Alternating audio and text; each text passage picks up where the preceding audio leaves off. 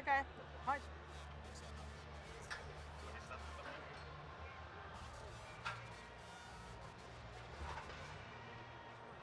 Yeah, not too bad. So your voice is very, very distorted.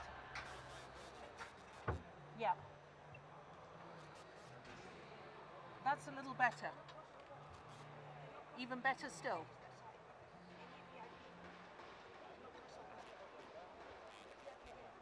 Everything's good? We're standing by. Hello. Oh, not you, sir.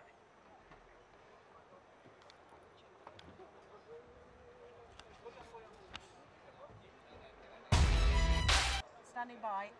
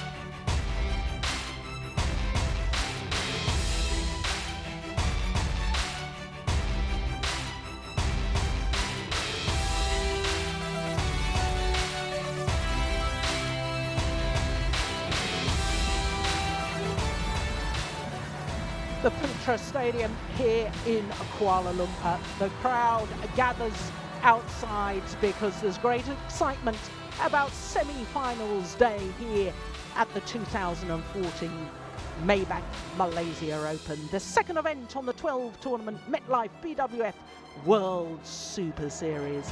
And for the very first time, the Malaysian Open is one of the 5 premier events, of course, within the 12 tournaments throughout the year that make up the Super Series. There are 5 tournaments that hold an even higher status. As I say, for the first time, Malaysia joins the Elites, along with the All England, Indonesia, Denmark and China. And as you can see, for the first time ever, we've got the Australian Open joining the Super Series, a new continent involved.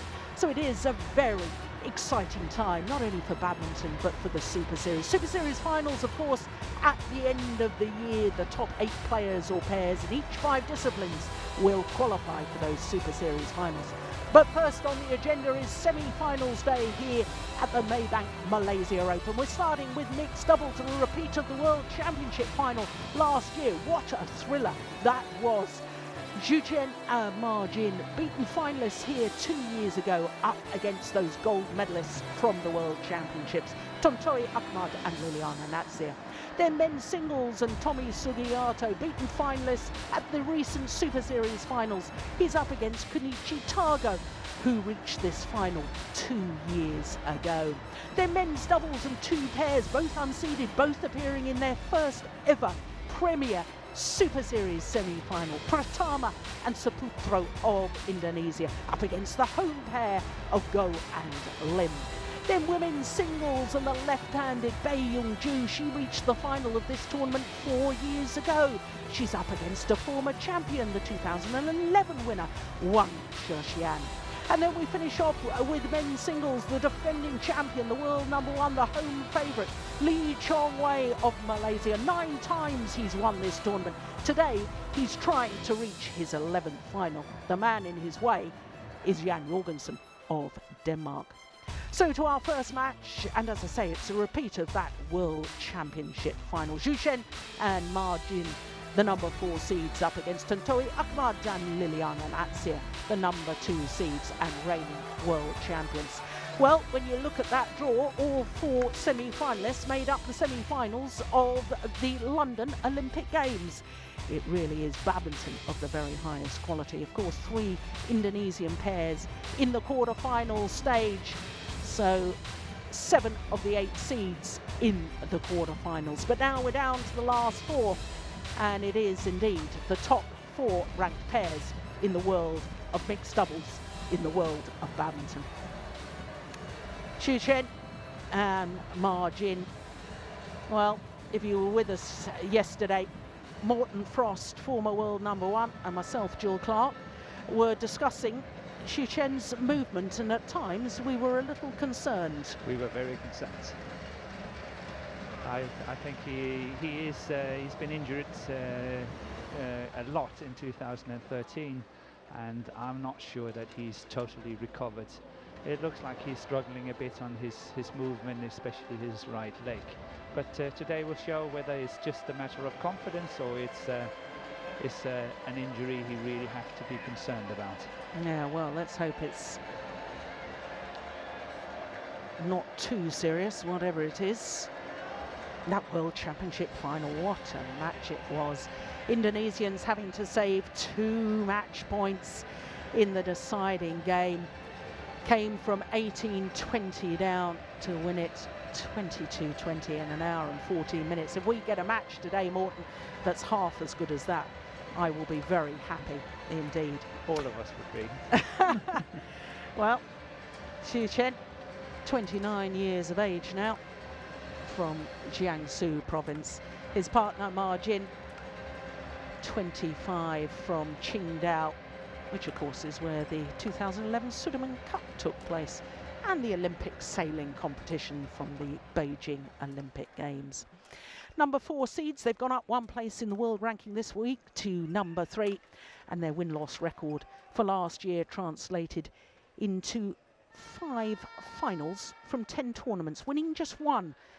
And the one they won was the East Asian Games, which don't actually count towards the world ranking. So for them, well, so often they seem to have just come up short of the triumph. Of course, silver medalists not only from the World Championships last year, but also the London Olympic Games. And they certainly had their problems in the very first round against the World Championship bronze medalist Shinbek Chul and Hai Won. Needed 3 games, as you can see, just shy of the hour mark. But then have looked very impressive, including against the #7 seed Sukip Prakmo and Sarali Tongkam. So to the #2 seeds from Indonesia, Tontowi Ahmad, the 26-year-old from Central Java, and Liliana Natsir, who has won this title previously back in 2009 when she was partnering Nova Widianto. She's now 28 from Manado, right in the north of North Sulawesi. 43-9, their win-loss record last year. 7 finals from 12 tournaments. That's pretty impressive.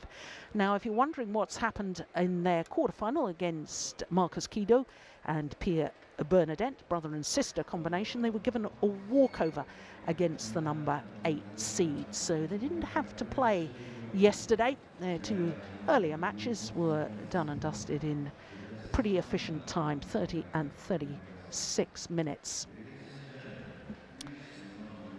So it's always a quandary in my mind, Morton, whether it's a good thing to have a walkover in a quarter-final and have a complete rest day, or whether it's better to play and actually keep yourself sharp. Well, as you can see, this is the 13th meeting between these 2 pairs. The previous 12, it's the Chinese pair who have the advantage, including the last time they met, which was in the group stage of the Super Series finals last month. So Grace Chia from Singapore, our umpire, and Christian Johannesson of Denmark, the service judge.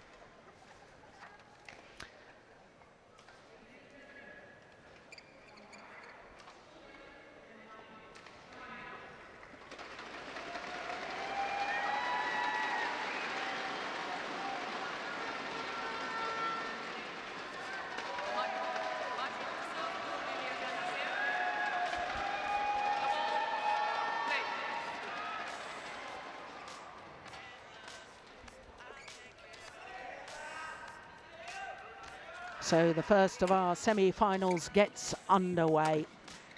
The world champions nearest to us against the pair they beat in last year's World Championship final. Of course, Xu Chen and Ma Jin have been in a final here at the Malaysia Open 2 years ago. They were beaten in the final by their teammates, now the Olympic champions, Zhang Nan and Zhao Yunlei.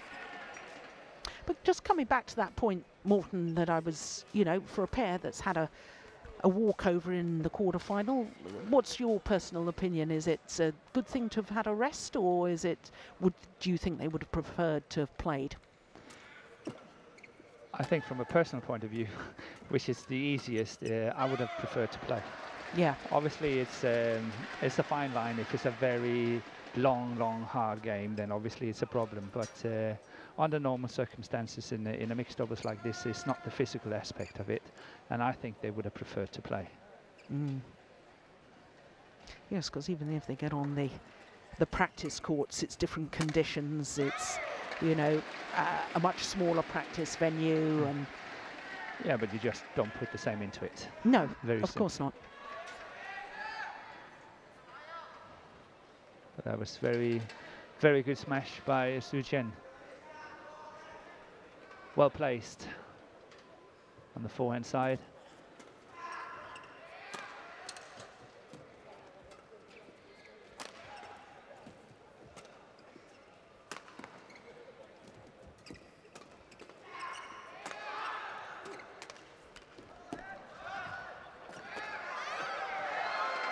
Well, we were singing her praises yesterday, weren't we, Morton? Yes. Ma Jin. Yeah, she's very good at the net. One of the absolute best in the world. It's a silly comment when you you see her play at this level of the tournament, but still, I think she's quite exceptional at the front of the court, and is intercepting really well, controlling the net. Again, she's on top of that one. Yes, quite understandable. Not from that rally, but given the qualities of Ma Jin, that she is a former world champion, won the world title playing with Zheng Bo back in Paris in 2010. So the 2 women on court have got full 4 gold medals from World Championships, because of course between them. Yeah. Not bad, not bad. First player, Liliana Natsia, female player that is, ever to win 5 medals at World Championship level in mixed doubles. And she is the player who initially I forgot yesterday when we talked about a full set of World Championship medals, because of course her opponent has got a full set of mixed doubles World Championship medals, gold, silver and a bronze.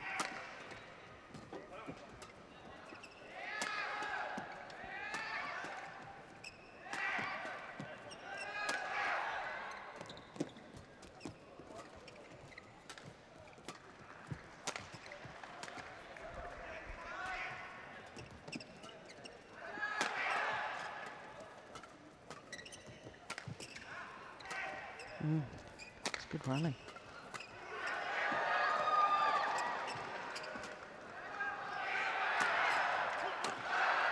Oh my goodness. It's going to be a long match if this is anything to go by. Really good play, both sides. Lots of opportunities. But the big difference between these two pairs and many of other pairs we see play on the world circuit is that these two girls, they can really stand their own ground in defense and everything. They are almost just as good as the boys.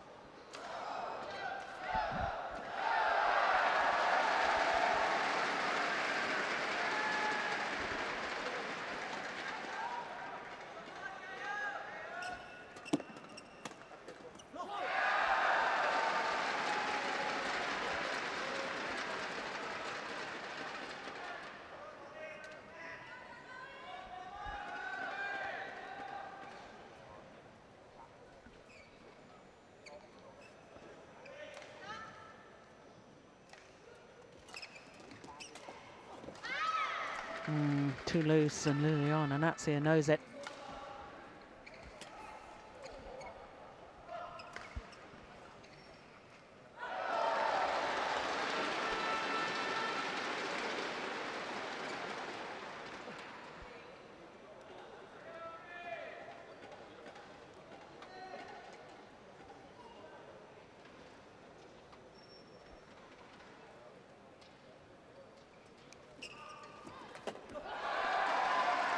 Yeah, there's the concern about the movement of Shichen. Yeah, very well placed by Ahmed. I think they really have to exploit that forehand corner of Shichen. He is looking very suspect.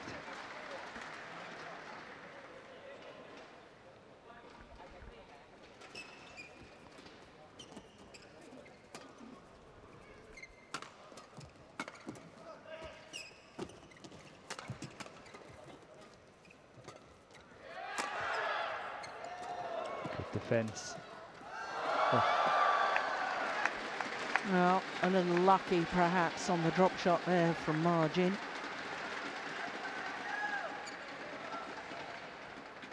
Oof, that one hit the net too. Yeah, it's so far been brilliant quality.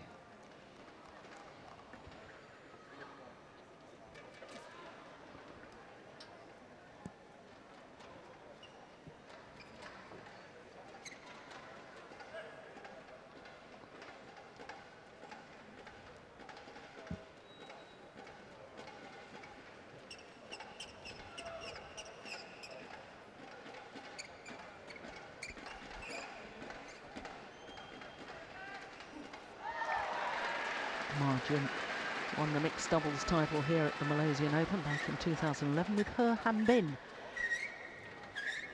She actually had quite a few number of partners, hasn't she? Yeah, and she's been world #1 in both women's doubles and mixed doubles. At the same time? At the same time? I don't know. I'm asking you. Oh. No. No, okay. No. Women's doubles, she was world #1 in 2009 with Wang Xiao Li. And mixed doubles came later. Yeah.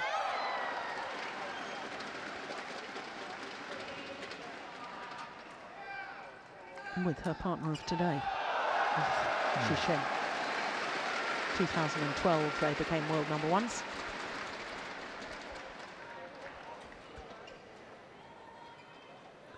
I was really putting you on the spot. Well done. I do apologize for that.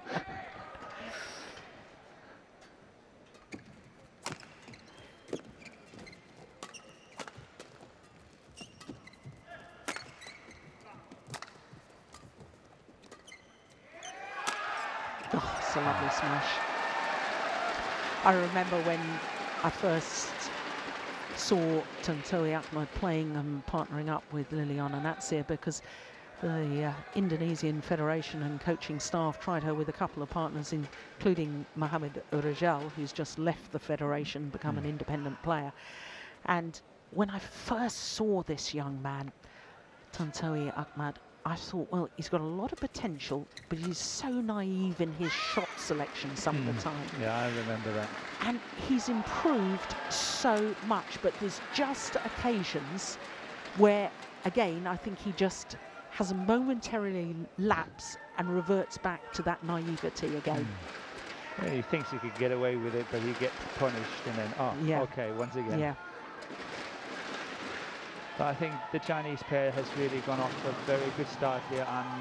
I'm impressed with the standard of play, because when I saw them yesterday, I was a bit, like you, or very concerned. But I think they have gone on to a flying start here, 9-6 up, and playing really well.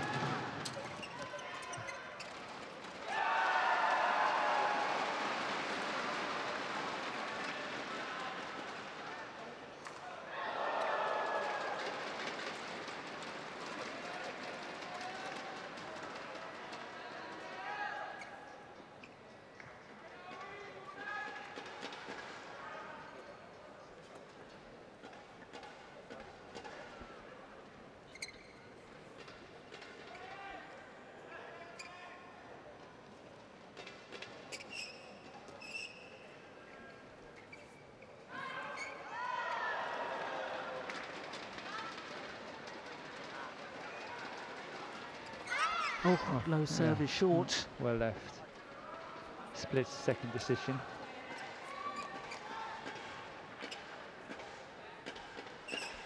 No, just clip the tape.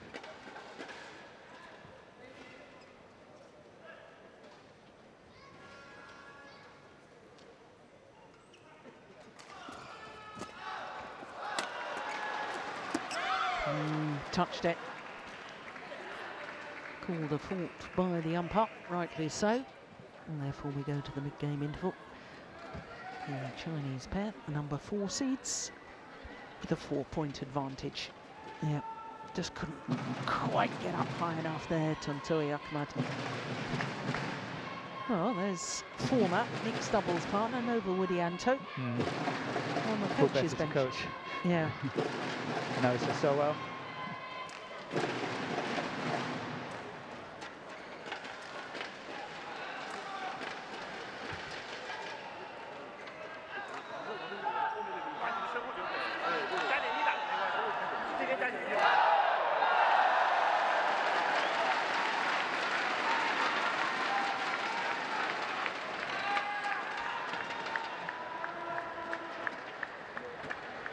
There's one of our friendly Indonesian fans.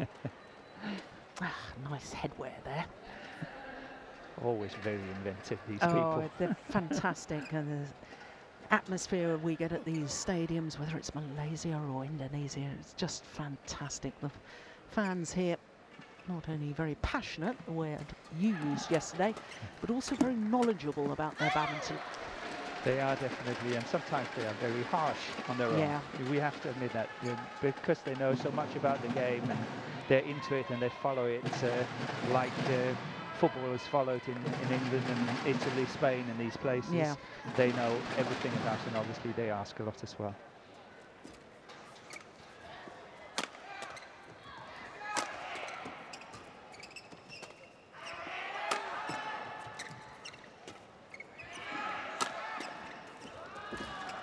Yes, clever. Yeah, that's the way to go for the Indonesian pair. I think Agrid have to accept, if the Indonesian pair is going to win this match, he's got to work harder, attack more, wait for his chances, keep working at it, and then eventually, like here, they get the chance and they kill it.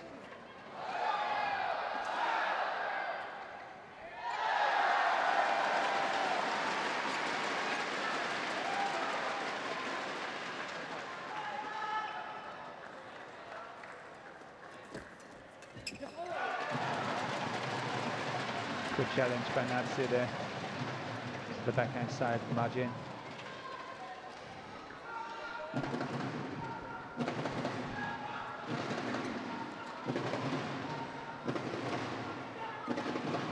Oh, it's a good serve.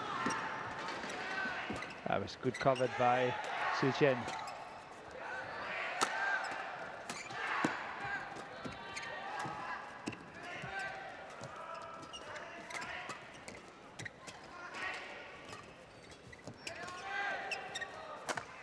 Oh, that's good. Brilliant play. Really, really good play. That attacking clear is setting it up so nicely. Yeah, the punch clear across court. Yeah, that one there. Yeah. Really catching Natsia on that one.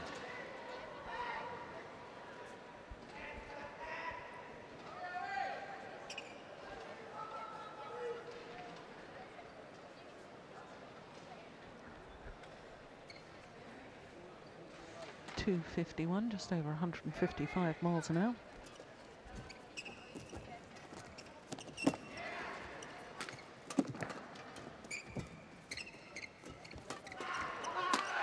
He shouldn't be able to get away with that. Natsia made a statement here, I think. Don't do that, I'll punish you for it. That one there, that's too loose.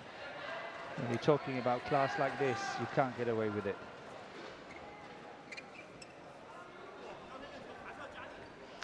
It's interesting to me, though, Morton. I mean, we've obviously talked about the two women on court and their outstanding achievements with other partners as well as their current partners.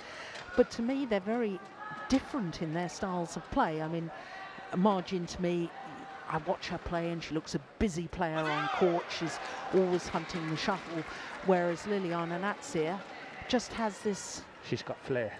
Yeah, and the uncanny ability to be in the right place at the right time. She never seems to be rushed. No, but that's flair. She just reads the game so well. In my book, she's a brilliant player, Natsia. She's got excellent technique, and as you say, she's never hurried. And she's always got good time, play her shots, and she plays them to... Look at that one. Yeah. Oh, it's called out. Wonder if we'll have a challenge. No, I don't think so. Challenge system in operation, of course. They've got 2 challenges per match, isn't that correct? That's correct. And it gets referred to our technician, Chris, who sits behind the court, and he's got cameras on every line. And then the tournament referee can watch the instant replays. Oh, yeah, it was long. Yeah. You were absolutely right.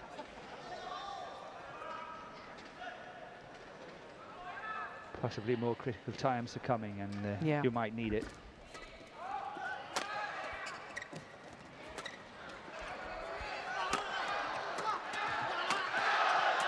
Oh!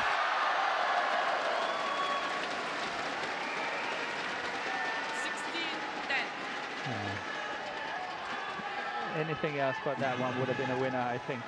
Well played, but oh, that's a miss.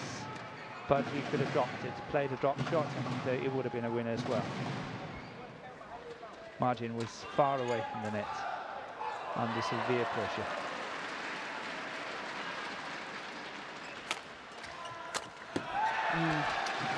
Makes amends in the very next rally. Well, you're right, there is a distinct difference between the two pairs in the way they tactically play. Natsia is playing a lot more like men's doubles, if you can say that, doubles in any way, and Margin is more traditional, playing at the net. Obviously, she stands her ground really well at the back as well, defense-wise as well. But she is a front player, where Natsia is more all-round and can play from the back as well. And you see Ahmed moving in at the net on many occasions, trying to really finish it off. Oh, that was good by Margin. Yeah. Turn the momentum of the rally. 17-11.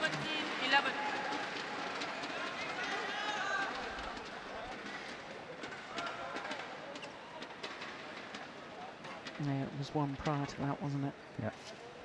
Setting it all up.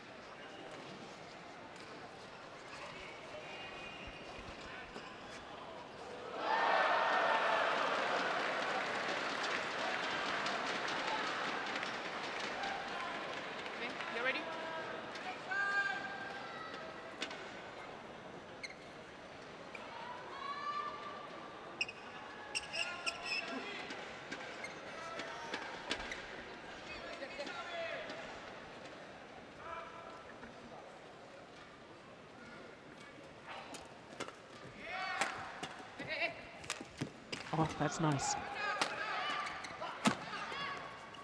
No. Oh, goodness. Out, she's out, missed it. out.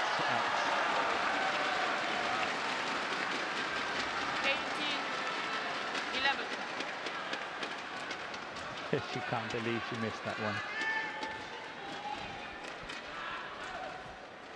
Look how far Margin is back on court. Yeah. But look at the dedication. Goodbye, Su Shen. Sending a lot of signals to the opponent saying, you know, whatever you throw at me, I'll be there. Mentally, that means a lot.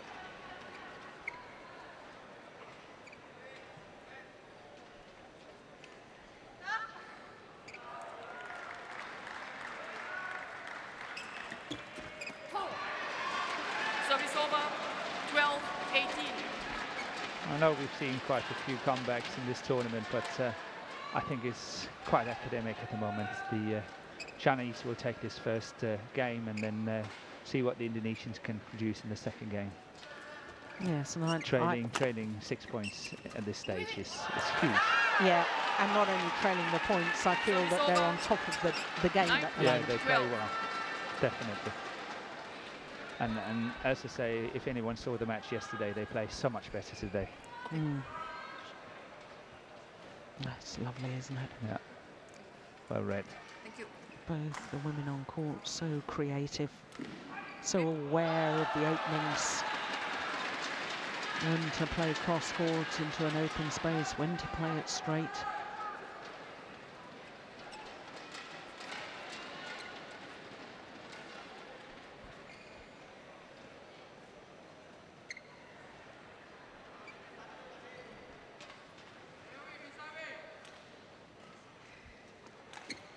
See.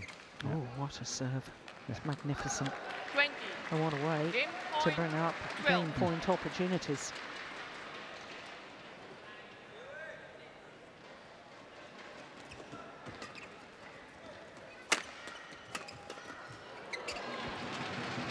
Service over, 13-20.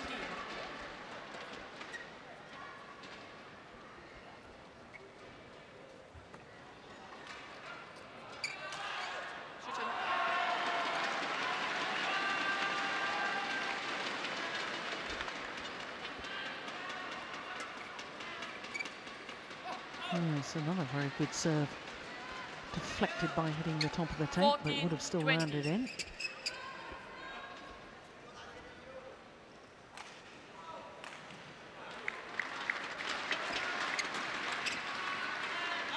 And that one's long. Game. 21-14. First game won by Sushan and Marcin, 21-14. Score confirmed by the umpire. 24 minutes.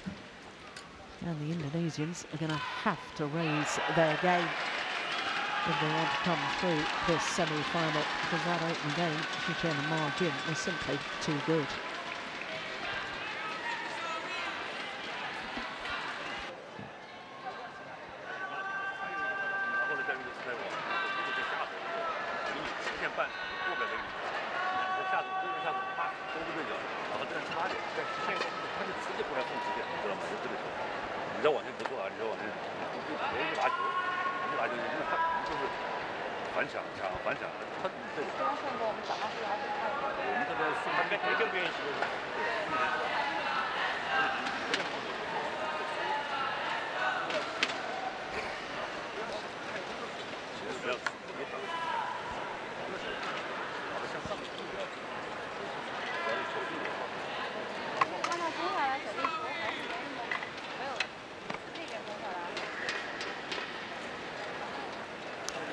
Well, I'm really quite interested by Nova Widianto as a coach of this Indonesian pair, because I think that the way he played mixed doubles with Tontowi Ahmad, with Liliana Natsir, is very different to the way she plays with, there he is, there's Nova Widianto, former champion and twice world champion with Liliana Natsir.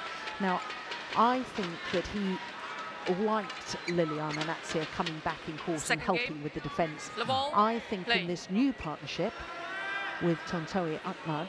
I think that something you said in the opening game, that he's got to attack more, allowing her to go to the front of the court a little bit more. Yeah. I think that's a better combination. He's got to work harder.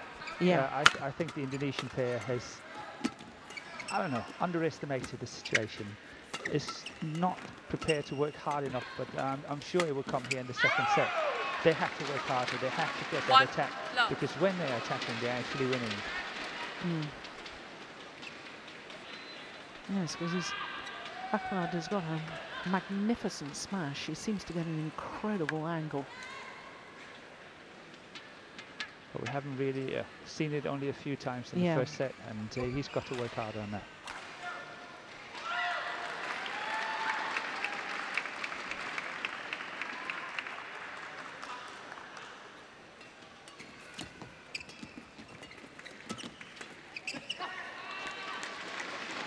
Service over.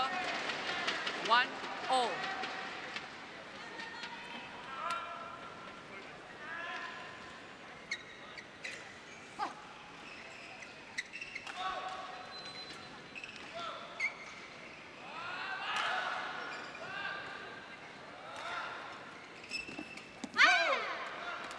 Service over.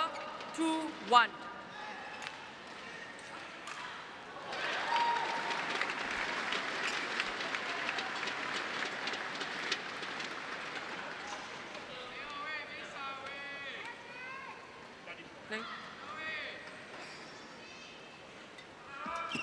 Another excellent serve. Yeah, he's got to remember the drift though. 2-0. Shishen. Yeah, they're playing a little bit with the drift. Chinese, fast end of the court. But I'm still surprised, I must admit. I think there's lots of time wasting. The umpire allows quite a lot of time between rallies. And the Chinese pair has, on more than a few occasions, been allowed to openly discussing tactics and what to do and all that, taking quite a time. It's become a feature of badminton that I have to say I'm a little concerned about, the amount of time that is taken in between rallies. I remember at the Super Series finals 2 years ago, we had a clock on it. Okay. And there was regularly players were taking, after a rally lasting less than 10 seconds, were taking 45 seconds break. Yeah. I can easily believe that. I'm not saying that you should not be able to compose yourself and all that, but it is continuous play. That's what it says in the book. Yeah.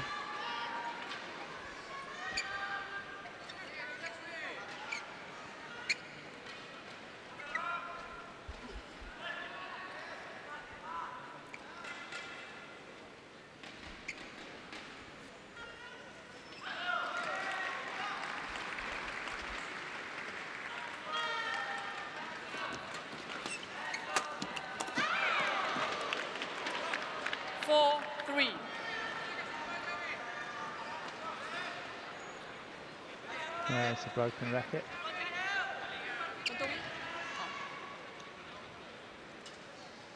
First well defended there behind the back, but it was inevitable. Not easy to win.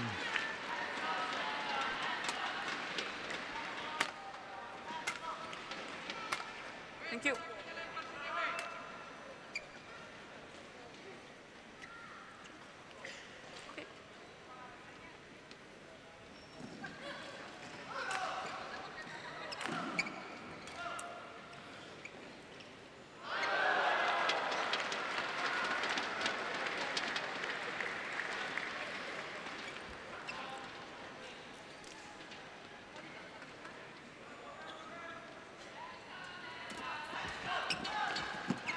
Oh goodness, that's good from Margin. 5-3. It's a battle between the two girls at the net. They don't like to lift it, either one of them, and it's really a battle. Nasia playing nicely, and then Margin playing it really even better back.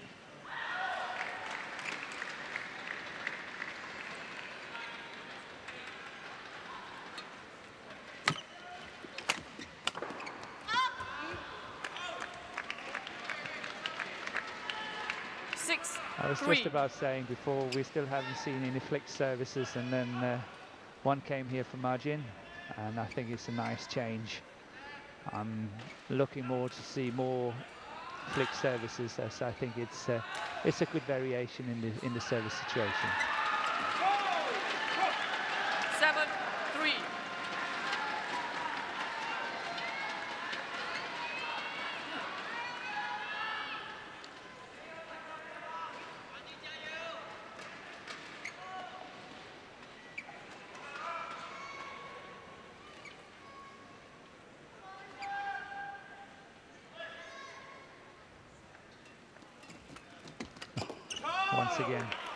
Once again, you see the situation where Martin is serving. Natsia playing to the net, Martin way on top of it again, winning it. She's won a lot of points for the Chinese combination on that in that way.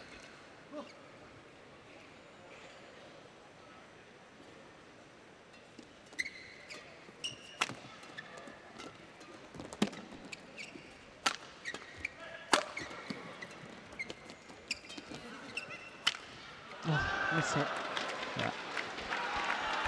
Getting there too late. 9-3.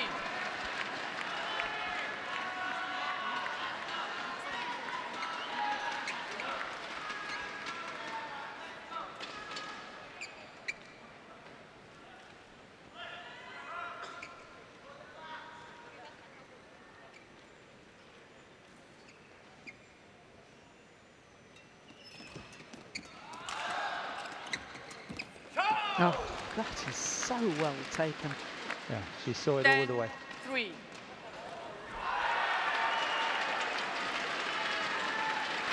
Just watch her movement and the racket head there. Address the shuttle early. Yeah, she's really attacking it. Yeah, brilliant play.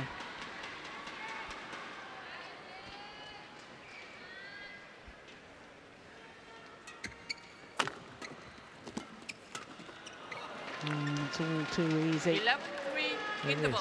for the number 4 seeds at the moment. And the world champions are in big trouble. And I keep going back in my own mind, Morton, to the fact that they didn't play yesterday. They received that walkover. And it looks to me as if they're off the pace. Yeah, a little bit rusty, if you can say that. Yeah. But, you know, I actually think it's swinging for me. I think in the first set, I was looking at it like, okay, maybe the Indonesians are a little bit complacent. They will win. They will get back into it. They will work their way into this match. Might not win the first set and so on. But now I feel they have what is called overdue respect. Too much respect. Yeah. It's like they feel that they have to play the most brilliant shot every single time in order to win. But in my book, they should just play their normal game and challenge the Chinese pair. Played. Well, first thing they've got to do is stop this run of points, 9 straight points. Yeah, that's a bad one. Yeah. Again, Margin is getting best out of that one. She's playing outstandingly today. And moving in, yeah. 12-3. It must be nice for Su Qian to know that he can just move in and he knows whatever happens, Margin will cover at the back in case they get it past him. Yeah. That must be such a nice feeling. Good comfort.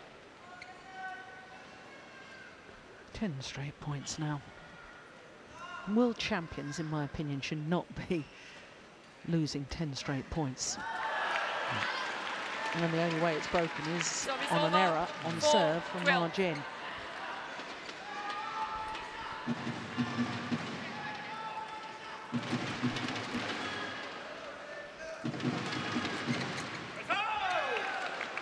She's just seeing it like a football today. Seeing the shuttle early. Well, there's me saying in the earlier stages that I thought it was Liliana Natsia who was able to read the game so well. And she's been outplayed in all departments at the moment. The Margin, oh my goodness. And we know that Liliana Natsia has got the capabilities to take her opponent on, but she needs help from her partner. That's the point you were making earlier. Yeah.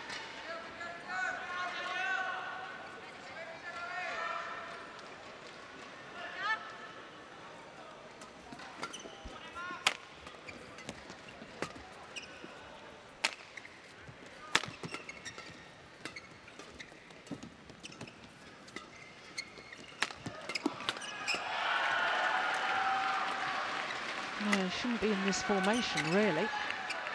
Got away with it. But somehow I actually looked at it as their strongest combination at the moment. Funny enough, but I actually think that's where they play the best. That's where they win most points, is actually when Nazi is at the back.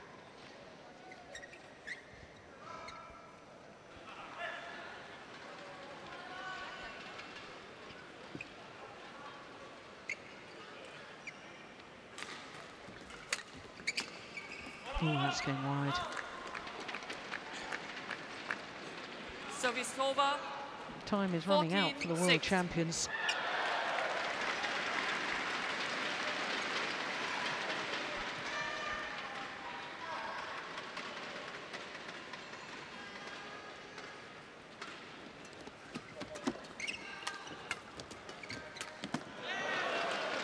Yeah, well taken.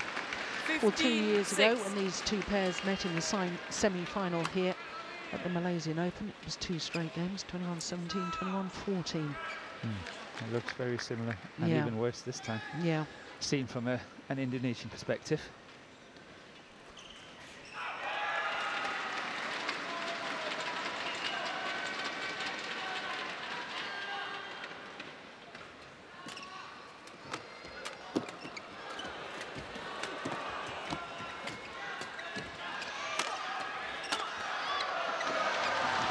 Suddenly there was a bit more urgency in the style of the Indonesian play within that rally. 7-15.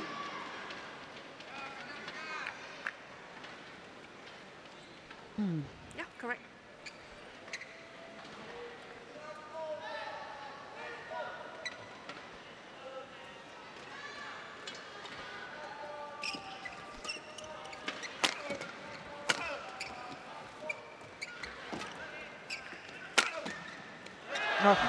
Immediately raises a hand in apology.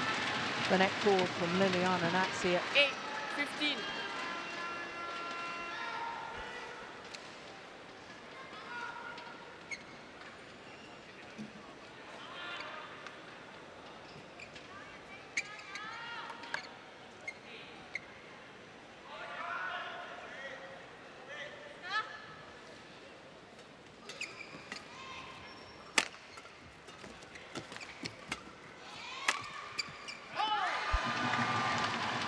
Well, as so often, Morten, you proved absolutely right. I've been watching since you made that comment about stronger with Liliana Natsir at the back of the court.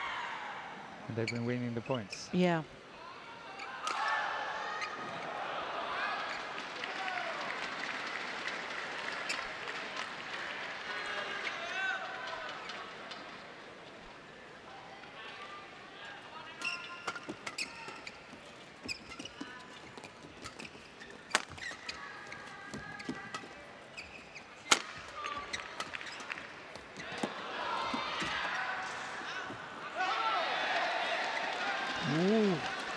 Well, there was an indication from Xu Chen that the shuttle was long, the line judge was slow, and the Indonesians have challenged. Baseline call out. Yeah, why not?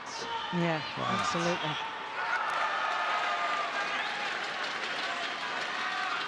Oh, no, I would have called that out. What about you, Morten? Yes, I think it's out.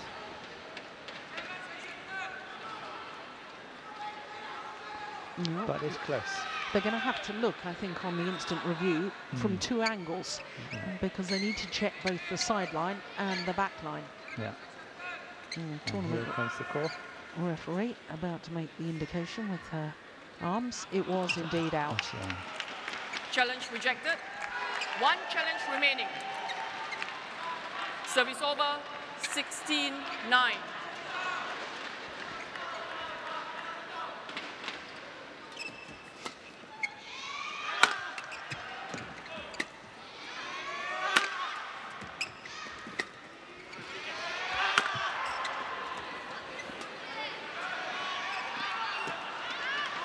Oh, that's called out too.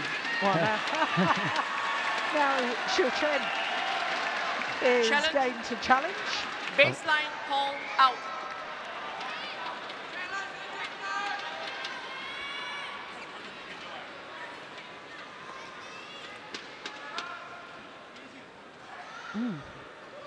Looked in from...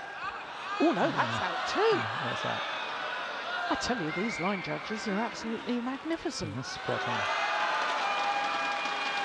Challenge rejected. One challenge remaining. Service over. We can have fun. 10, Got one each. 16. Yeah. Still to go.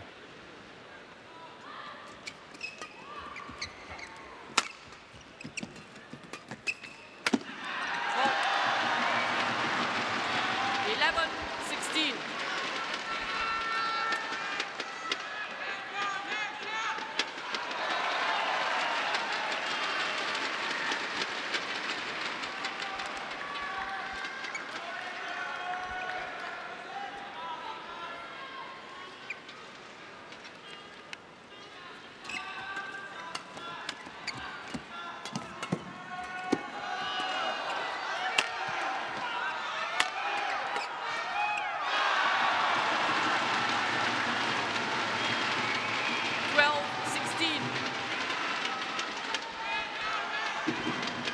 Well, the first 2 days that we've been covering matches are anything to go by.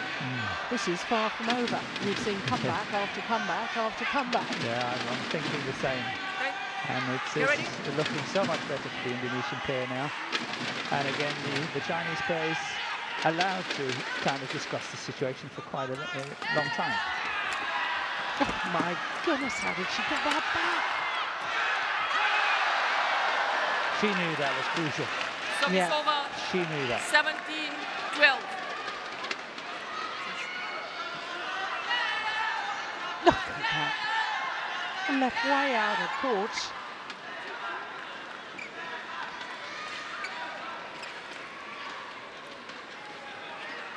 Yeah, look at the reaction, you're right.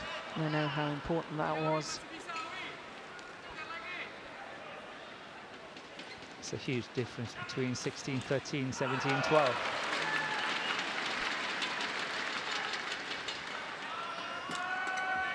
And your opponent's on the rise. No, it's well taken 18, on the backhand there 12. from Xu Chen. Difficult shot.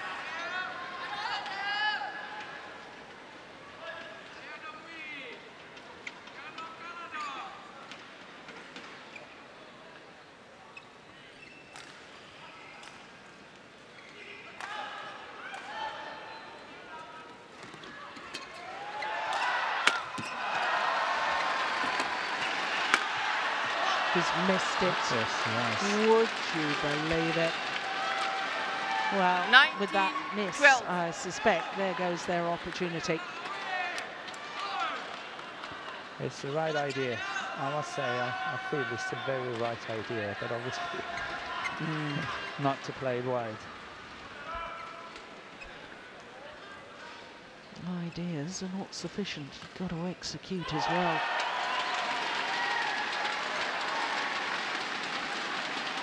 Service over. 13, 19.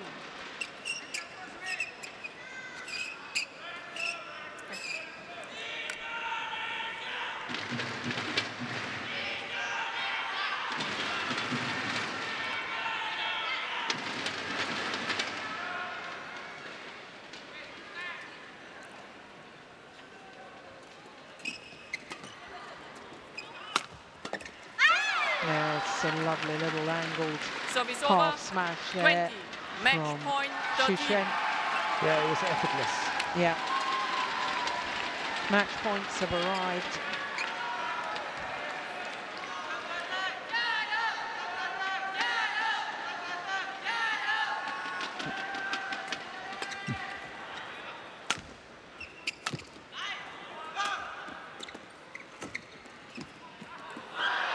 Game.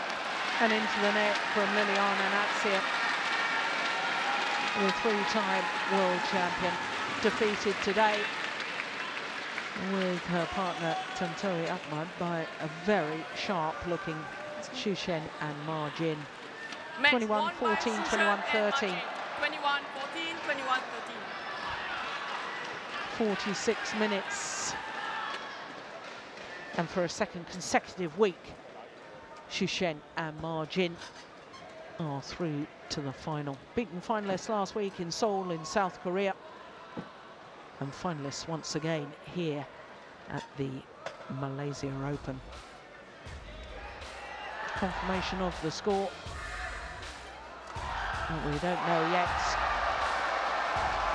Oh, we do know. I've just looked across to the adjoining court and I can tell you the defending champions, Joachim Fischer-Nielsen and Christina Pedersen, have just beaten the Olympic champions, Zhang Nan and Zhao Yunlei. 21-10, 21-12.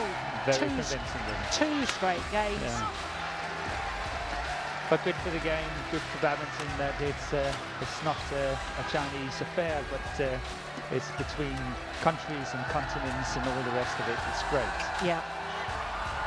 Well, so it will indeed be the number 3 seeds against the number 4 seeds in the mixed doubles final tomorrow.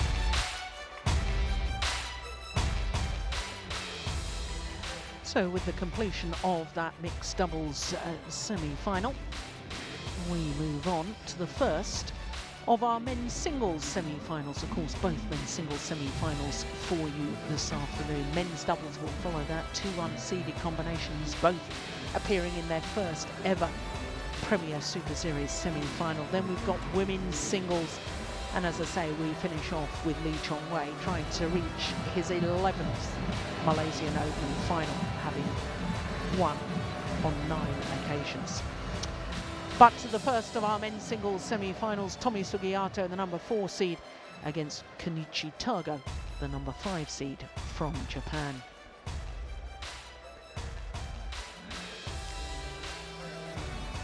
Well, what a delight to look at that. Semi-finals, 4 different countries are represented.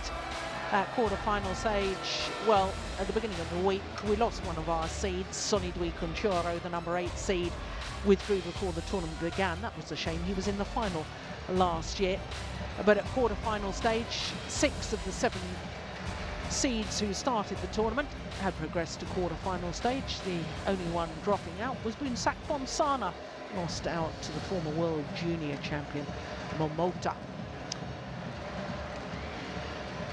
So Tommy Sugiyato, the number 4 seed, leads the 2 players onto court.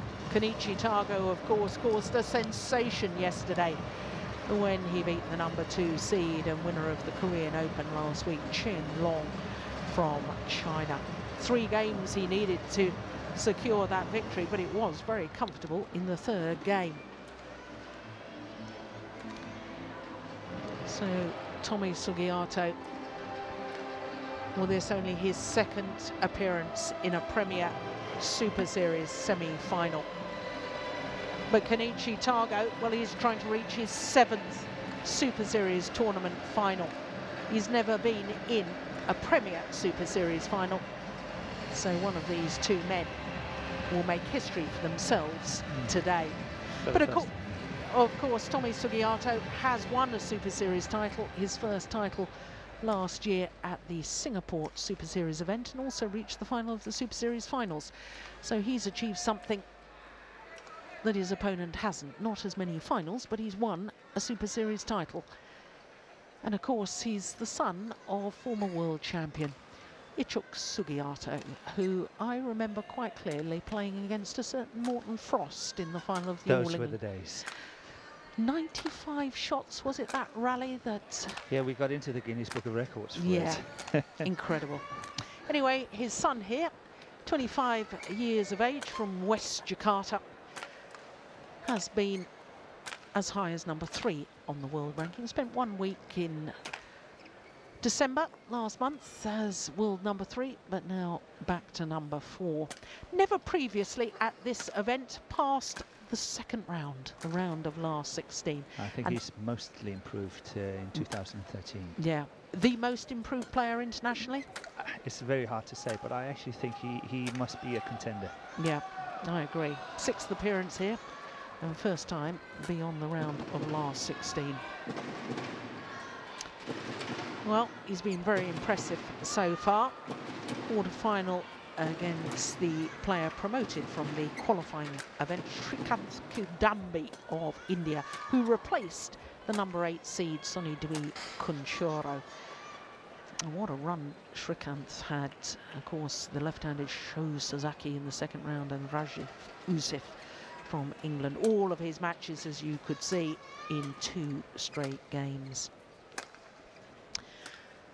So to Kenichi Tago, just 24 years of age, so a year younger than his opponent from Saitama near Tokyo.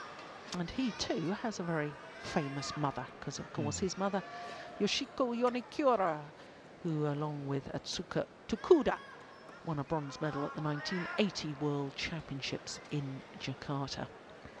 Now look at his quarter-final against the number 2 seed, Chen Long. Dropped the 2nd game 21-9, and I think most people in the Putra Stadium thought, oh, well, you know, same outcome. Chen Long, procedure. Yeah, wears his opponents down, but to win the 3rd and deciding game 21-10 in an hour and 8 minutes, recording only his 2nd victory in 8 meetings over Chen Long, was impressive from Tago. Well, there you can see this, the 4th meeting between these 2 men. The last 2 meetings won by Tommy Sugiyato, both at the recent Super Series finals here in Kuala Lumpur. So it's the group play and then semi-final stages as well. Yeah. Apinda Sabawal of India and David Wong, our service judge. So the first of the men's singles semi-finals gets underway. Tago, the number 5 seed, against Sugiyato, the far side of the court, the number 4 seed.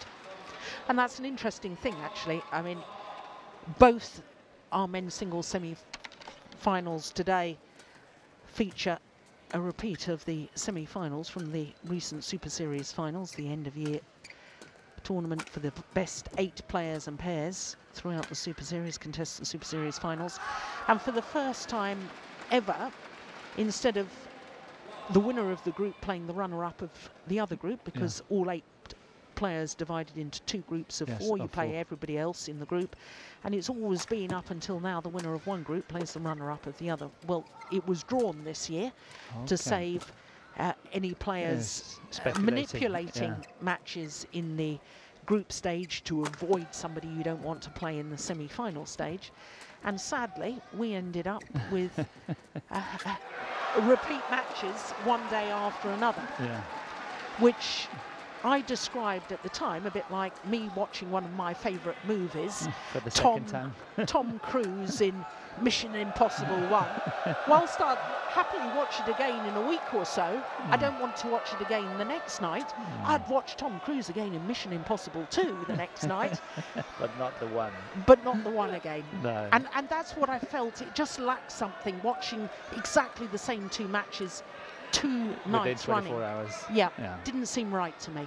No. But anyway, there we go. You know, you can argue either way. The principles, you can argue either way for it. Yeah.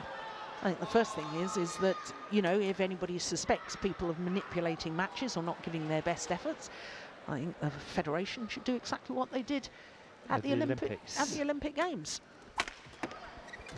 Anyway, let's enjoy this battle. Yeah, Tommy has got off to a good start. Sugiyato is showing really good defence. That's what we see here, but at the same time, he's attacking quite well.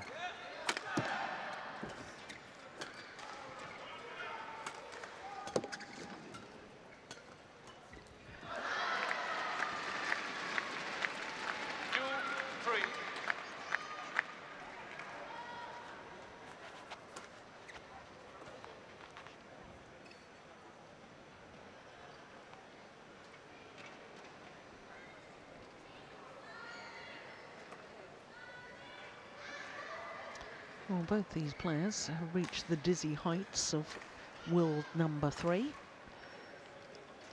Targo achieved that at the end of October last year. 3-all. Sugiyato, end of December. And we touched on the fact we think that this man is one of the most improved players of the last 12 months, Tommy Sugiyato. But Targo also, I think, has now got a belief that perhaps he didn't have a year ago, because, of course, in the semi-final of the French Super Series, he beat the world number 1 Lee Chong-wei for the first time at his 15th attempt. Which is many. 4-3. I agree. I totally agree. There's just one thing that somehow in my book, Targo has been up there longer. He's been there for the past 3-4 years, not really getting to the very top, but he's been there somehow in the top 4, 5, 6, 7, whatever. Where I think Tommy has come a long way from, you know, just in 1 year he has improved quite a lot on the ranking. But maybe I'm not completely up to date with the full ranking and so on. But it's just the feeling and impression I have. Yes, no, you're absolutely right. I mean, he shot up 17 places in the world ranking after reaching the semi-final of the Indonesia Super Series, where he beat Chen Long. The very next week, he won the Singapore Super Series event. And you compare that to Kenichi Targo, who's been in a Super Series final for the last 4 years, at least one final. That's what I mean. Yeah, so he's been there or thereabouts, and I think you've made a very good point. But possibly Targo has taken it to the next level as well by beating Chong-wei and showing an even more mature side of his himself and his game. Yeah. And now with 6 straight points. 6-3. And of course, Targo was a finalist here at the Malaysian Open 2 years ago.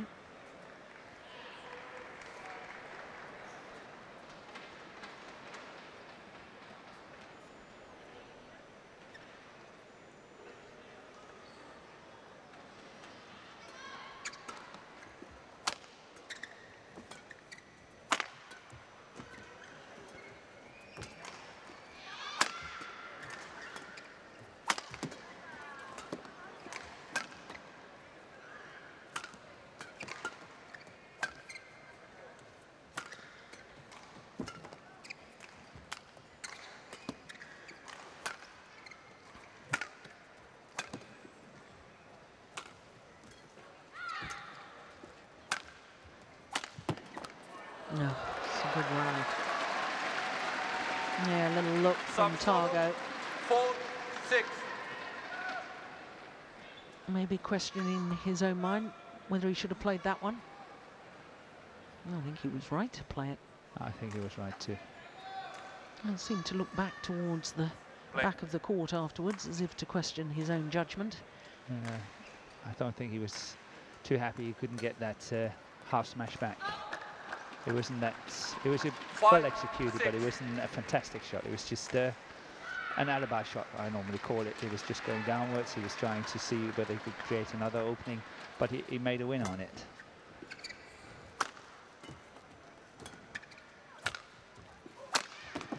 Oh, that's really well.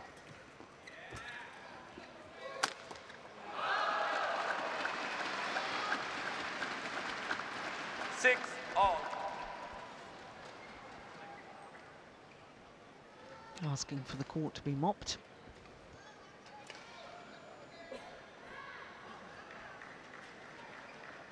Just explain to us, Morten, the principles of tactics in men's singles nowadays, and whether it's changed at all from your day. I don't think the tactics has changed a lot. There is, though, because of the new scoring system, an element in my book taken a little bit out of the equation, which is the physical aspect. I know you still have to be extremely fit, but you don't see in the same way as in the olden days, where you completely you know, outmaneuver the opponent by physically. You don't see that anymore today. But apart from that, I think the game itself is the same tactics, and it changes all the time. From, let's say, 2, 3, 4 years ago, it was more defensive, becoming more aggressive. Then it always goes in circles somehow. Yeah, but it's still the principle of you try and outmaneuver your opponent. You play to all four corners of the court definitely before trying to go for the winner.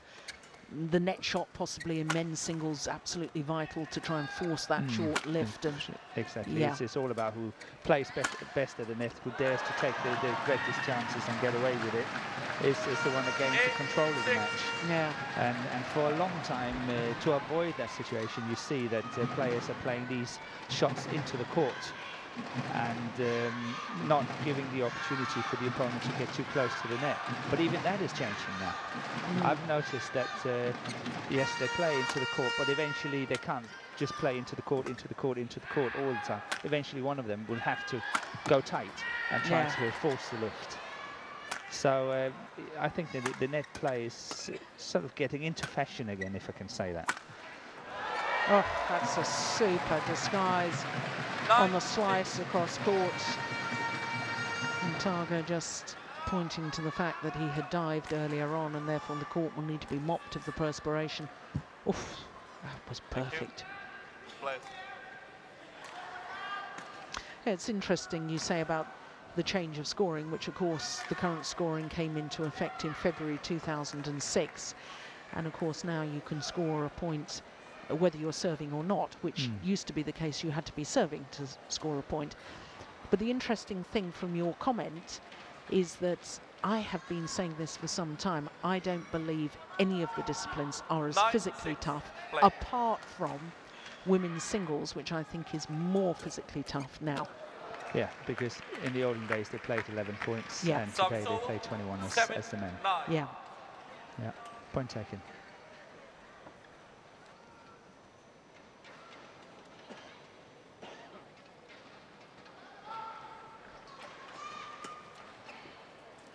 Oh, that's landed in. That's another misjudgment from Targo. Taking chances.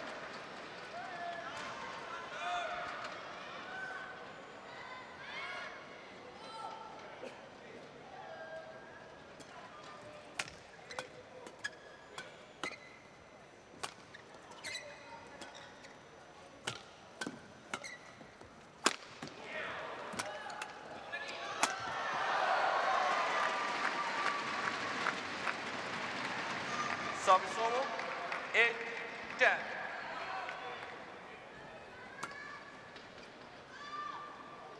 Tommy.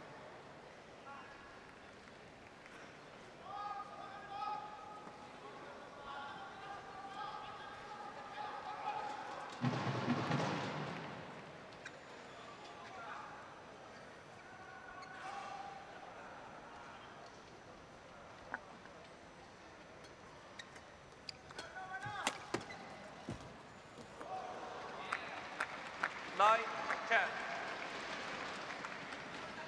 Had he broken a string? Yes, he did. Yeah.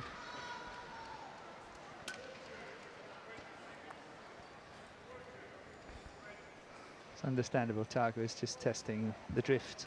Mm. Want to make sure that he's giving it the proper touch to get it the proper length.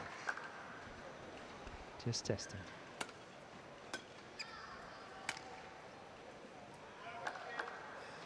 9-10. Play.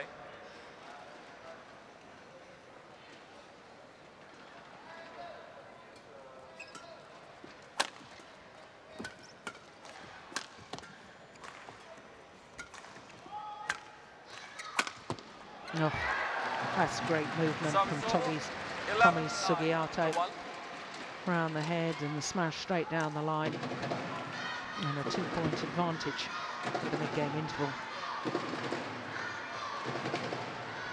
Walid Manaki, coach there, 14 minutes play.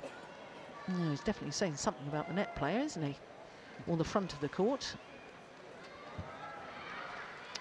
And Targo's coach, Keita Masuda. Yeah, two former great badminton players, the two coaches.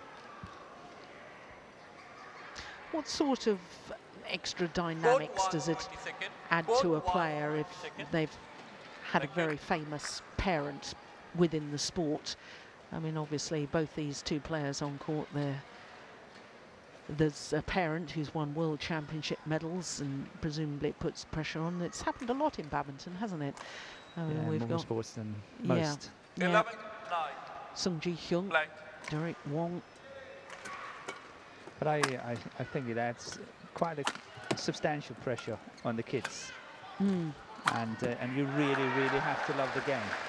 Otherwise, I think you know, you succumb to the fact that I can never be as great as my mom or dad or whoever played. But Yeah, well, yeah, I think there's pressure. I think there's pressure because, I mean, Tommy Sugiato was interviewed the other day, and I was reading in the newspaper this morning that he was saying he felt enormous pressure when his father, Ichuk, comes to watch him play. And I can remember Targo saying some considerable time ago that his ambition in badminton was to achieve what his mother achieved. Yes. So, you know, there is this added pressure, and, you know, I mean, of course we compare players from the same nation. We compare Morten Frost to Paul-Erik Hoyer to Peter Gader, and but if you're comparing father and son or mother and son or whatever, there's an even higher level of comparison, which must be almost unbearable pressure at times, I would think. Yeah, I must admit that I have a daughter who plays. She's just 18 in December, and she, even though we've done everything we can to avoid that kind of pressure, you know, she has to play because she thinks it's fun, it's her choice. She doesn't have to play for me, all that. Still, she feels the pressure. She's very honest about it, and she does feel the pressure. Well, another string gone. Now you can understand these two players on court, and all credit to them because they've both achieved incredible things already in the sport of badminton. And I'm sure probably their parents themselves would be the first to say there's no need to compare yourself to me. It's definitely not. Play it because you love it. Yeah.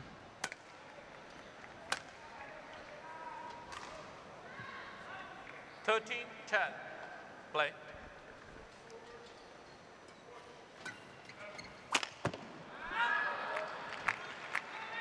Oh, trying to vary it. Last time, the round-the-head smash, he went straight down the line. It was a winner. She stick to it. Yeah.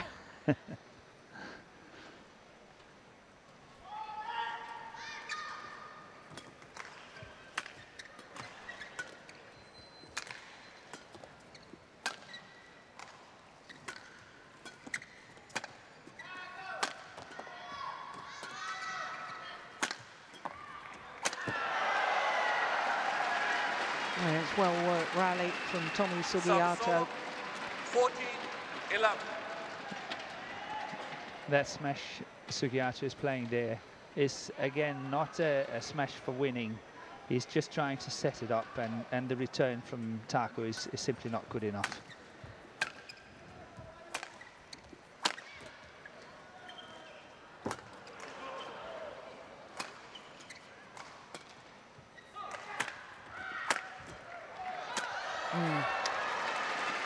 Similar situation to the previous rally. Yes, Service over. same thing.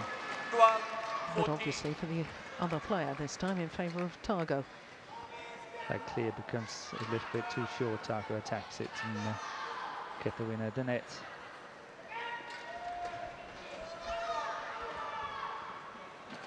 Funny thing is that you know I'm sitting here thinking, we talked about that smash and he went cross court Sugiyato and he missed it and all that. I'm thinking if I was in the shoes of Tago, you know, this reverse psychology. Say, okay, if Tommy is having a great chance of hitting it again, where 12, would he hit it? 14. And I would Play. cover my forehand. Because he played the winner down the line, he played the cross-court shots down, that's a slice smash, and won that as well. So if I should cover anything, I would cover my forehand because he made a few mistakes on the backhand side. From when Tommy Sugiyato is having to play from round the head smash, you mean? Possibly any angle, he will go forehand. But that was a good body smash, I have to say. Yeah.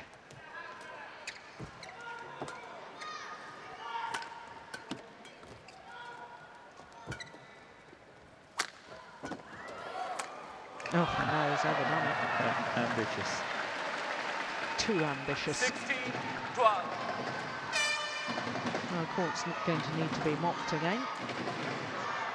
And I suppose the other psychological thing we've got to take into account, Morton, is the fact that when a player has an extraordinary, outstanding result the day before, he will have looked at the draw Targo, he will have seen, right, I've got to work my way through to the quarterfinal, I can have a go at the number 2 seed Chen Long. 16, And 12. having beaten Chen Long Free of charge. free of charge, then all of a sudden you've got to build yourself up again for the next match because the job's not done.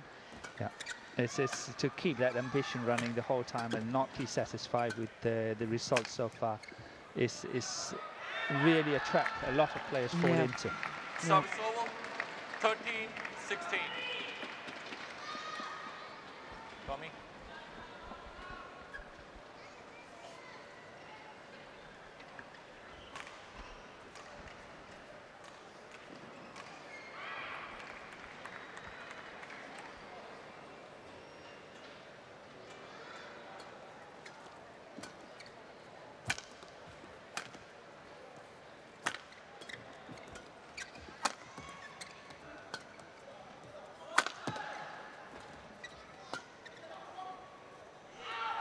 Gone long.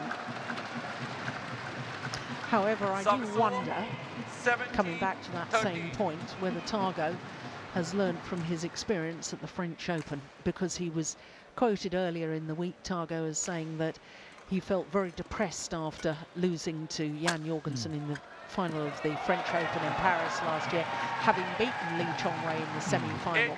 So perhaps that experience and that feeling of you've got to follow up on that big win has perhaps taught him a little bit, whether he's got the capabilities, but he will have experienced that and should have learned from it. I think he's learned from it. I definitely think he seems to be a very crafty player. He thinks a lot. He plays clever shots. I'm sure he's learned from it. I'm pretty sure. 19, 30. And you know, being 24, mid-20s, you must be more mature and start thinking of you know, what you want to achieve in life, and it's not just everything rosy. You're 18, 19, and just forward, forward, forward. Yeah.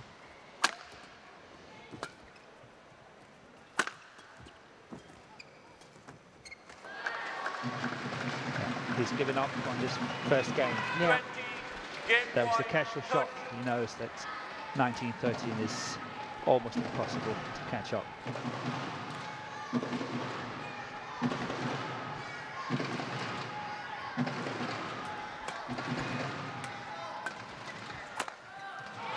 Yeah, didn't even really go for that defensive shot. You're absolutely right. Knew he couldn't win in this opening game. Hadn't got too far adrift. Decides to save his energy for the second game. 21-13 in favour of Tommy Sugiyato.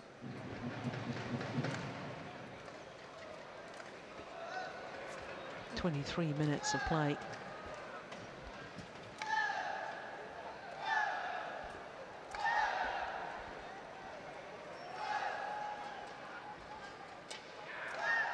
Well, he did look very sharp, Sugiyato.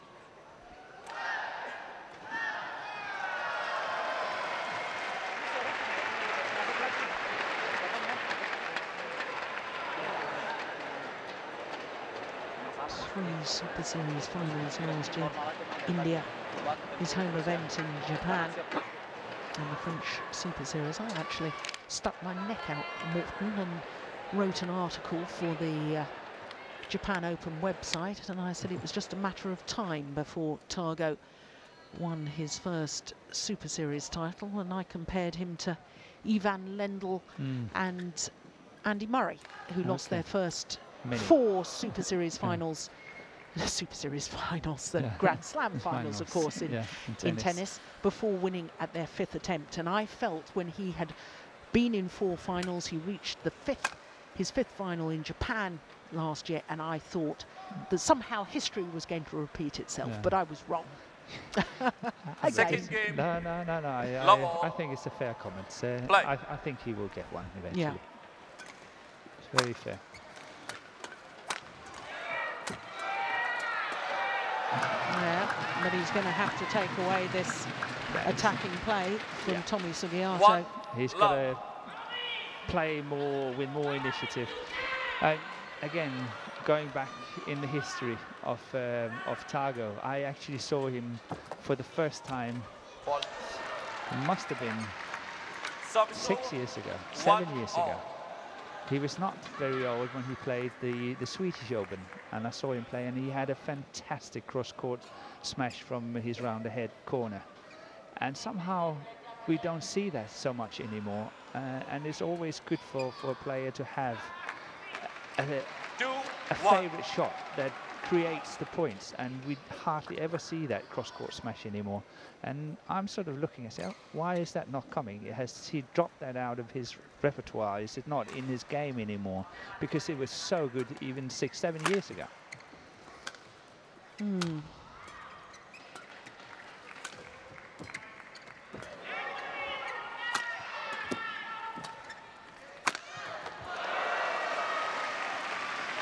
Well, I have a theory about that. Okay, good. Because I think that over the last 18 months or so, Targo has been inconsistent in his results. He went through a period where he only won 2 matches in individual competition, between March, where he reached the All England final, and then the semi-final of the French Open. So that's 6 months almost. Almost 7 months, yeah. And that was in 2012. And I think that in an effort to sort of get the more consistency on the results, I think that there's gone for a safer style of play. Could be, yeah. Good point. Whether it's right to go for the safer style of play, because if you want to, we discussed it yesterday, if you want to win the big titles, you've got to have the courage, and you've got to have the shots. Differentiate yourself. Yeah. So, but I'm sure if you could add on such a big smash from that corner, that would scare the opponents greatly, and you know, he will cut the corner down where they can play him. 3-all. Yeah.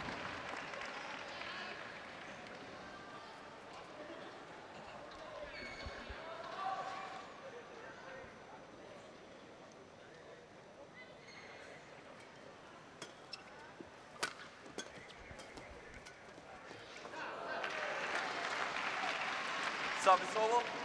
4-3.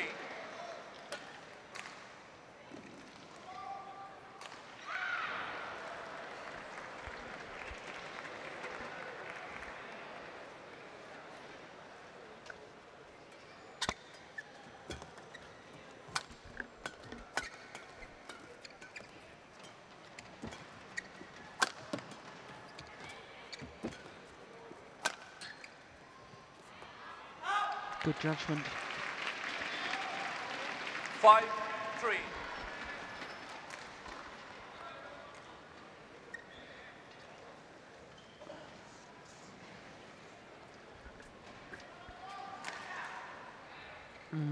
Good call, line judge too.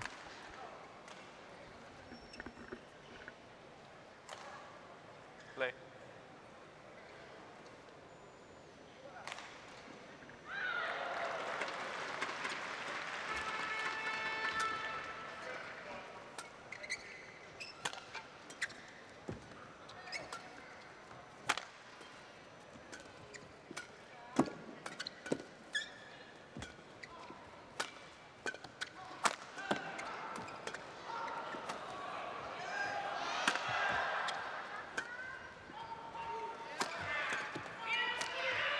Oh. Another string gone. 6-3.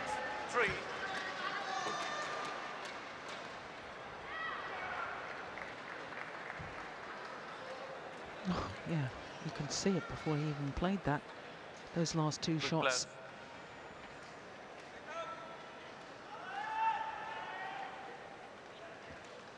How many is that? That must be about 3.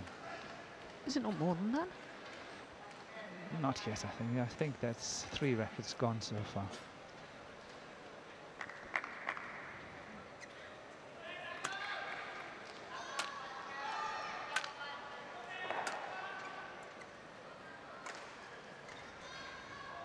Six, 3. Play.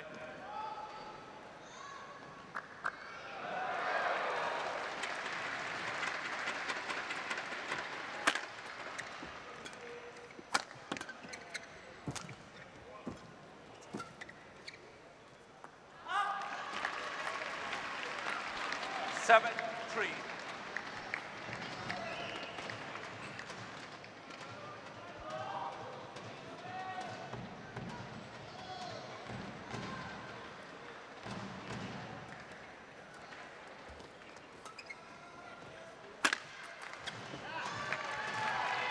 Good smash. 8-3. Really good smash. I was just, a few minutes ago, I was just about pushing a note to you, saying, I know it's very easy for me to say now, but I think Taka will win this second set. Because of a different attitude or because of the drift in the arena? Both. I see much more urgency in his game. He's covering the court better. He's not making silly mistakes. He goes for the attack. And Thomas Sugiyato will find it difficult to find the baseline. So it's a combination of the two.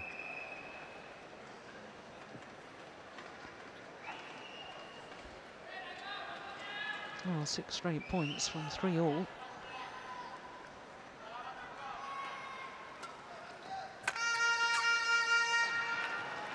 Seven straight points. 3. So at what stage then does Sugiyato say to himself, this second game is beyond me, I'm going to save myself for the third? I wouldn't do that if I was him. I would keep Taka on court for as long as possible. So by that I can surmise that you think that Sugiyato has got more stamina and fitness than his opponent. Yes, definitely.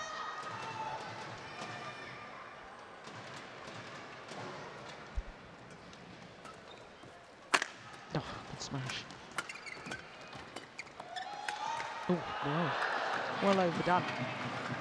Not even close. 4-10.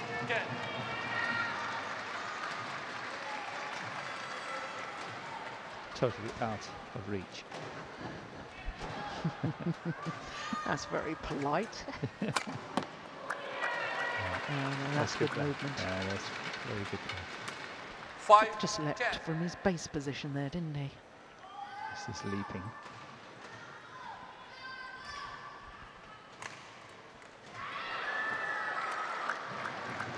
Six, 10.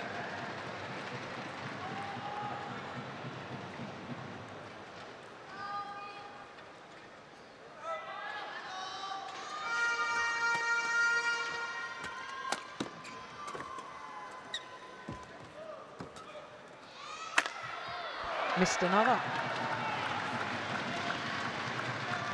7-10. Well, there's definitely, I concur with you, Morton, that there's more urgency in the style of play with Targo, but he's got to make it count. He can't afford these errors when he's got himself in a good position. Now, what he did when he got from 3-all to 10-3 or whatever, 10-4 maybe. He played very, even though he was playing attacking badminton, he was still playing with lots of patience. Yeah. And now he was trying to go for a quicker kill, and he made the mistakes. Yeah. Well, I didn't like the movement there of the right ankle of Tommy Sugiato. Ah, he's okay. Yeah. Yeah. I have to look away when they show that again.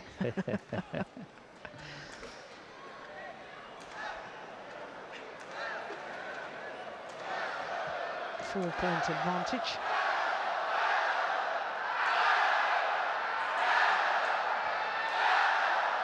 In case you're wondering what the noise is in the stadium, it's an all-Japanese women's doubles on the adjoining court.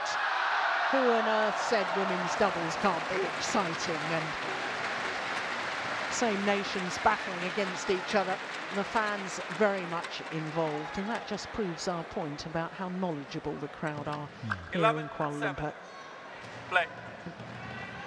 Acknowledging and appreciating good women's doubles on the adjoining court.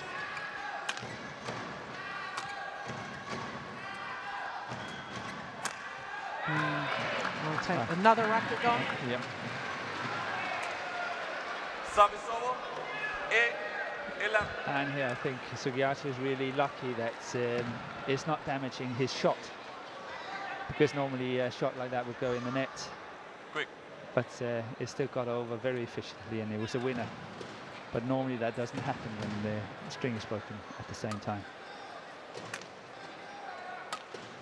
So that was 4, in my count. Yeah, no, I'm going to agree to disagree on that. I think there's been more than 4. We make a rerun. Take a bet on it. Play.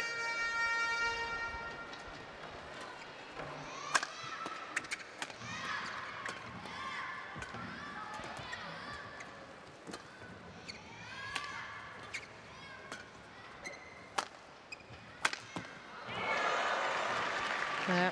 You know what?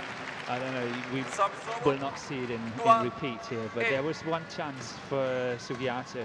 He intercepted on the forehand side so very well, and he had the chance of a smash. He opted to play a drop shot, and I guarantee you, he was sitting at the back of his head. He would break another string if he was hitting that one.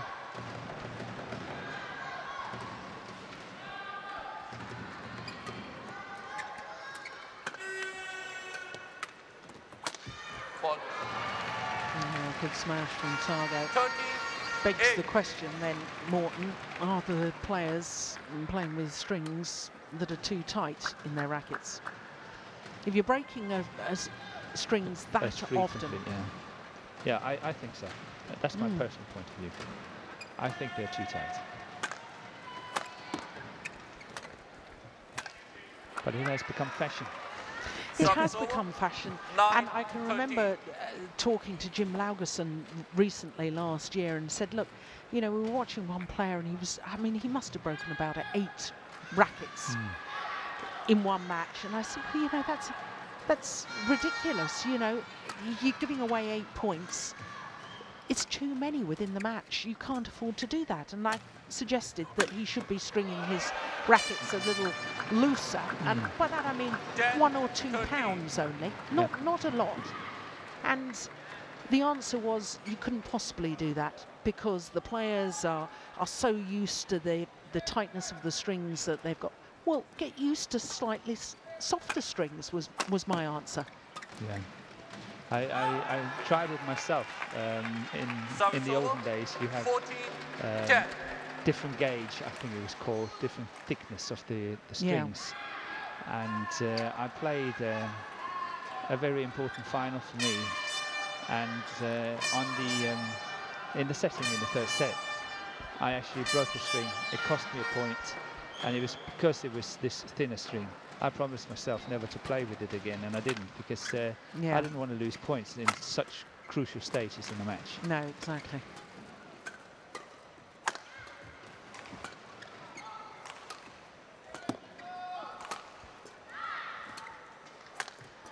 Oh, full pirouette there from Targo. I think Tommy is doing the right thing now. He's just working hard, making sure that he keeps Targo on court. Targo wants to remove the strapping around his right knee. Yeah, well, the gap narrowed to 3 points, and I think that proves what you were saying earlier, that even when he was 10-3 down, he had to keep his opponent on court as much as now he's actually putting some new strapping on. Maybe the old strapping had just come a little bit loose. But yes, again, is he allowed to do that? I think he probably is. I think it's the discretion of the umpire.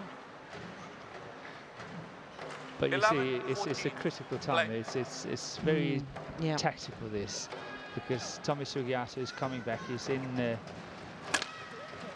He's got a string of points, and then Targo is breaking the rhythm by changing that. That was going out.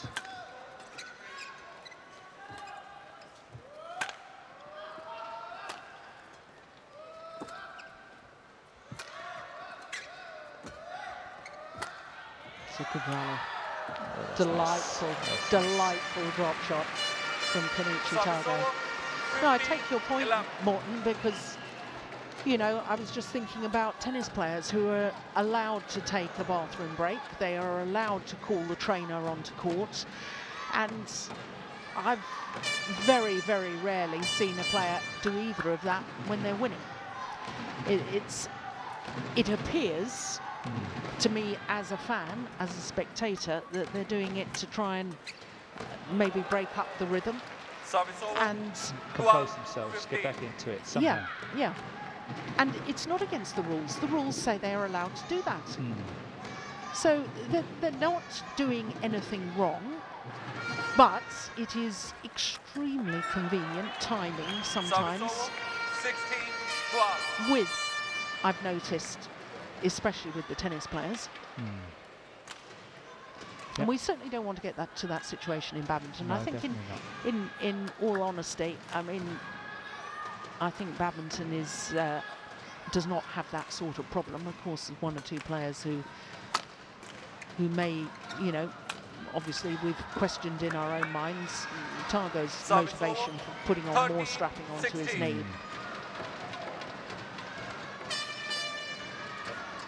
But it is all desperately tight now. Yes, it is.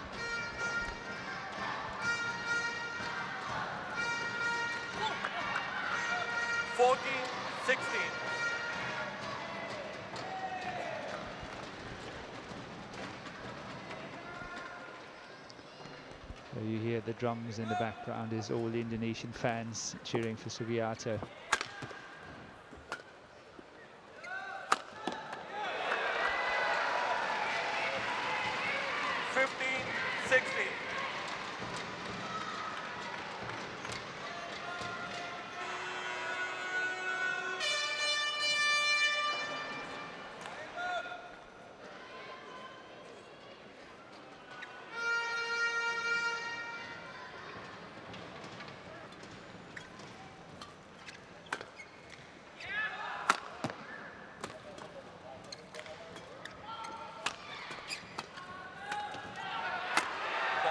Back level.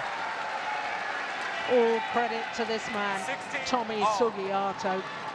Dug deep when he was 7 points adrift.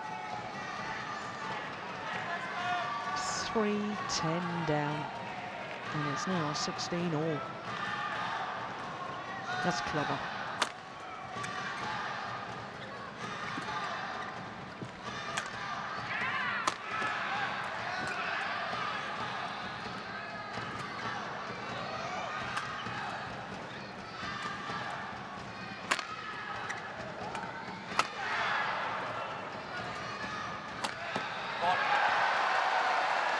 Now Sugiarto has suddenly found another gear. 17. Yeah, he's playing at a 60. much higher pace now.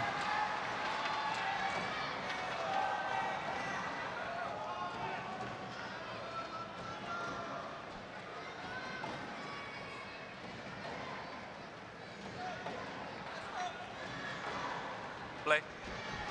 Oh, umpire opened Sabo out, asking the players to play on. He too has noticed they're taking longer in between rallies. Service over. 17 all.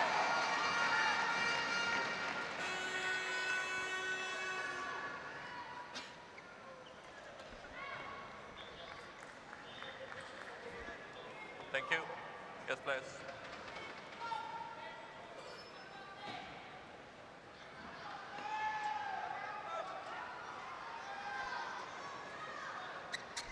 .227. Settle your towel. Tago. Yeah, Towel. it's much more with the ankle. That's doing the damage here.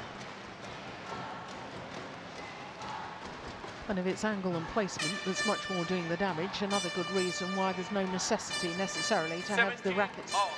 strung to the limit Play. on the tension.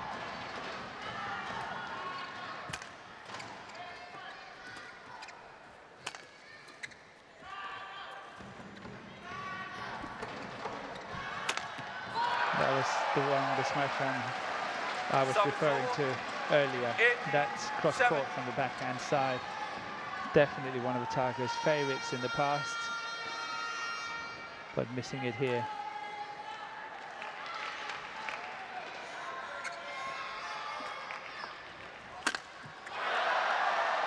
Well, 19-17. Tommy Sugiarto, well, he's showing great fighting spirit and great mental strength too. That's out, it's Oh out, it's my out. goodness. Service over. 18-19.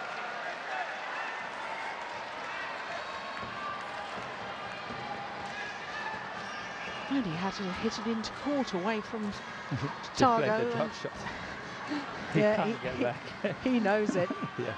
Well, I hope that doesn't blow my theory about his mental strength. Oh, and I predicted Targo would win the second set, so here we are with a good combination. Thank you.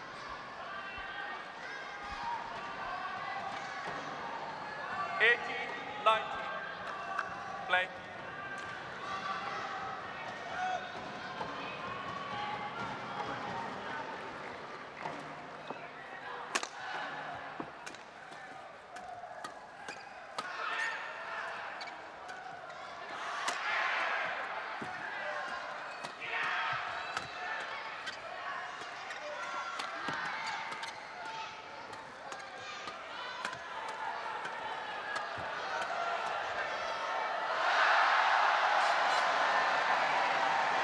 Well, it was going through my mind, why on earth isn't somebody slowing the pace? Why on earth are they going these flat fast exchanges? Somebody just hit it into an open space.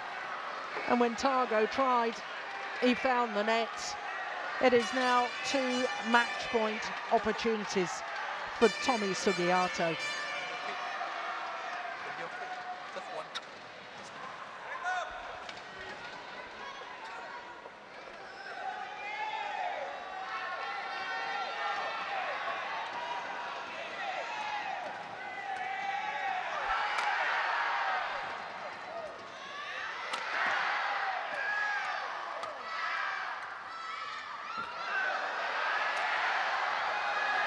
Has done it.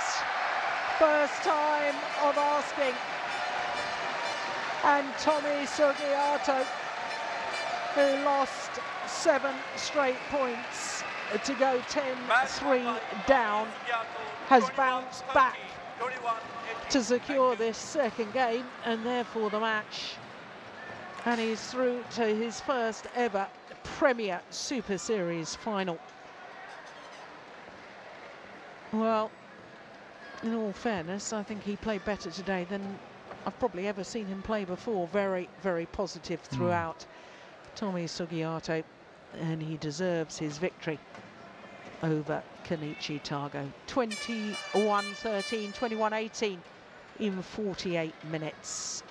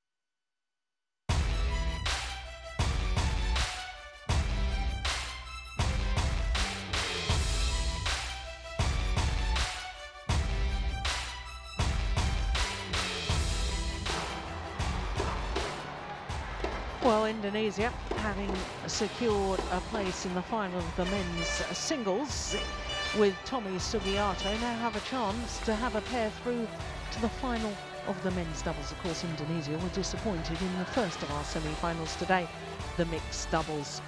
We're next on court, two unseeded combinations, both pairs appearing in their first ever Premier Super Series semi-final. After this men's doubles, we'll have women's singles, and then we'll finish off with the second men's singles and the great Lee Chong-wei. But first, it is a men's doubles. Angga Pratama and Rian Agun Saputro up against Govi Shem and Lim Kim Hwa of Malaysia. Well, like the men's singles, that looks very, very healthy to me, because at semi-final stage we've got 4 different nationalities represented in the 4 pairs contesting semi-finals day, and in fact a quarter-final stage, 2 Indonesian pairs, but only 1 remains at the semi-final. Angga Pratama and Rian Agun Saputro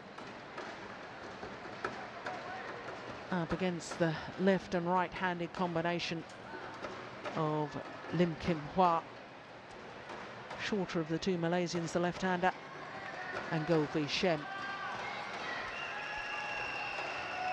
So Christian Johannesson of Denmark will be the umpire for this match, and Grace Chia of Singapore the service judge. Well, this Indonesian pair have been knocking off one seeded pair after another, and it's remarkable at semi-final stage we only have one seeded pair remaining out of the 4 men's doubles pairs, and that's Endo and Hawakawa, the number 6 seeds in the top half of the draw. Of course, this match from the bottom half of the draw, no seeds remaining in the bottom half. In fact, there was only one seeded pair in the bottom half of the draw at quarter-final stage, and that was Lee Yong-dae and Yu Young-sung.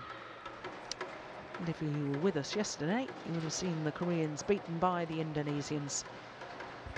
Now, there was a little bit of confusion earlier in the week because we were led to believe that Rianagun Saputro was Saputra. But I had a little chat to Angga Pratama at breakfast today. We're all staying in the tournament hotel in downtown Kuala Lumpur, and he assured me that it was Saputro, not Saputra. But that's what I said. If anyone knows, he knows how to spell his name. Well, the Indonesian pair really have been a revelation in this tournament. We've known they can play well because, of course, they reached the final of the India Super Series event in 2011. 23-year-old Saputro on the right as we look at them. His partner Pratama turned 22 last month. Pratama from Jakarta, Saputro from Central Java. Both play for the Jaya Raya Club, and world ranking down 1 place to number 11, so just slipped out of the top 10. And they have been as high as 8 in the world ranking. 4th appearance here at the Malaysian Open, and the first time that they've gone beyond the round of last 16. There you can see the number 4 seeds, the All England champions, Liu Xiaolong and Chu Si-han, were their victims in the second round here, and then in the quarterfinal yesterday, the number 5 seeds, Lee Yong-dae, who was a finalist last year with his former partner Go Sung-hyun, this year beaten in the quarterfinal with his new partner Yu Young-sung. So to the Malaysians, and the left-handed Lim Kim Hwa, 24 years of age, born in Penang. Go V Shem, same age, but born here in Kuala Lumpur. Both of them bronze medalists at World Junior Championships in the men's doubles, same year, but different partners. And in fact, it was the left-handed Lim Kim Hwa that actually won a gold at the World Junior Championships in mixed doubles. So their world ranking 17, and their win-loss record for last year fairly sparse as far as matches are concerned, because they only played 9 tournaments, because they split up after the World Championships last year. But for a 3rd time, they've reformed their partnership. Now look at their first round match against the number 2 seeds, the pair that won in Seoul at the Korean Super Series event last week. Bo and Mogensen defeated in 3 games, but I have to say their match against Jongjit and Puang Puapet from Thailand, they were 8-15 down in that second game, and in fact 16-20 down, saved a total of 5 match points before winning in 2 straight games. Langridge and Mills were their opponents in the quarterfinal. So this is the 3rd meeting between these 2 pairs, the last one the semi-final of the 2011 Vietnam Grand Prix. 3 games, very close in the decider, as you can see, won by the Indonesians. So I'm not sure we can read too much into that.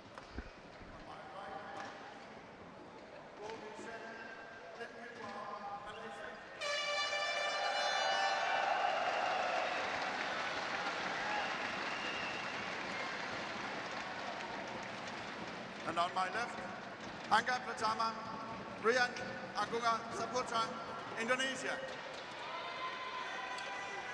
Rian Agung Saputra, to serve to Lim Kinwa. Together, and I know for a fact that they had session with people helping them to do that.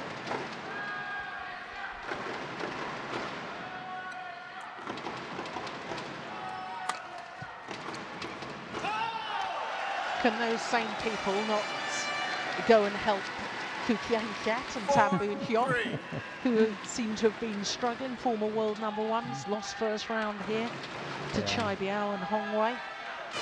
But they don't have a personality clash, they just seem to have lost their way. They have lost their way, yeah.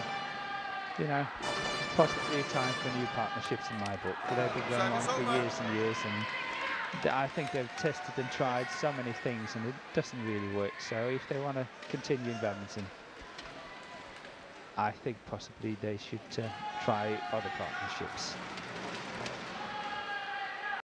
Including the two we're watching.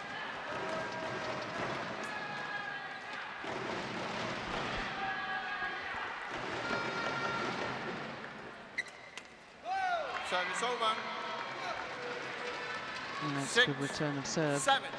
Not the best of serves, has to be said, but it was still a good return.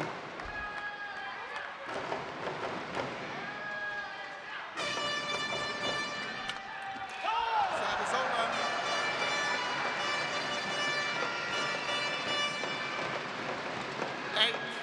8-6.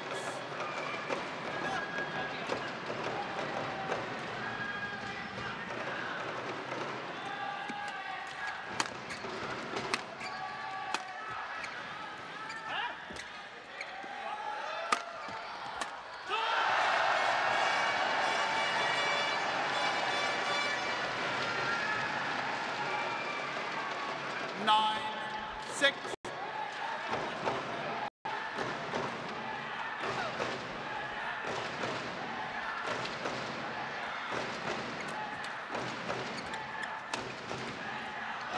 Service over. Change. Interim period. And it can be a bit of good fortune, luck, a bit of confidence, getting the right things to work for them again, and then you know they're on a roll. Certainly are on a 10, roll. 4 9. straight points. Go back into the lead.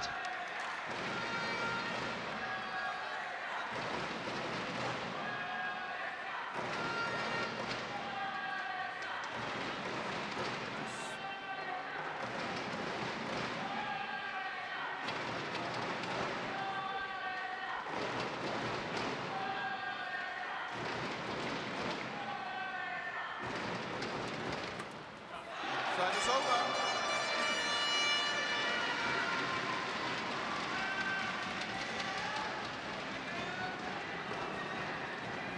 10-all.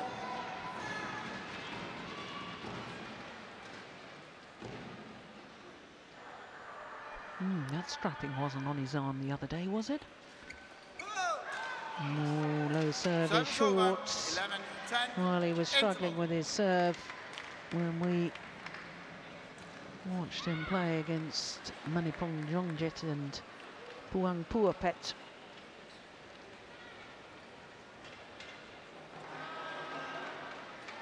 So the Indonesians with the narrow advantage.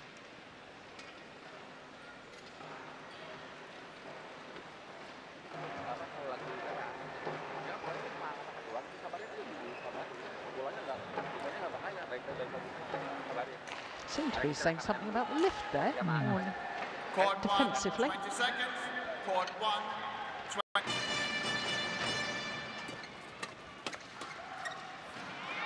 No good judgment. Service over. Pulled his racket away at the last moment, let it drift long. 11-all.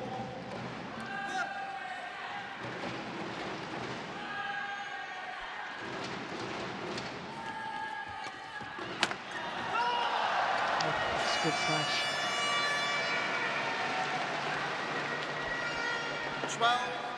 12-11.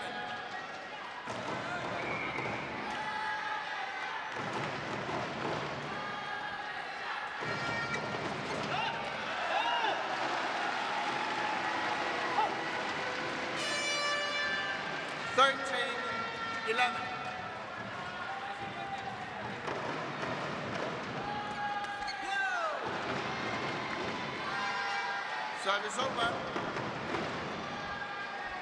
12-13.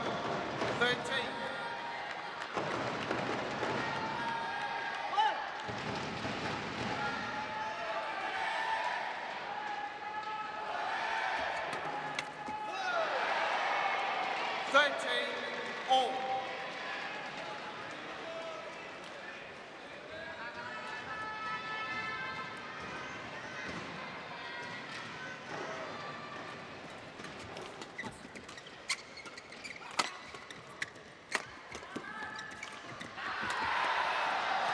My goodness.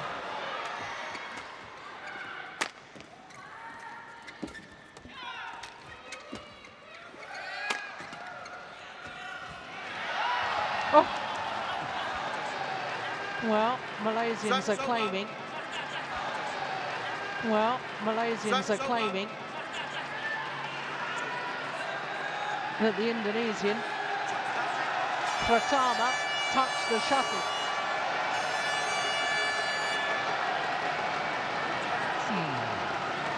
I tend to disagree on that. I don't think he touched it, but... No, I didn't think so. We need to see the back line, really. See his racket movement. 14-13.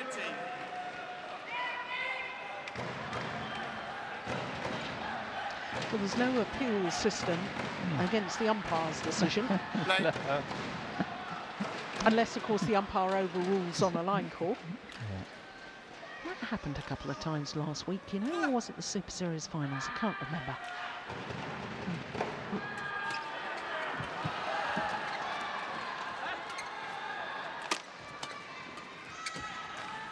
Breaks. You see it very often. 14-all. Is there a scientific reason behind why that happens? None that I know of. No.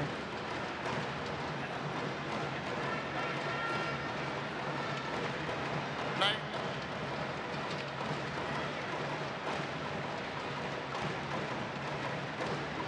So all level. 14 all.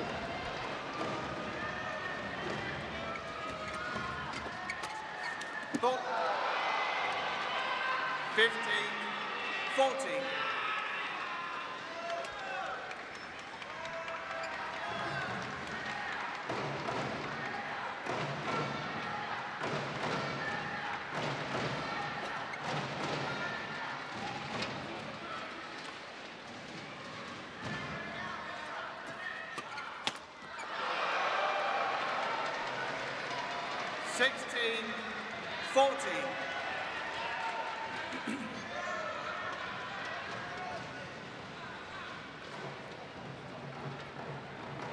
Goes without saying, these are crucial points right now.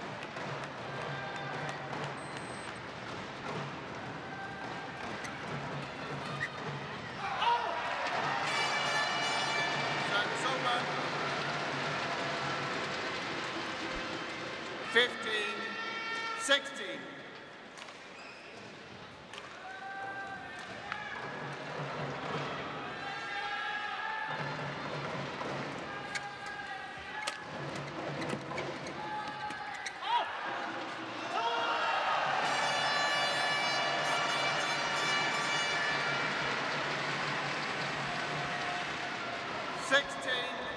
All.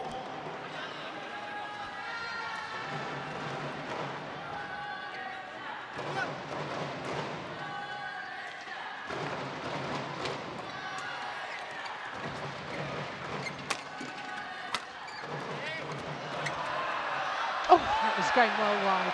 It was going well, definitely.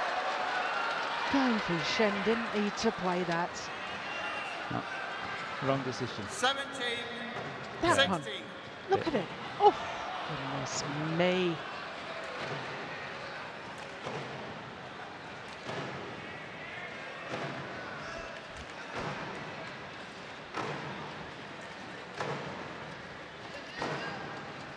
Well, perhaps a sign of the tension, the nerves, spatial awareness isn't quite so acute when you are a little bit under pressure. 16. Let on court.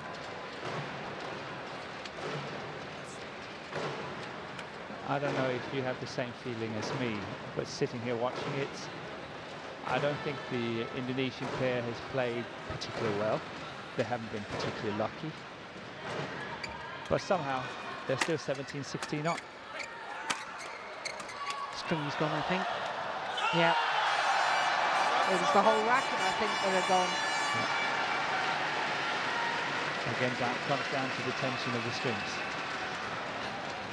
Yeah, the whole frame contorted and broken. Look, I mean, he really didn't have much chance with that. Take a look at the racket frame.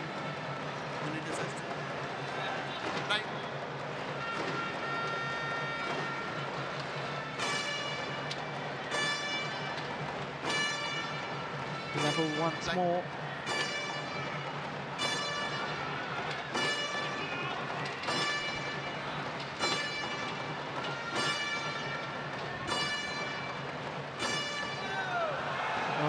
Very confident leave of the low serve. It is indeed called short. 18-17.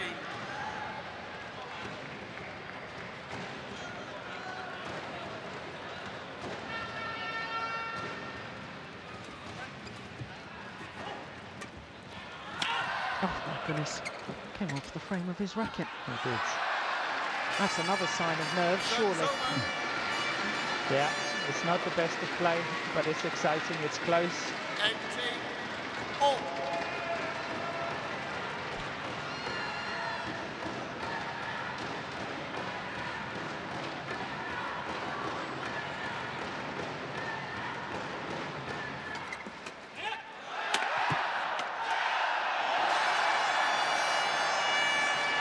That's well played up to that right-left combination. The smash straight down the line here, 19, making sure it's going in the forehand and in place the winner. And the Malaysians are extremely quick, aren't they?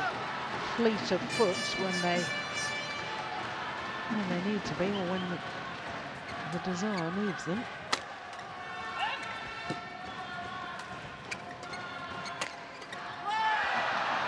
service over. 19-all.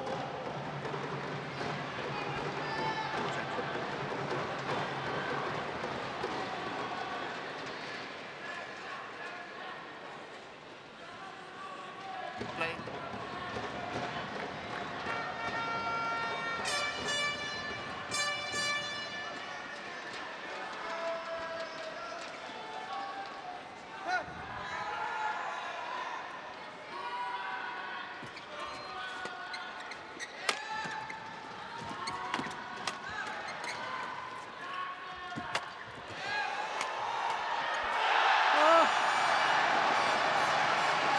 What was he thinking?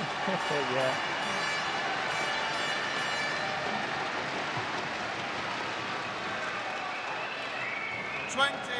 Game point 19.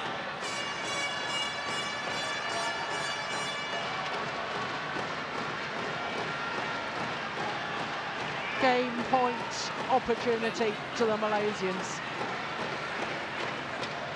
And can he hold his nerves now and serve a good serve?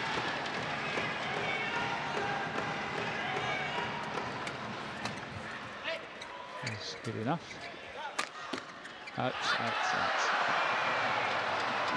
Service over. 20-all. Pertama.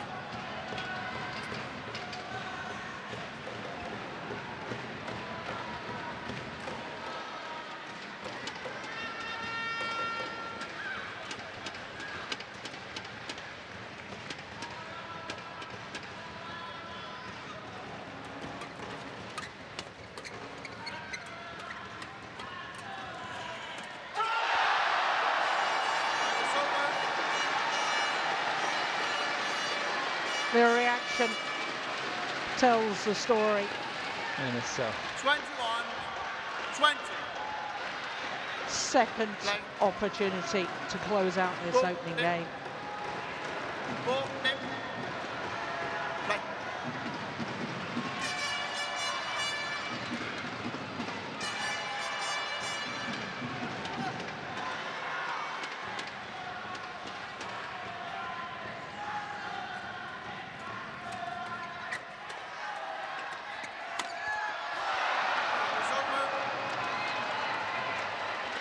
Well, good smash from Saputro.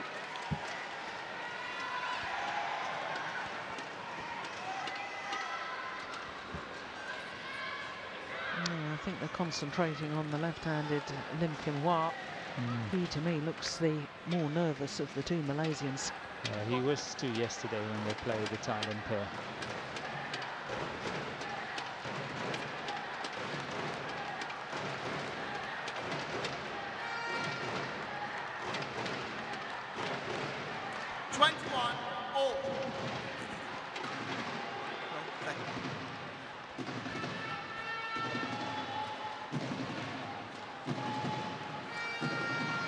Go. Go. Go. You have to play all the time. Right? Once more, and I give you a yellow card. They were ready. Now you play. Well, I hope you heard that. Umpire saying you have to be ready to play. If you do it once more, I'm giving you the yellow card.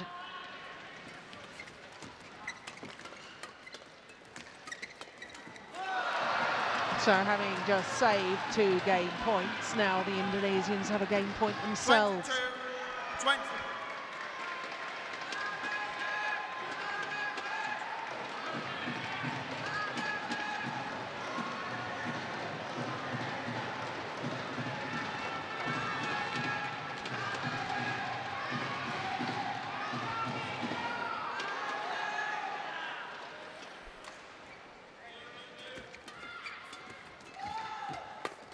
Cool.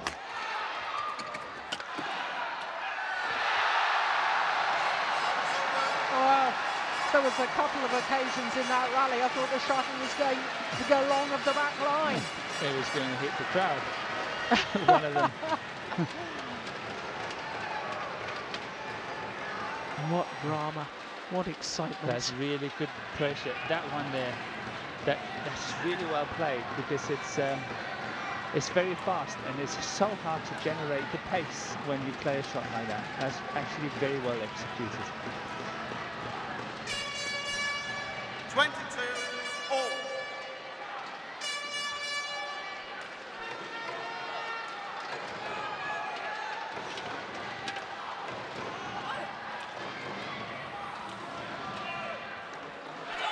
Oh! Well, he wants to challenge, but there is no challenge system for the front service line. There's no challenge.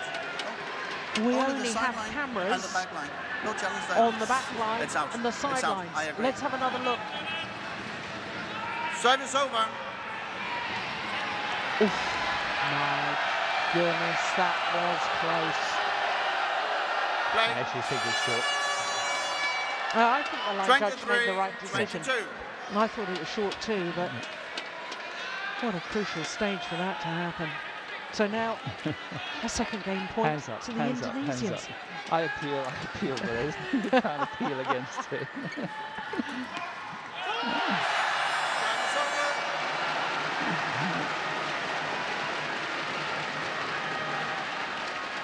23-all.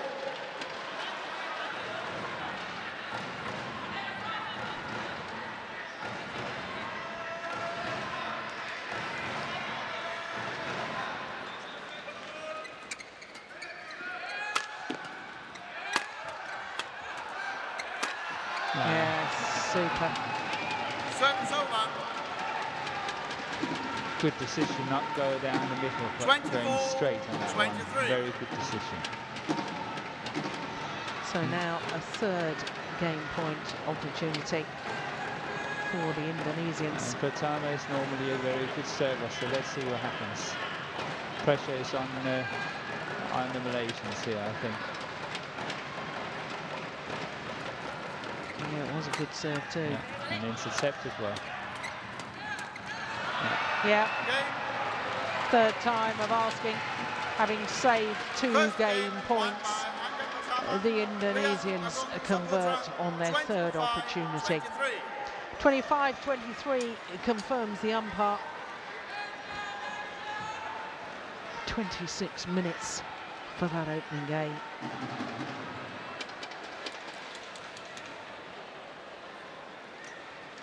Yeah, the interception, the whole rally had been set up really with a good low serve. It set the tone for the whole rally.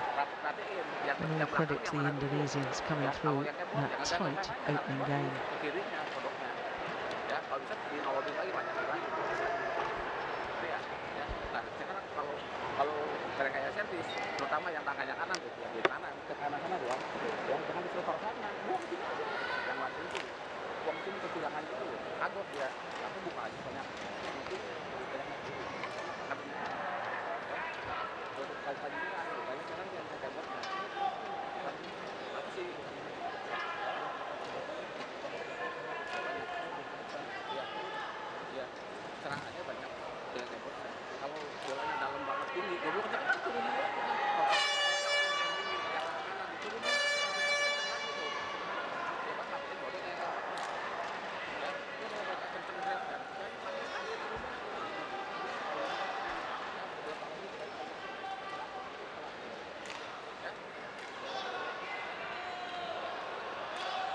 Court 1, 20 seconds. Court 1, 20 seconds. So the Malaysian coach, Panchir Chang, imparted his words of wisdom. Slightly concerning that Lim Kim Hwa was just spraying, I assume, a cold spray onto that left forearm of his. It's heavily strapped, you know, that wasn't the case a couple of days ago. There's the strapping. 2 days ago, when we watched him play against the Thailand pair, that didn't appear to be a problem. But the Malaysians have got a problem right now, in that they're a game down in this semi-final. Service fault called. No service fault call, struck above the waist. 1 now.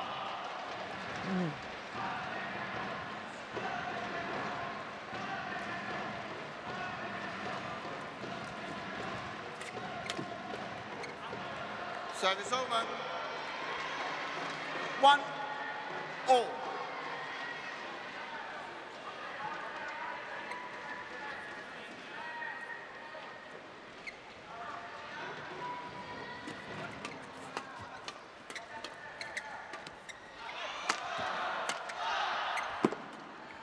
Almost going wide. 2, 1.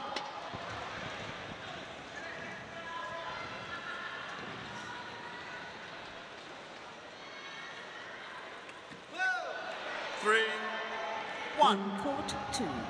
Well, this is worrying times for the home fans here in Putra Stadium. Somehow, Lim Kim Hwa needs to just calm the nerves.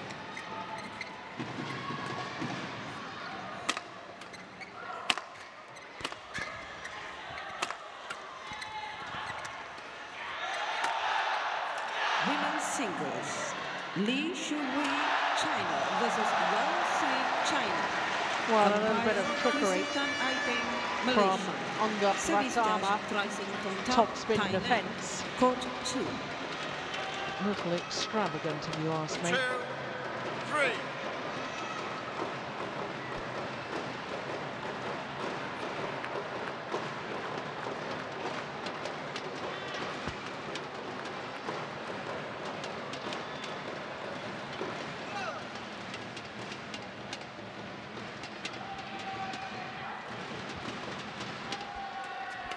That's a shocking serve.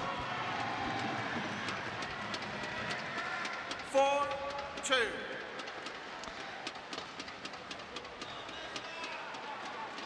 Well, still feeling the nerves. I suspect Lim Kim Hwa.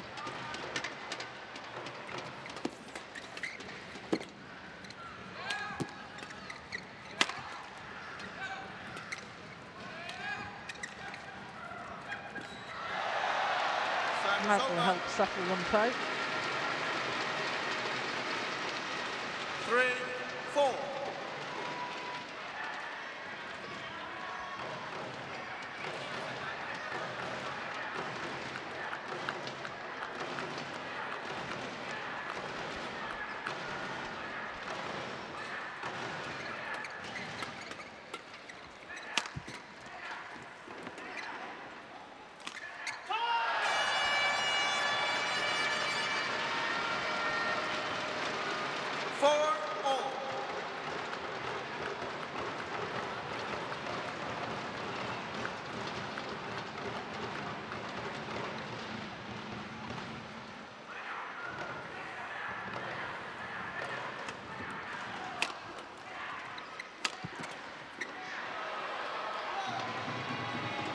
Service over. Yes. 5-4.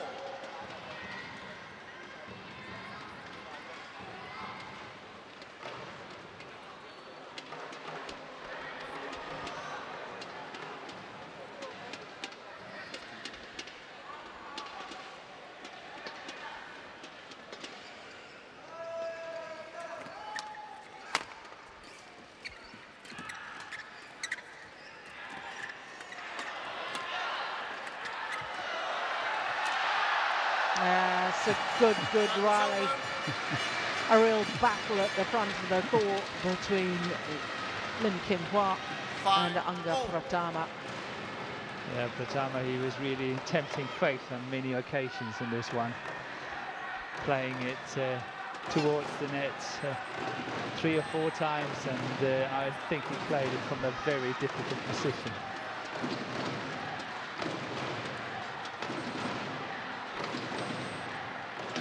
Play.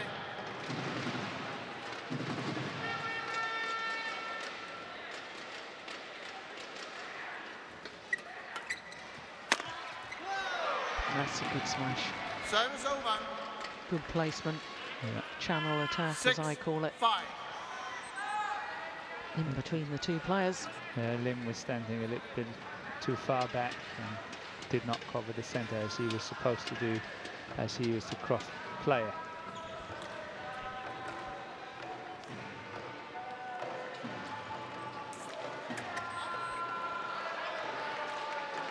Seven, 5.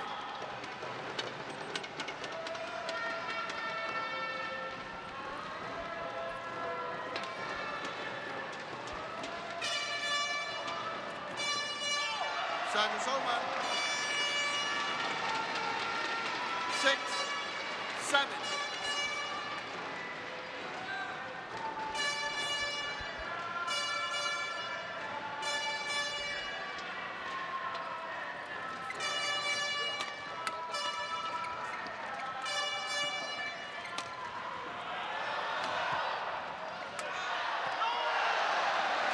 Yeah, looked to me as if Pratama changed his mind. Yeah, 7 all. he's a little bit more erratic today, I think, in what we saw the other 2 days. And I also think he knows it himself. He's sort of talking a lot to himself.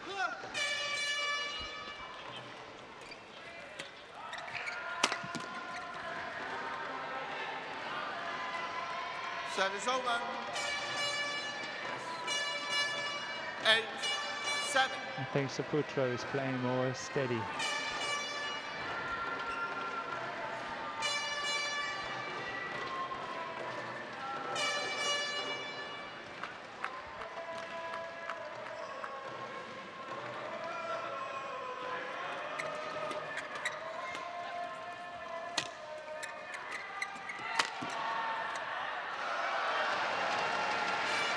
Service over.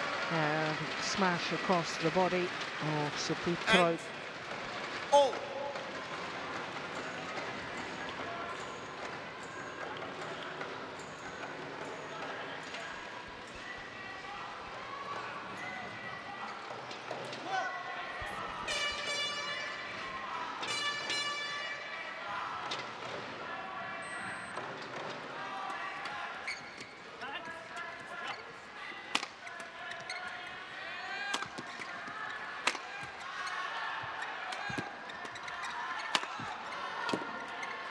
Oh, that's nice. Good change of pace. Oh, lucky shot in the frame.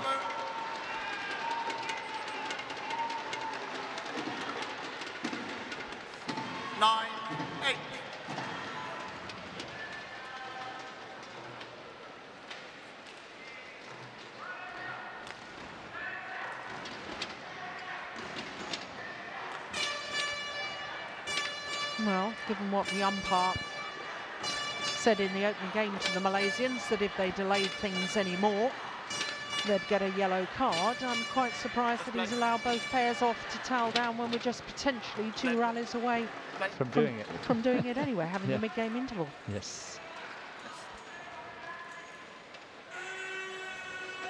9-8. I can't really work it out. I'm sitting here, I'm wondering, I'm not talking too much. I think when I've seen, when we saw Pitama play the other 2 days, I think he was far too more dominant in the game.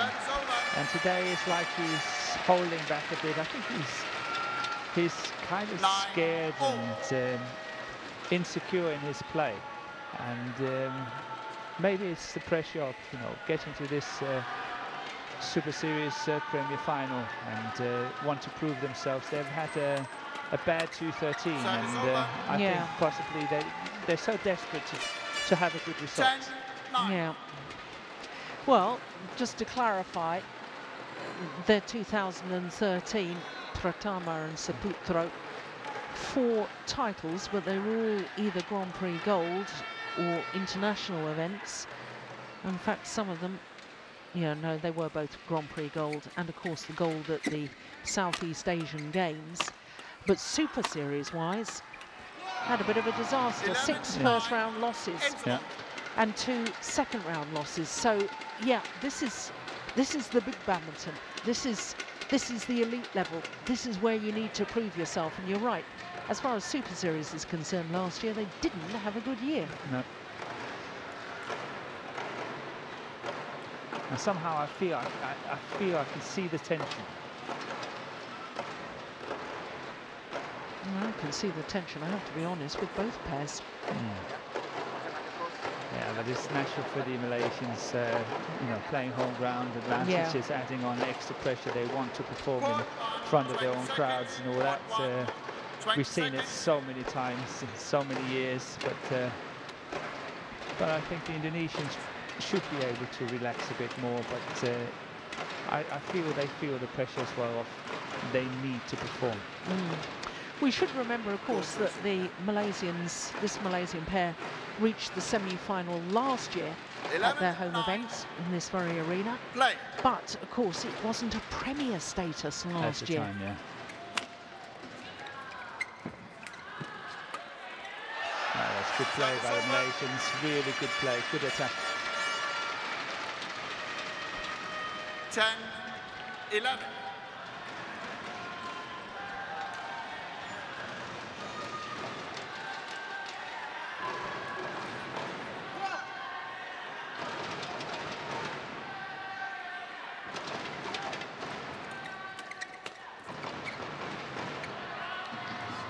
Somehow I think that drift is going to be decisive. 12-10. I have a sneaky feeling.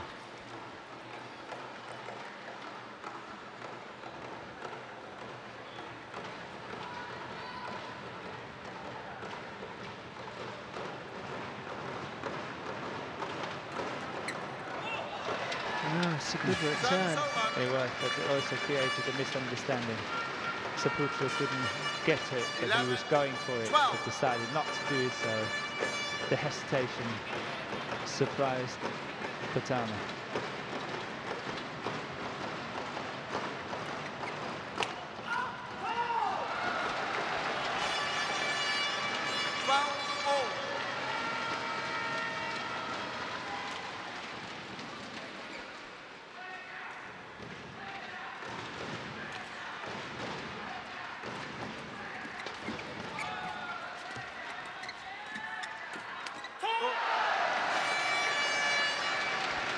Well, this is still either pair's match for the taking.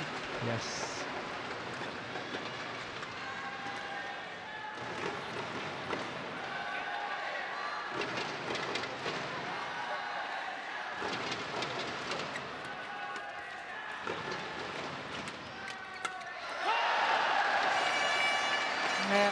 suddenly come alive. 14-12.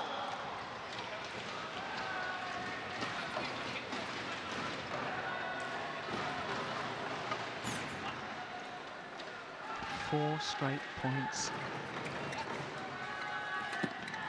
Oh, that was going wide. Yeah.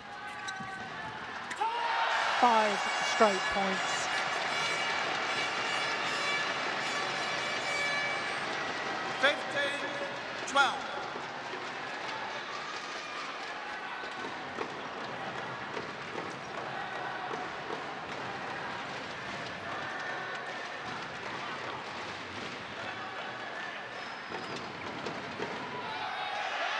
Oh, that's full goods. Well, I think there's a challenge here from the Indonesians. Yeah, the umpire raises his arm. Baseline called in. Ordered by the coach. Yeah, now, I've noticed that several times. Oh, that's clearly in, surely. But in my opinion, that's in. But the instant review says, indeed, it was in.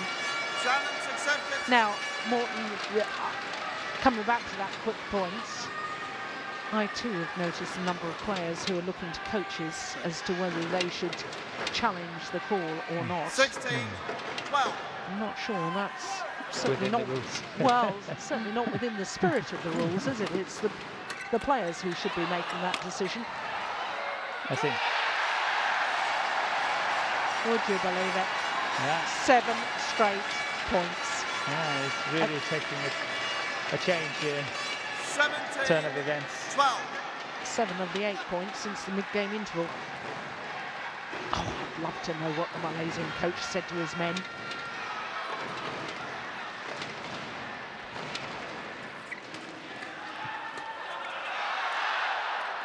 It's out, it's out, it's out. 8 straight points. What a transformation. 18-12.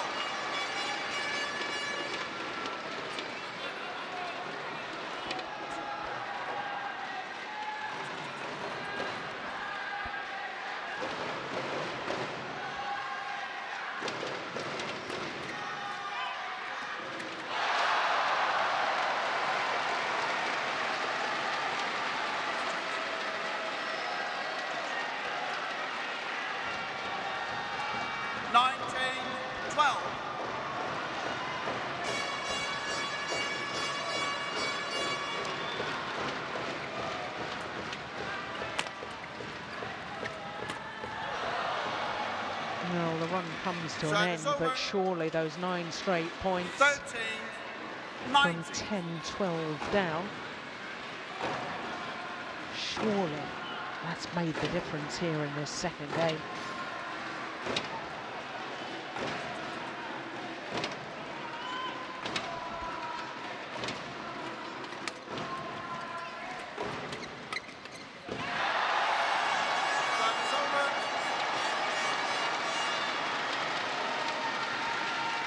Game point opportunities to level this semi-final at 1 game apiece.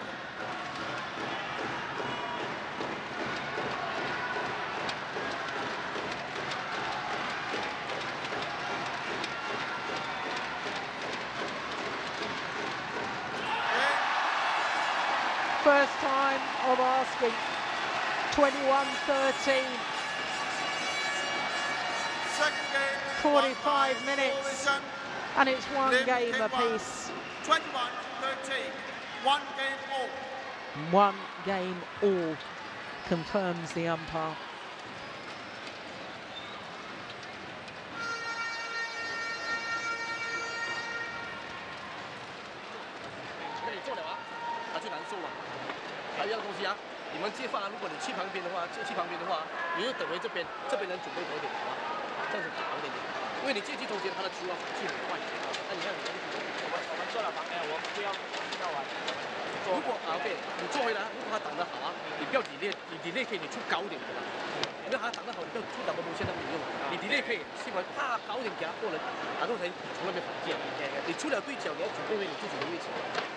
会点上给人说你的时间的就是啊，你看你防啊，如果有机会的话，他打到你可以挡着他的球，我自己做。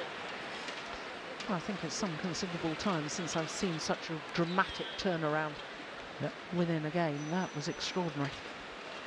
10, the 12 Malaysians down. suddenly took off. Yeah. And of course, I know that you know Pang Chang's very well indeed. Yes. Yeah, he's a clever man. Good humour, dedicated, and well liked amongst his players and coaches and all that. Court 1, Well, 20 seconds. We'll have to find out later on what on earth he said to his men in the mid-game interval of I'm the afraid second my game. Bahasa is not good enough for that. Yeah. But he'll tell you later, because whatever he said, it had a dramatic effect on his players Final game. midway through game number 2. So let's see if he can get his men to continue that sort of form.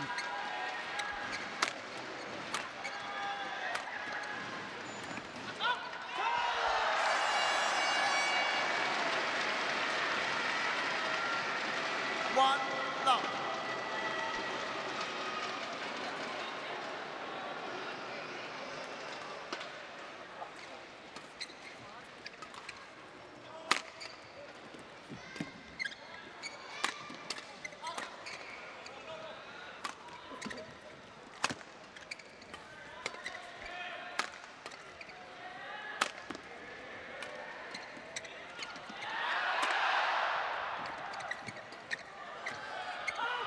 Overdone it.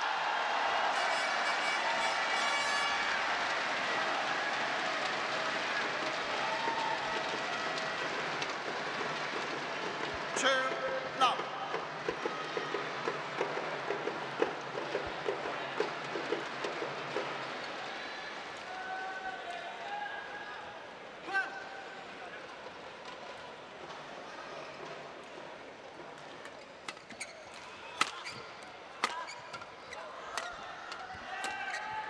Oh, it's a nice put away from Saputra.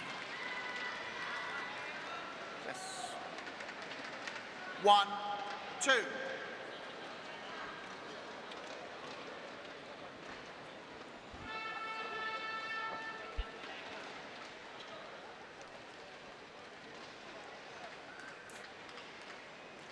Play.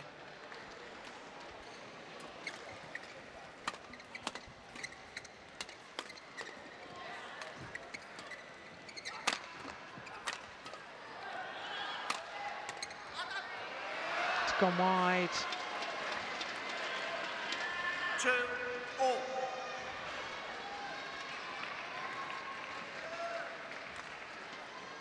Lim. Play.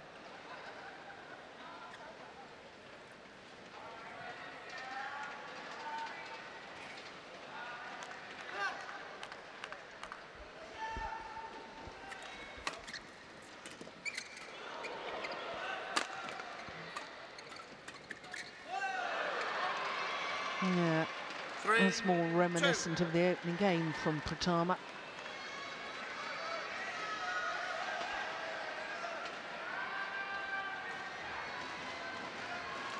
What I suppose is difficult for the Indonesians is to perhaps fathom out in their own minds what on earth went so drastically wrong so quickly.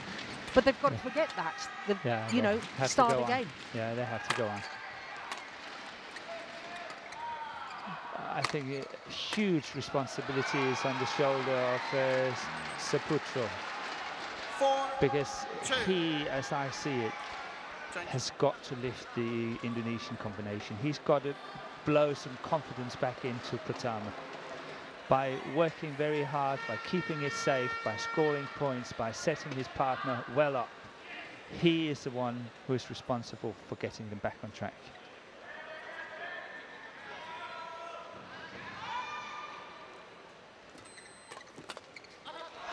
No, that's well long off the back line. 5, 2.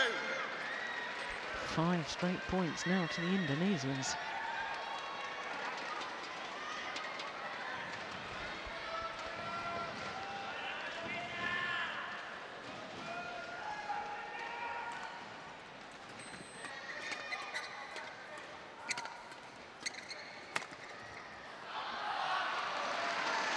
Service over.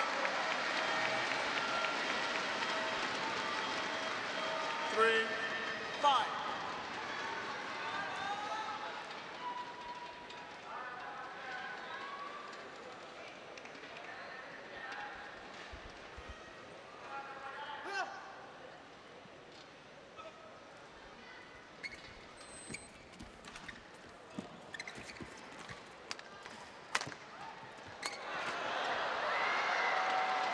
Service over. You know, when the Malaysians had won the first 2 points of this deciding game, and I thought that Govi Shem actually sort of pretended that he was going to play a shot that was landing out, and it bothered me. It bothered me. A little bit too cheeky. Yes, and now here they are, well, 6-3 down. And the one thing that I know from watching you play, Morton, was the need to keep the intensity the whole way through. You can't let up for a moment. No, you let them in. And he's made, oh, no, it's landed in. I do beg your pardon. Service over. So maybe he's got his concentration back again. 4-6. Yeah. Gentlemen, play please. Play. Play.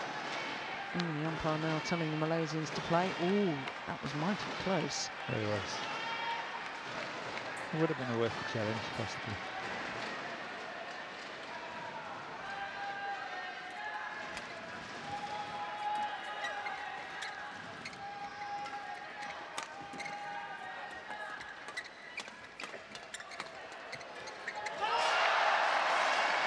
Flat, fast exchanges.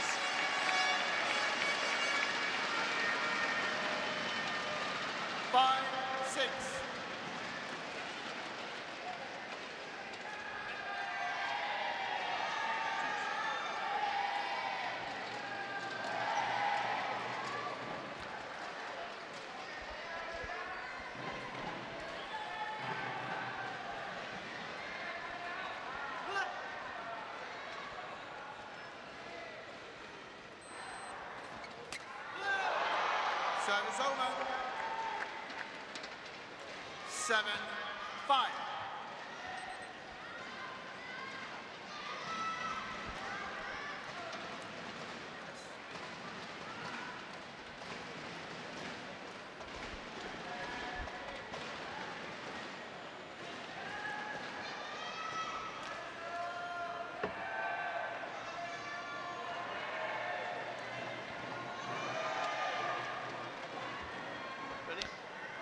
Can't quite see the scoreboard at the far end of the court from here, Morton. Maybe your eyes are better than me. Does that say 54 minutes? This has been in progress? 54, yes. Yeah. I suppose at 54 minutes, then it's understandable that the umpire allows them to towel down.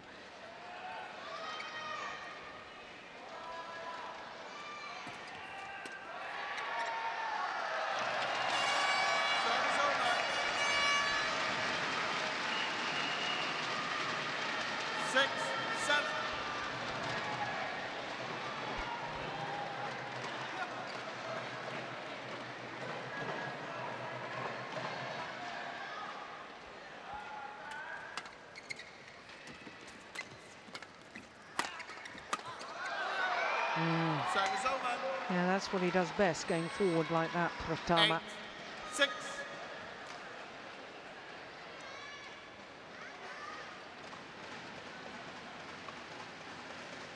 I'll very much take your point, though. The safety, keeping on the attack from Saputro, and channel attack involving his partner at the net.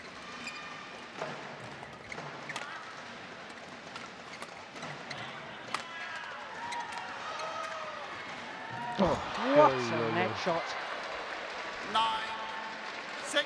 But also the pressure Saputro managed to generate on his backhand when he played it flat. Kind of saved the situation for the Indonesians.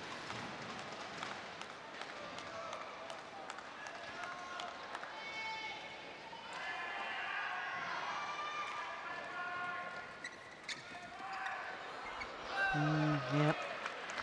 No question in my mind that landed in. Yeah, they don't want to challenge that.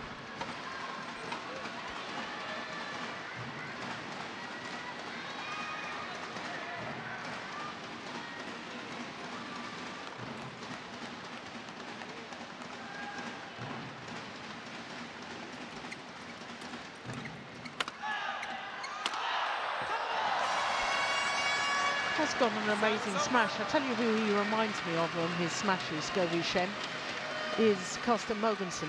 Not physically, don't look the strongest of athletes, tall, elegant players, and they somehow, through their timing and technique, get an incredible... Good width to it. Yeah, I kind of agree with you. Carsten is also hitting very hard. Yeah. But so often he actually opts not to do it, just to keep the attack, and then eventually he gets in with the bigger smashes.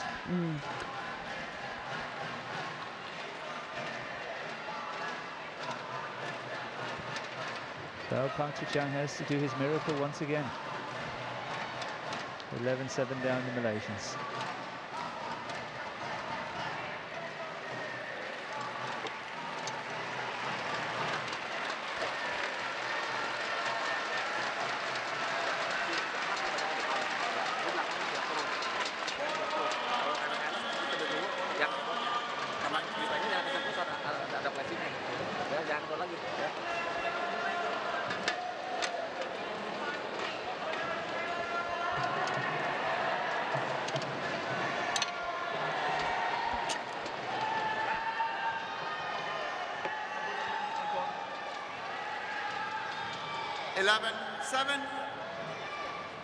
Play.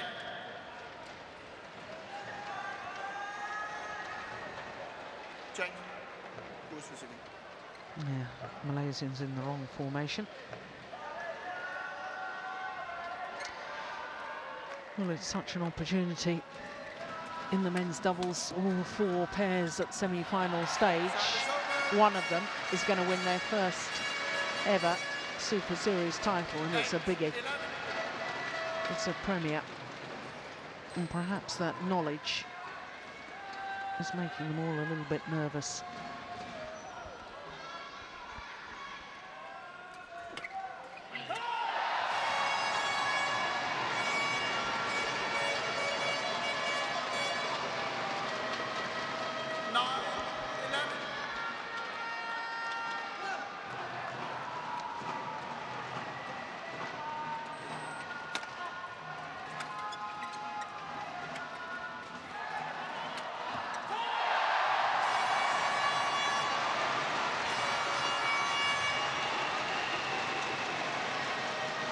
On court, men's doubles semi-finals.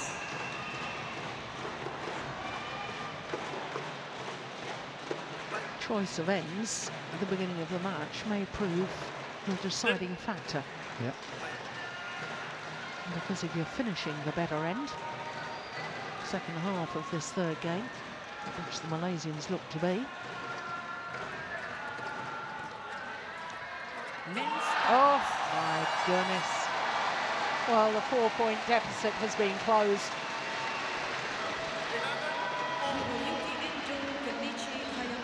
Japan versus Taipei, Hongwei, China. Empire, Takamuyana, Indonesia. Sekistan, Maybank, Vietnam. Court 2.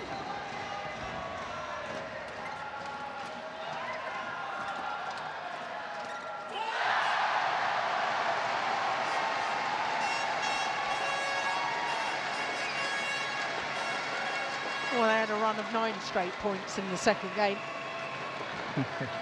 They want to do it again. 5. So far. Yeah, so far.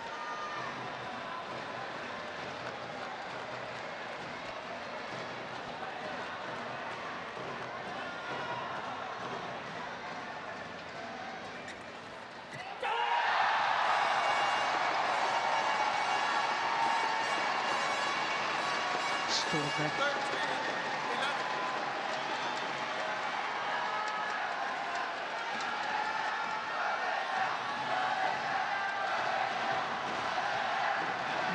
the fans absolutely behind the home players.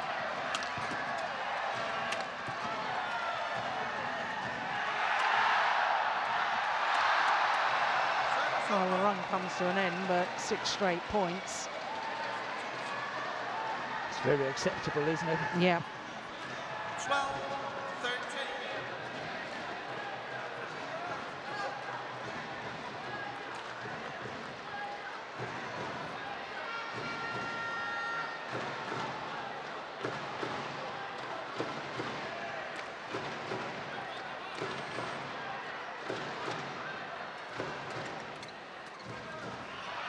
No, it's landed in. 13. He got her out of the way, did Lim Kim Hwa. Wrong decision.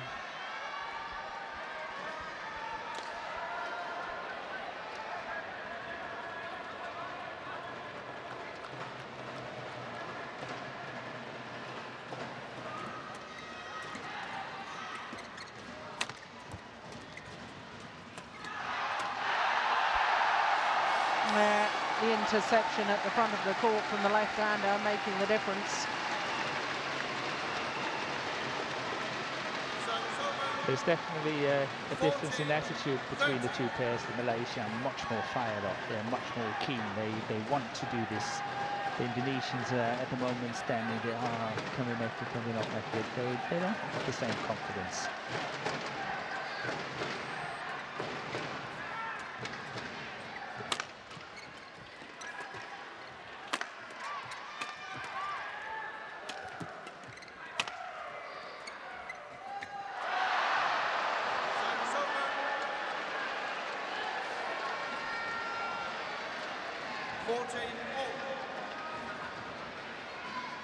Yeah, the Indonesians taking the opportunity to have a break. We're now over the hour mark as far as this semi-final is concerned. Yes, 3 minutes.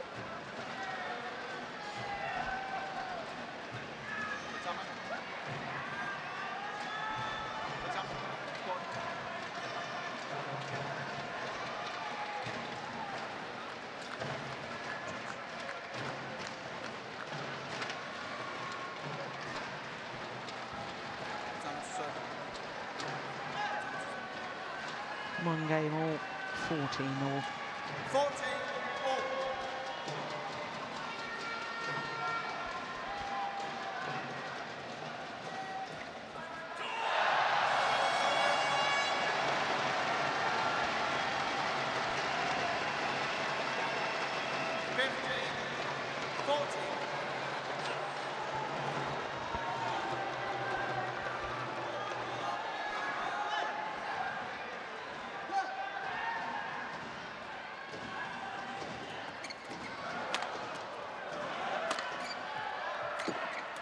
Oh, the bounce. Yeah. 50 all. Change.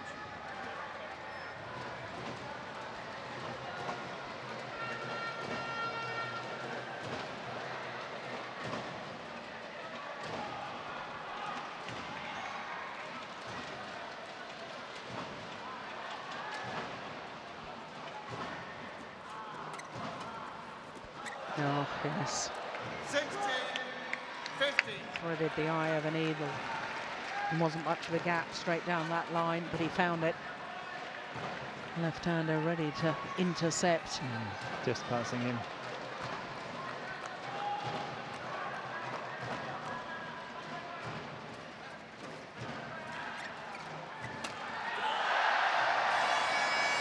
Yeah.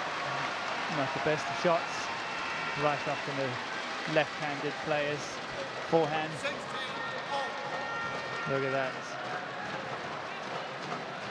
One more.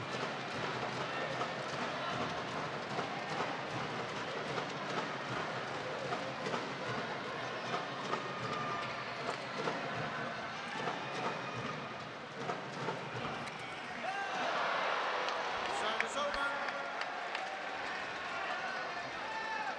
70, 60.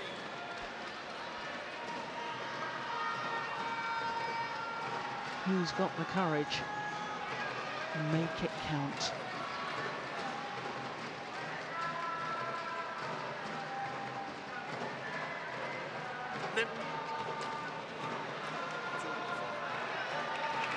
Lim Kim-hwa, warning for misconduct.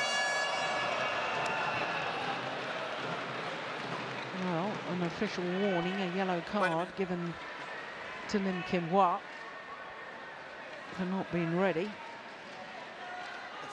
17-16, play. Run is over.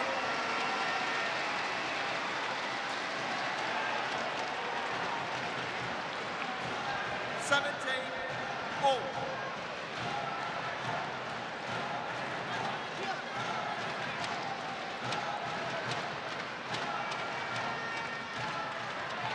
Oh, what a great low serve, it's called in. There is no instant review of the front service line. They clipped the tape, they clipped the line. You can do no better. Yeah, good call, line judge once again. And then the Malaysians back into the lead. Oh, that's a terrible serve. I actually think it was wide.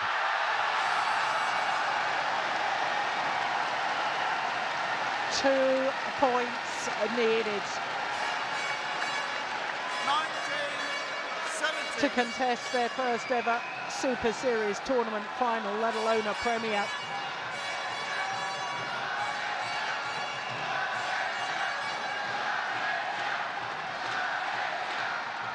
Oh, that's a good serve. The crowd erupts.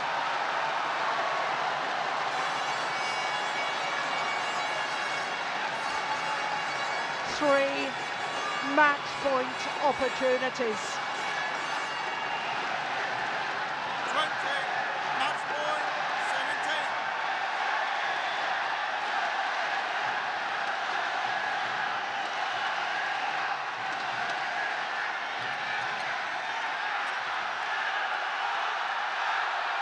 Oh.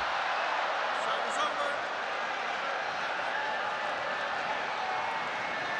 Well, it was a run of 4 straight points. 20. I said it would all come down to nerves. He's got to get ready. Yeah, otherwise he'll be deducted a point. Yeah. He's already had the official warning.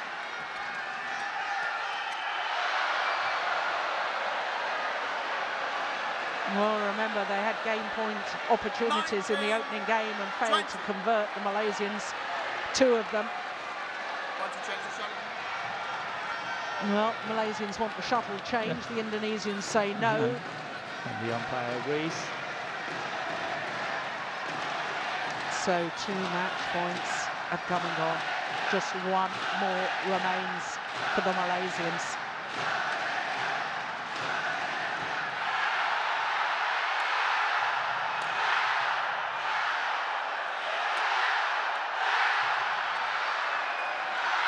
Would you believe it?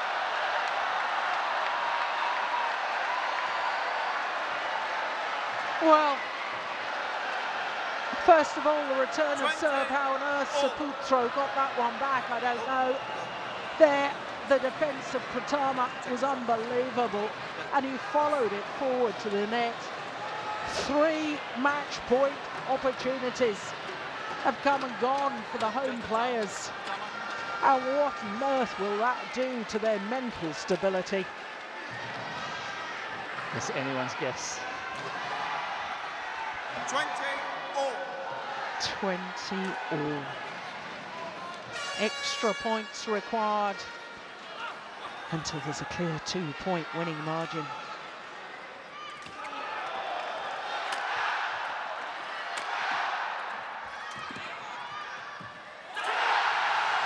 The error on the net shot from Pratama.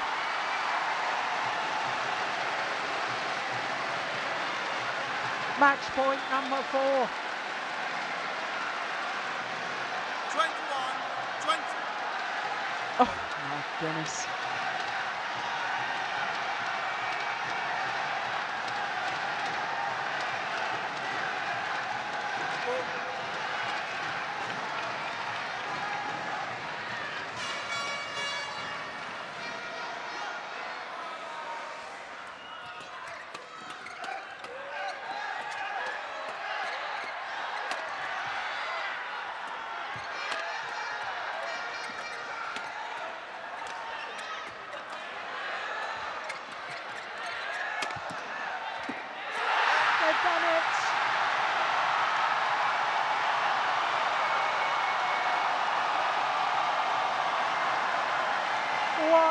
a match.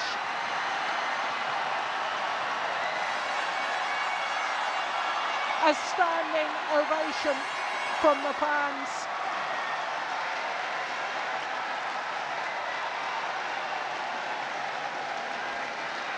Well, when you see Lim Kim Hwa and Go Vi Shem play like that, you wonder why on earth they haven't been able to sort out their differences before now.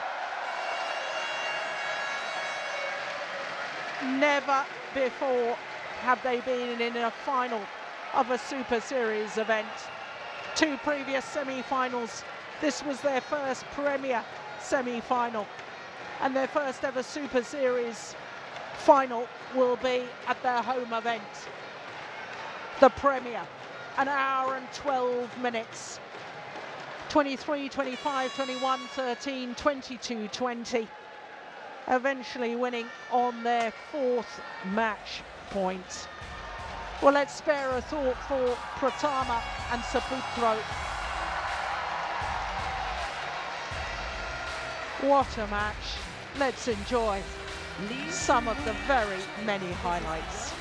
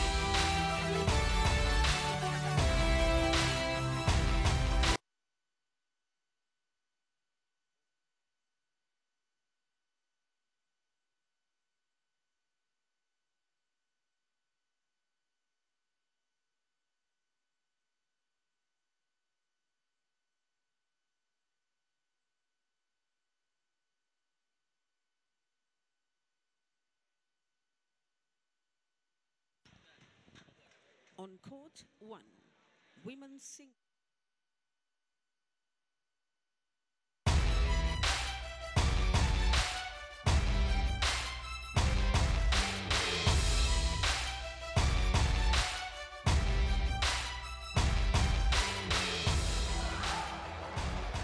Well, goodness me, what drama, what excitement, and what celebrations for the Malaysian fans, with a men's doubles pair of Go Vi Shem and Lim Kim Hwa through to the final of the men's doubles. And they have another chance in our last semi-final this afternoon. It is the defending champion Lee Chong Wei looking for his 11th Malaysian Open final.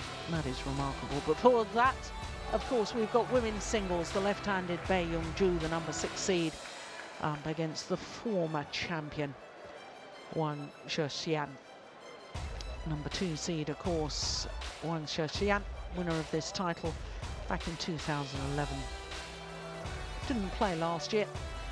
Well, as you can see from quarter-final stage, 4 Chinese pairs, and then 1 Indonesian, Korean, Japanese and Thailand player.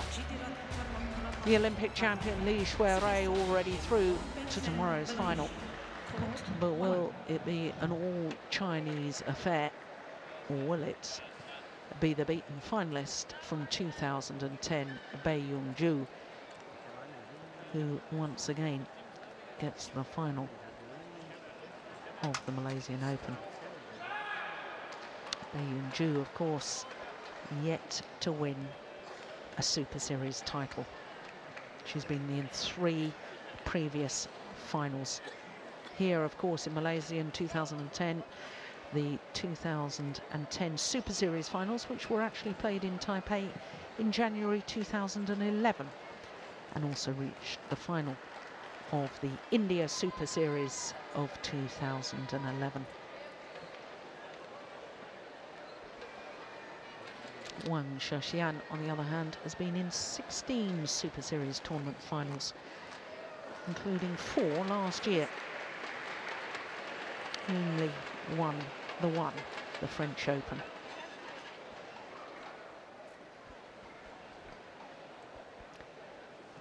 So Bae Yong-ju, 23-year-olds from Masan in South Korea, had a very good tournament so far. If you were with us on both Thursday and yesterday, you will have enjoyed her matches, because the world ranked number 7 player, down 1 place in the world ranking incidentally this week, has been as high as 5 though, and number 6 seed here. Her win-loss records for last year, 1 title. That was her home Grand Prix Gold event. It was her first title for over 4 years. So she's back in good form. She was a quarter-finalist last week in her home event, lost out to Wang Yiheng, the eventual winner, in 3 games. PV Sindhu in the second round here, and of course Sindhu was like Bae Yong-ju, the 2 of them were the bronze medalists from last year's World Championships. Came back from 15-19 down in the second game to win it 21-19. So 6 straight points to close out that second game. And yesterday in the quarterfinal against the 16-year-old qualifier Akane Yamaguchi, again came from down in the second game before clinching it in 2 straight. So to the number 2 seed, down 2 places in the world ranking this week to number 4, former world number 1, 33 weeks in total as world number 1, and won this title, as I say, back in 2011, making her 4th appearance here. She didn't play last year, and she had a tough old battle in the first round against Sayaka Takahashi, another left-hander. She had to save 2 match points in that deciding game. She was 18-20 down before she eventually won it, as you can see, 22-20 in an hour and 9 minutes. So for Wang Shixian, this is the first seeded opponent.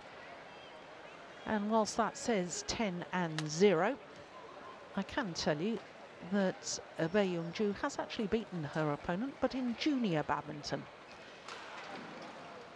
So our umpire, Jiturut Thanukarapat and Eddie Rofrianto. On my right, Bae Yong-ju, Korea. And on my left, Wang Shixian, China. Wang Shixian to serve. Love all, play. No, junior badminton for these 2 ladies. Some time ago, Wang Shixian is going to turn 24 next month. So both of them at the moment 23.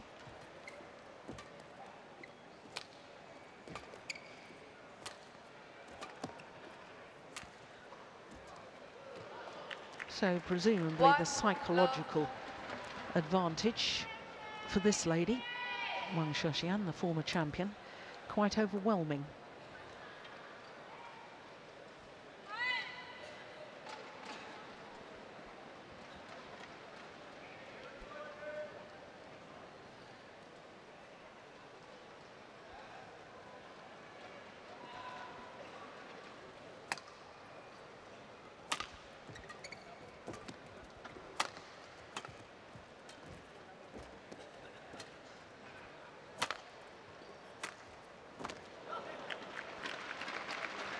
Yeah, not only does she have the past results in her favour, but I also think she's got the pace in her favour.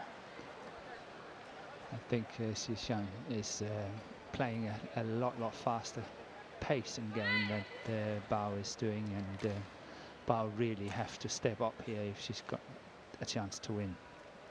Already in the first 2 rallies we've seen here, she's really been pushed around quite a lot and losing not on shots but on pace. And here comes another one. Yeah. 3 love.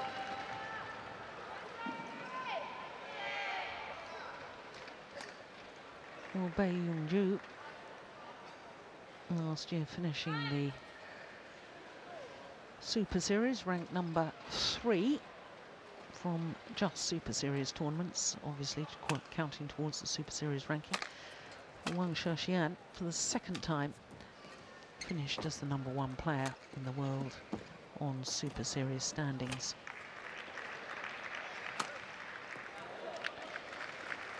Yeah, Bai really have to start using her deceptive shots, all the delay shots, catching her opponent as best as possible, so she's gaining a little bit more time.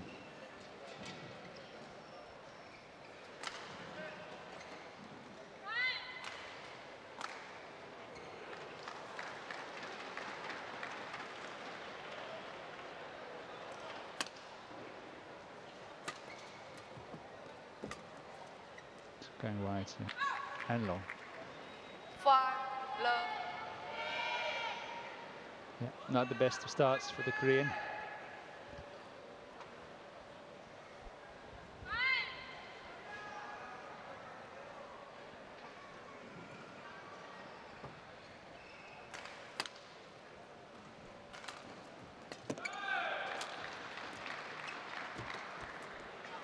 Mm, 6 straight points. Love.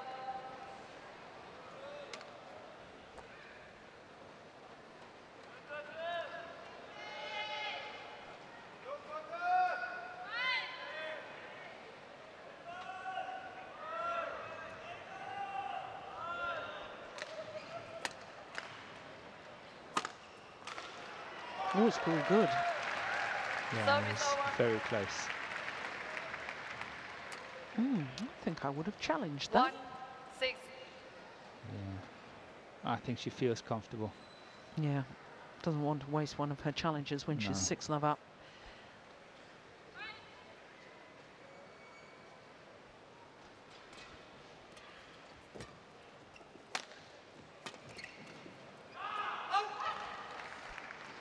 Service over. 7-1.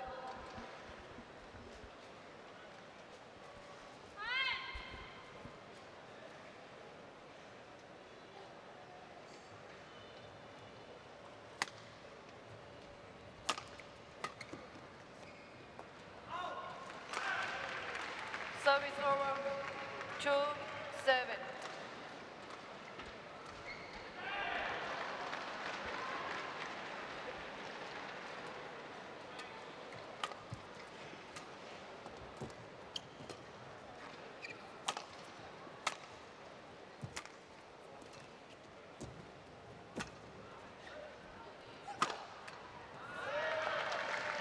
No, that's a better rally from the left-hander. Yeah, setting it all up by that very good net shot there. It's coming there, short-lived. Choosing to go down the line and have a follow-up, which I think is the right option here.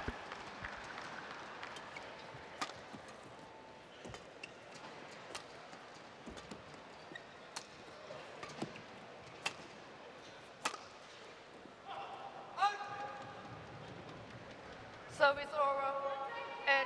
8-3.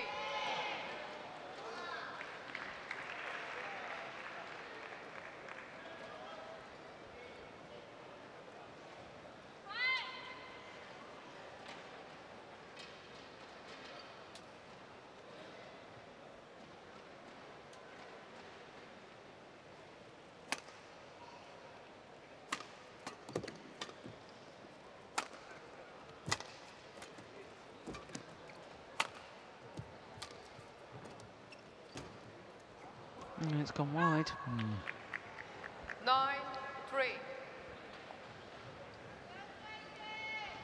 A little bit unforced error. Can't be happy with that.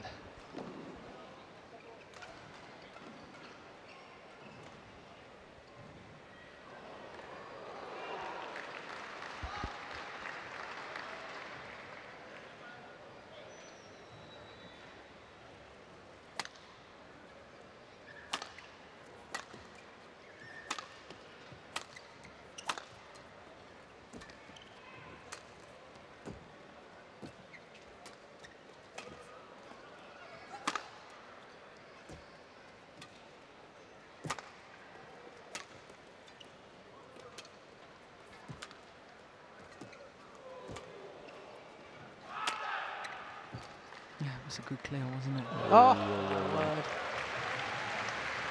She's been chased around the court. Bay, I think Wang is really playing a good, clever game here. She's using all the corners, really adding on the pressure. And it's not in terms of power and all that, it's simply just pace, pace, pace.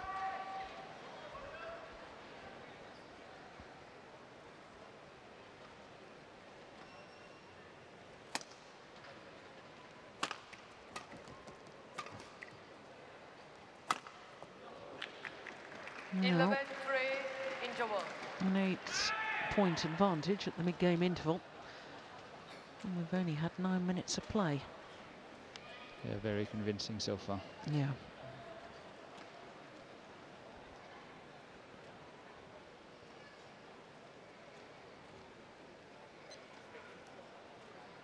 Chen Jin, former world champion.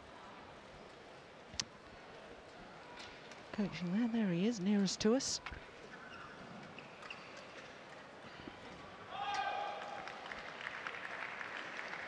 Court 1, 20 seconds. Court 1, 20 seconds. Good hard-working player, Chen Jin. He really had to work hard, but he was fit.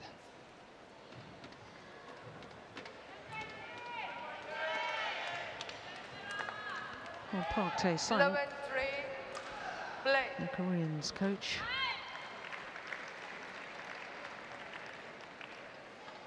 If you believe that she doesn't have the same pace or unable to play rallies at the same pace as her opponent, and you've got to give some sort of advice, Yes. what do you give? Because I mean, if you think that 11. you're going to struggle in the rallies anyway, I mean, what sort of advice can you give as a coach? She's got two options and she has to combine them somehow. One of them is she's got to play more straight shots. The more cross-court shots she plays, the more she has to run. She's got to keep it straight. That's the first option. So if the opponent chooses to go cross, she's got more time. Her own shots, she's got to go straight as much as possible. Second thing is, she's got to stay in the match for as long as possible. Every second counts, because the longer she can stay on court, the better the chance is that Wang is running out of steam, or at least you take the edge off the top 10%, and you sort of lower the pace, and suddenly it's down to the pace that you can cope with. Yeah. So she's got to combine these two things and stay in the match for as long as possible, and this is not good enough in terms of that kind of planning. Well taken. Service over. 12-5.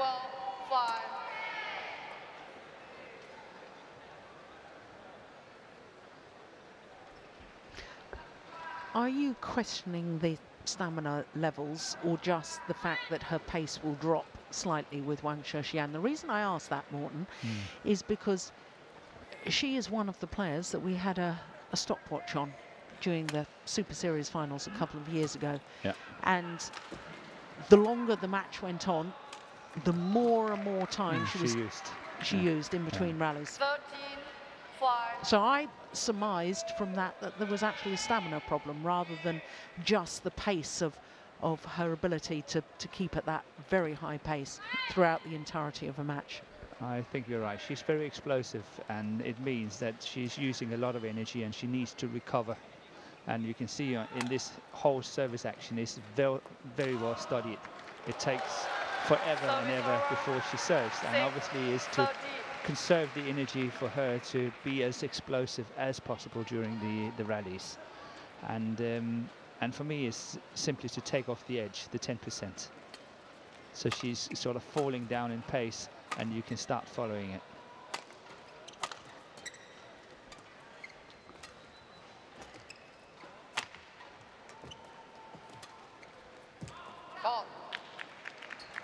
Service over. 14-6. And I'm telling you, I'm talking from experience. Yeah.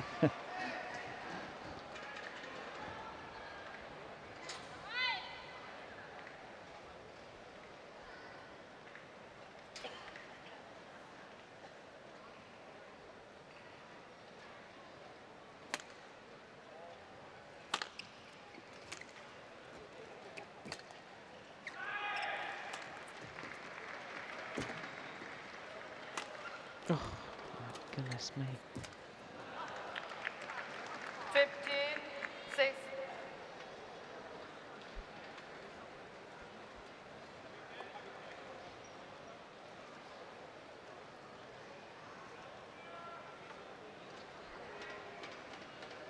And Wang is really exploiting that deep forehand corner of Bay as well, and she's done it on numerous occasions already, so she knows that that's one of the weaknesses in Bay's game.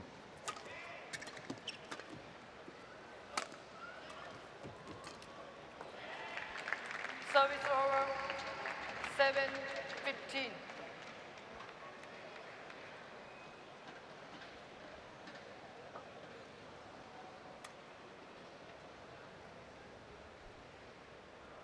It's difficult to understand in a way for me, Morton, and perhaps you can enlighten me as to why Bai Yongju has been able to beat the other top Chinese players. 2 victories over Wang Yihan, beaten the Olympic champion Li Shuirui, beaten Wang Xin, who of course is a former world #1, beaten the likes of Sina Nehwal and Urachana Kintanot, but she can't, it seems, since junior level, beat this lady. 16-8. It's obviously something to do with playing style as well, and there's a mental thing between the two as well. But basically, I think that Wang Xishun, she can play this higher game, and something is somehow Bai cannot withstand it. She can't withstand that pace. See, that's a forehand again. It's exploited. And then obviously she makes mistakes, but she feels so much under pressure. She's got to play good shots the whole time. But to me, she must think more like, I have to keep her on court for as long as possible. Yeah. Better play 2-3. Every time you can play a safe shot, play a safe shot. Keep her on the court. Don't try to go for winners. She will come at you the whole time. She will come and come and come and come. She will get at you all the time. And you just have to sustain that pressure.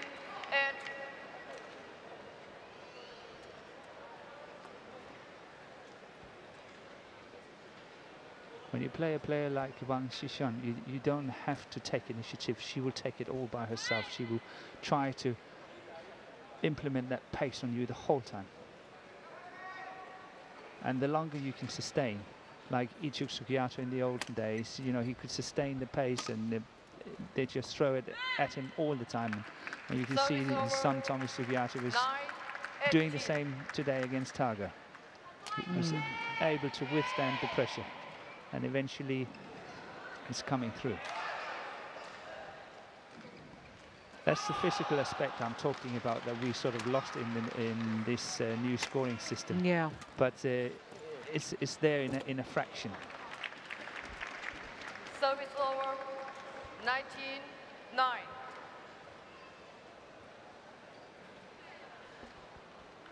And it's also easy to see as soon as Wang is putting that pressure in the deep corners. Bay is forced to play to the net, towards the net, and she's in there straight away, using her pace, and then can virtually choose to do whatever she wants to do and play winners from there. 20, game point 9.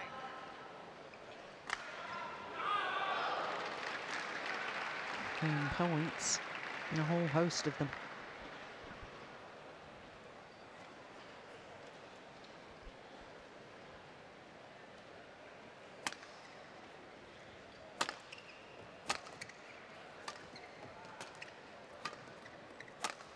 Oh, yeah, that's very good. 21-9. 21-9.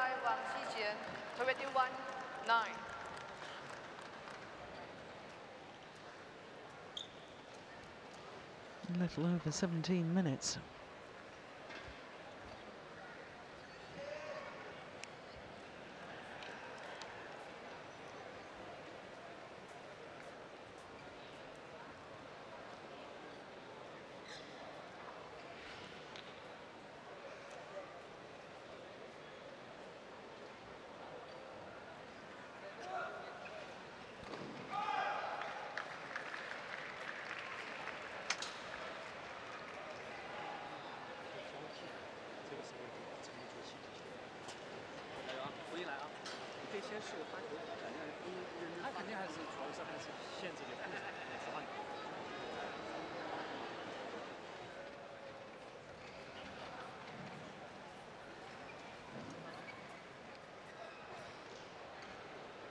Well, interesting to me that the Korean coach, Park Tae-sang, using all of his allotted time. The two Chinese coaches already sitting on their coaches' chairs at the back of the court.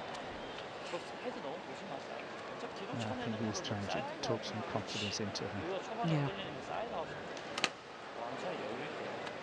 But the approach when you go into a match like this must be, okay, I might not win the first set, I might not be the first one off the block, out of the block when we start.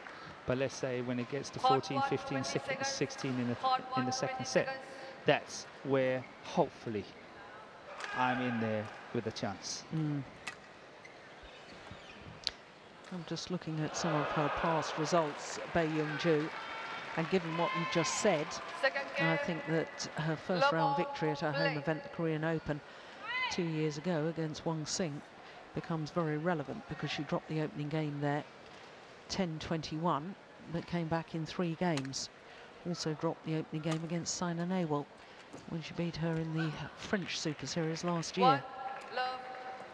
So if you're a Korean fan, don't panic, not yet. Not yet.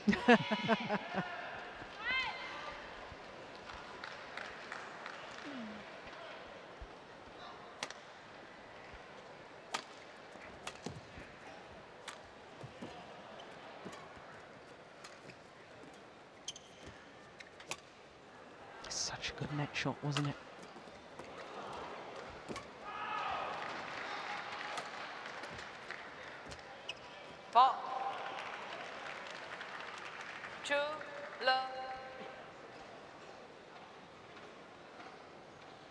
It was a very qualified guess on that defensive shot.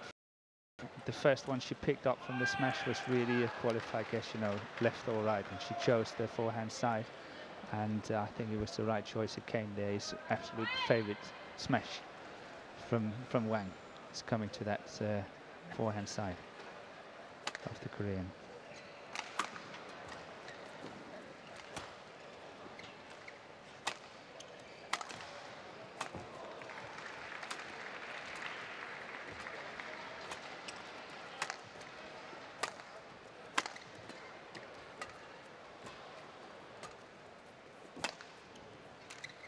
That's much better. She's struggling all the way. Yeah. All the way in the rally. She's late and late and late, but she's struggling but getting it back. And eventually the mistakes come.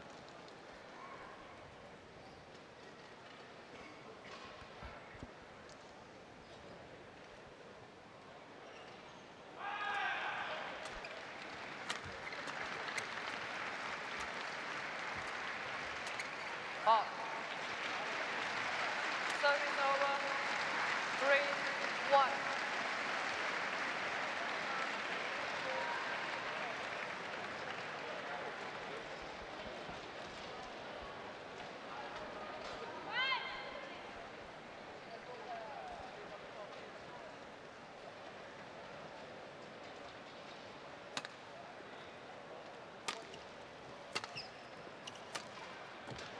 Nice shots, really nice shot. Service over. 2-3.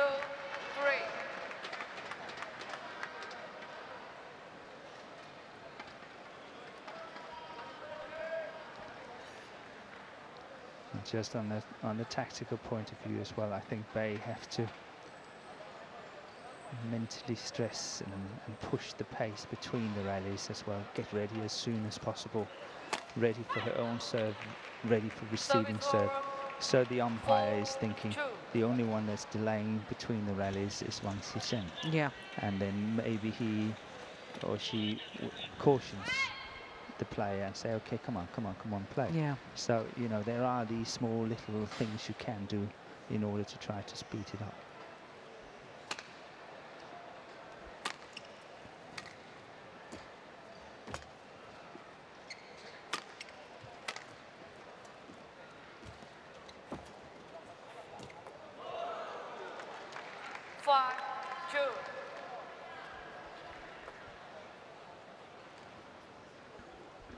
But that's the shot that's doing the damage. She's getting caught again in that deep forehand corner, forced to play that very soft drop shot. That one there, Zhishen is in straight away and plays a nice delicate drop shot.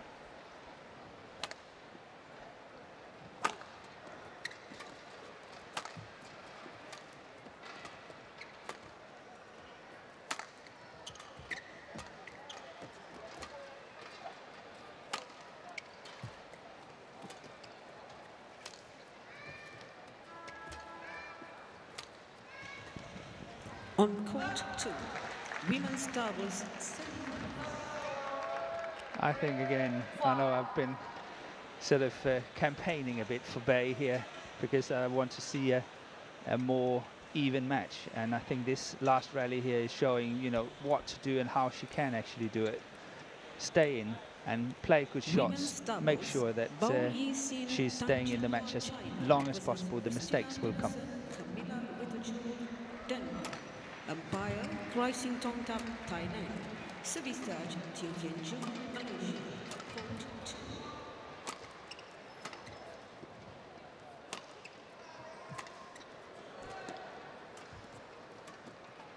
2. Yeah.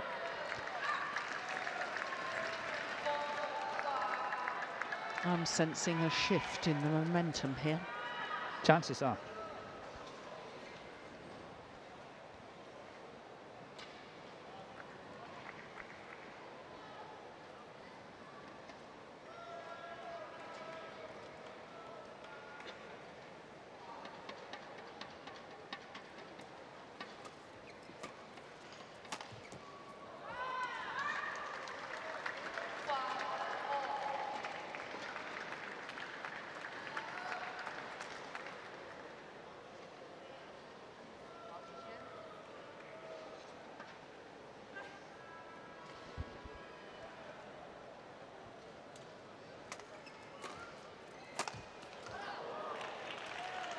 No, it's called good.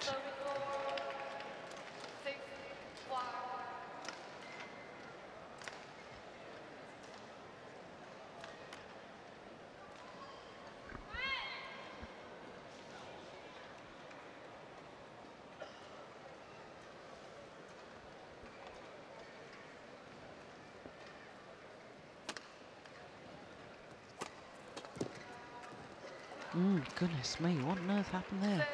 Get caught in the lights or something? She doesn't like they come really quickly back, these attacking lifts. Well played by Zhishen.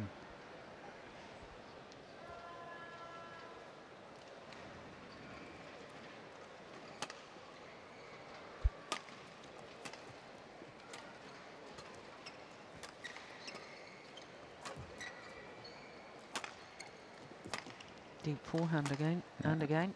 Yeah, Got well out of it this time. It's out. Oh, there's an appeal there. Nope. Mm.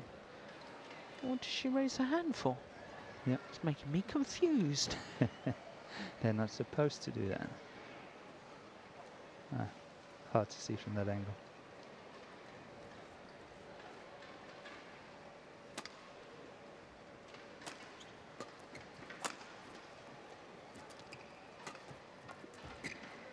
Oh, oh my goodness. Well back from Wang Xiaoxian.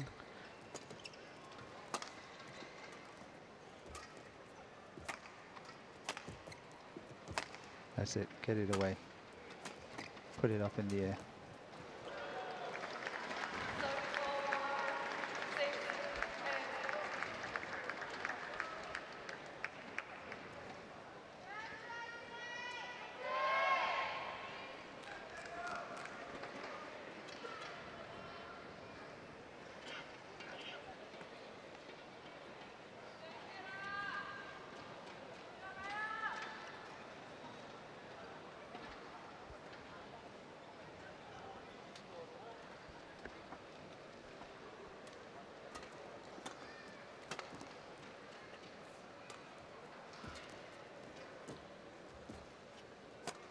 Oh. A very good net shot. Yeah, superb net shot. Shuttle behind the advertising boards. Stay in on that one, stay in. Bay is playing such a beautiful net shot. Yeah, why back off? Yeah, but it's very common in ladies singles that, you know, you play the net shot, but you back off and not stay in and believe and then tap the net. Because the women's singles players are very concerned about getting back to the back of the court to then, if the shuttle is lifted. Yeah, they're very cautious about getting caught. Yeah.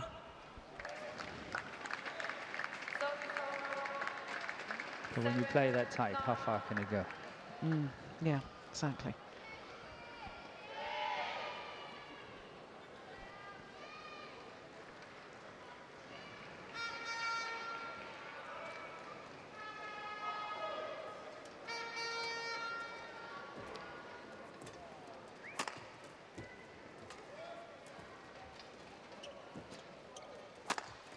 Oh, good defense. Yeah.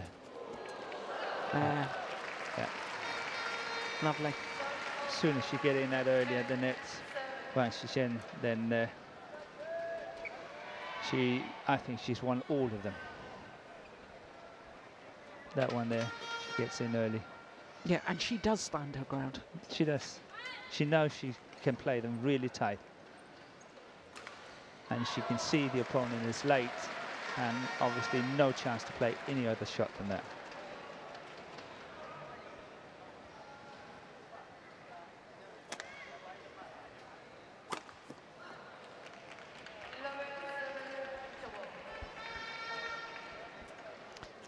So 4-point advantage to the world number 4 and number 2 seed here, Wang Xiaoxian.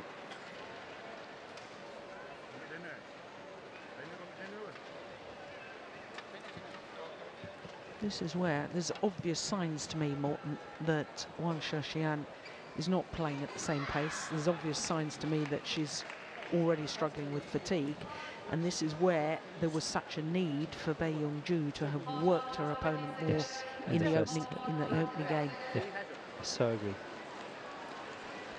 And the coach here just have to encourage her the whole time. Say, listen, you can do this.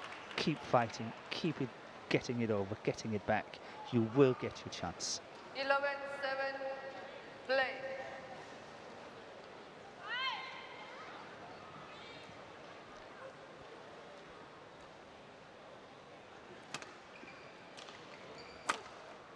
No, overdone it. That's the last thing she wanted to do, really, wasn't it? Gift away a point after the mid-game interval without making the opponent play anything other than the serve.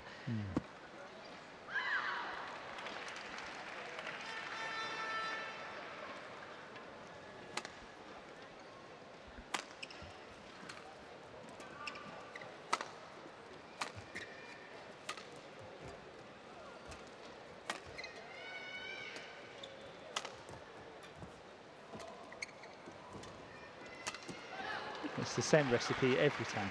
13-7. Now, in case you were thinking, hang on, wait a minute, Wang Sheshian touched the net after she played this winning shot. Yes, she did, but the shuttle had already touched the floor. So once the shuttle has touched the floor on your opponent's side of the court, the rally is deemed over. So it doesn't matter if you then go charging into the net. I don't think I ever went charging anywhere, though.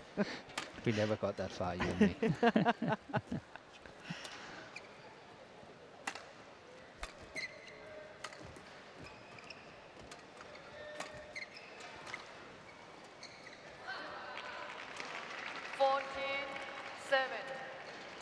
5 straight points.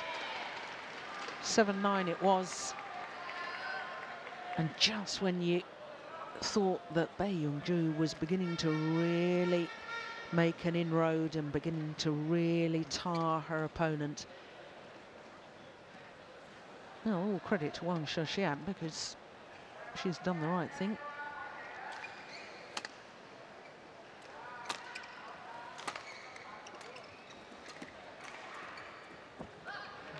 And they're on the drop shot there from deep in the forehand corner once again. So I'm guessing by your expression, Morten, that if you were coaching Bae Young-ju right now, you'd be perhaps a little frustrated. Yes, I would. Yeah. I would. It is allowed as well as the coach to encourage but between the rallies. Yeah. And if I was the coach, I would make use of that option and talk to my player between the rallies and say, come on, you can do it. Well done. You did okay here. Come on. This is the right recipe. If you stick to this, we have a chance. Yeah.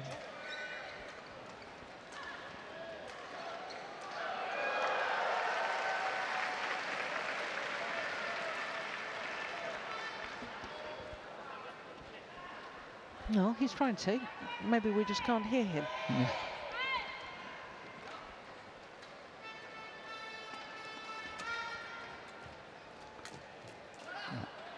It's well taken, isn't it? It is. Every single time Bae is forced to play these slow drop shots, when she's getting caught, then she's so sure to lose.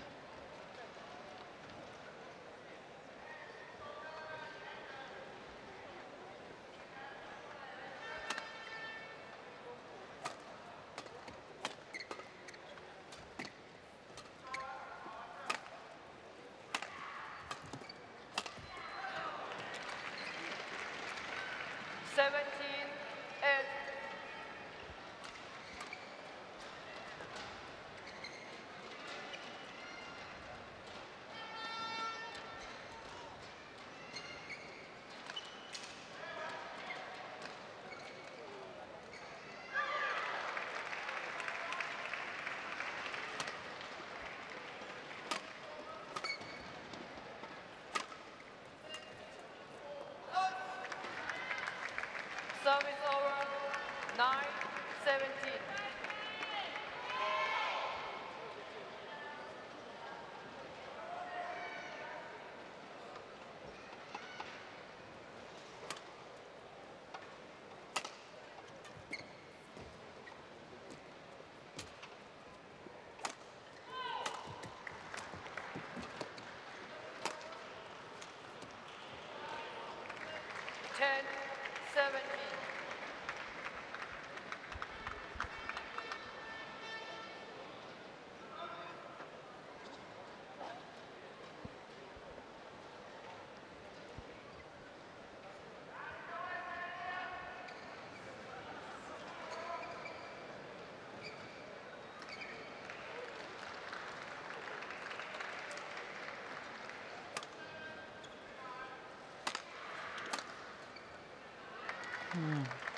Good smash.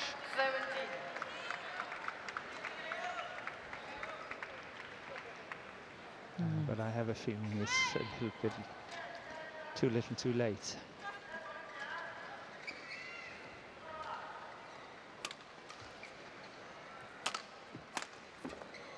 Oh, that was going wide. It was. I wouldn't be so sure, Morton. If I was Wang Xixian, you know, you can still take your time and wait for the right time to go for it. Yeah, and as we're watching that again, I noticed that Bae Young-ju was standing in the service position ready to serve, and our opponent was still wandering around the court. It's going wide, and I think that Bae Young-ju needs to pick up the shuttle quickly, get back to her serving position, show that the umpire that she's ready, because look what Wang Xixian is doing. This is where she needs to stand ready if you want to increase the pace in between rallies. 14-17.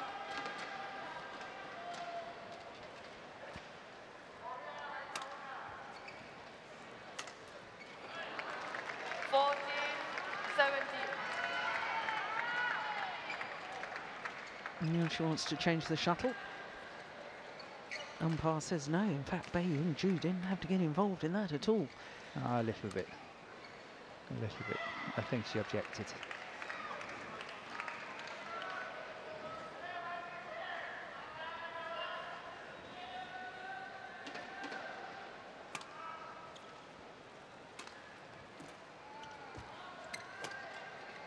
Good lift. Yeah, excellent lift. Stay in.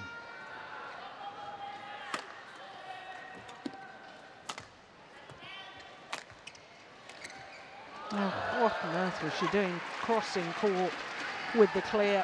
Service over.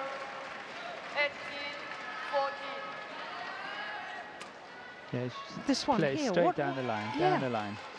The slice down the line is what she usually plays. Would have done. It would have been a fine shot. Might not be a winner, but a fine shot. And definitely not opening up the court.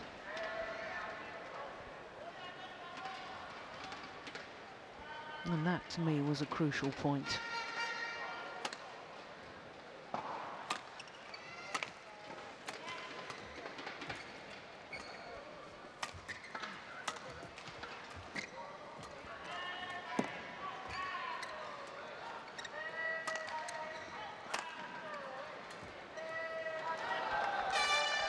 Service over. 15-18.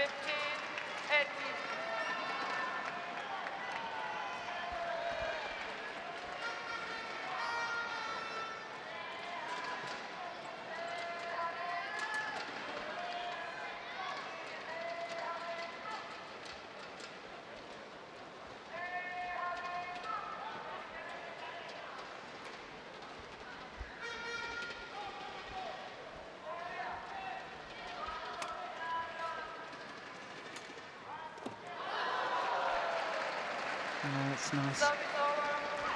19, Yeah, good shot. 15. Very good shot.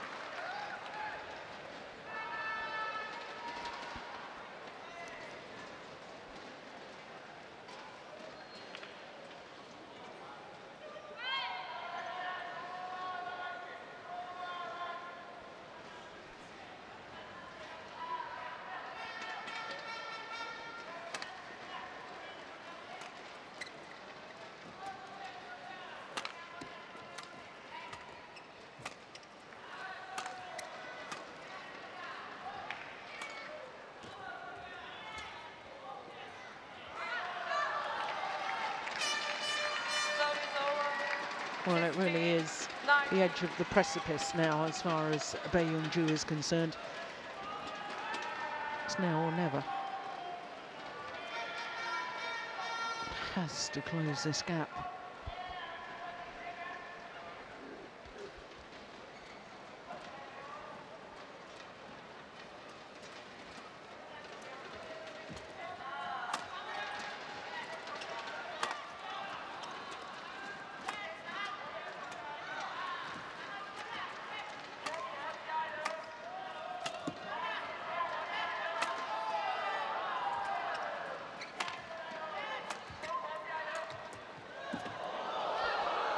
It's a lovely drop shot though from Wang Xixian. moved Bae Young-ju the full diagonal of the court, pushed her to the back, brought her forward. There she is, round the head, then has to play forehand net. And just didn't have the legs to get there in time to control the net shot. So 4 match point opportunities for the former champion, Wang Sheshian.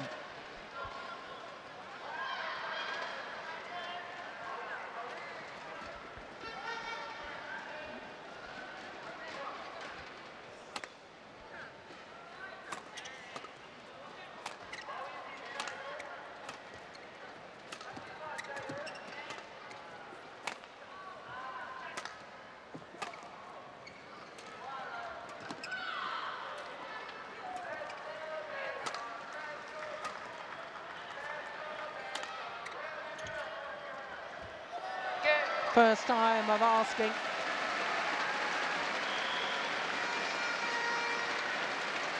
And Wang Sheshian, the 2011 champion, will tomorrow contest the final here, a second final at the Malaysian Open.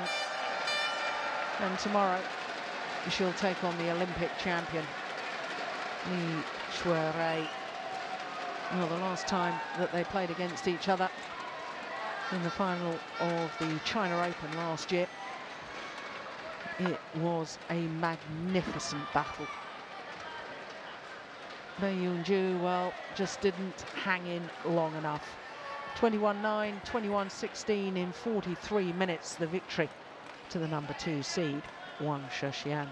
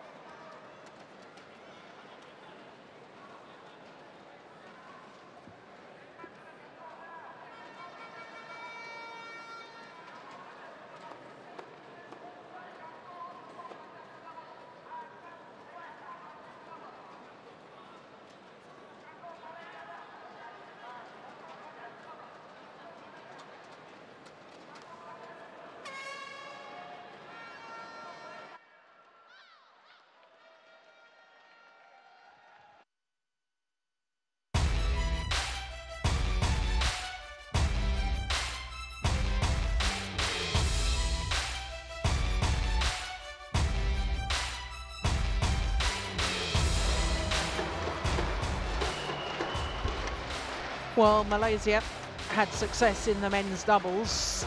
Will they have success in the second of our men's singles semi-finals? Of course, the defending champion, the 9-time winner, Lee Chong-wei, is today trying to get through to his 11th final here at his home event, the Malaysian Open. Making his 4th appearance this year. He first played in the year 2000 as a qualifier before he lost in the very first round.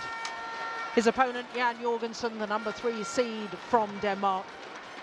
And as you can see, at semi-final stage, 4 different nations are represented. If you were with us earlier, you will have seen Tommy Sugiyato defeat Kenichi Tago, who himself had defeated the number 2 seed Chen Long in the quarter-final stage.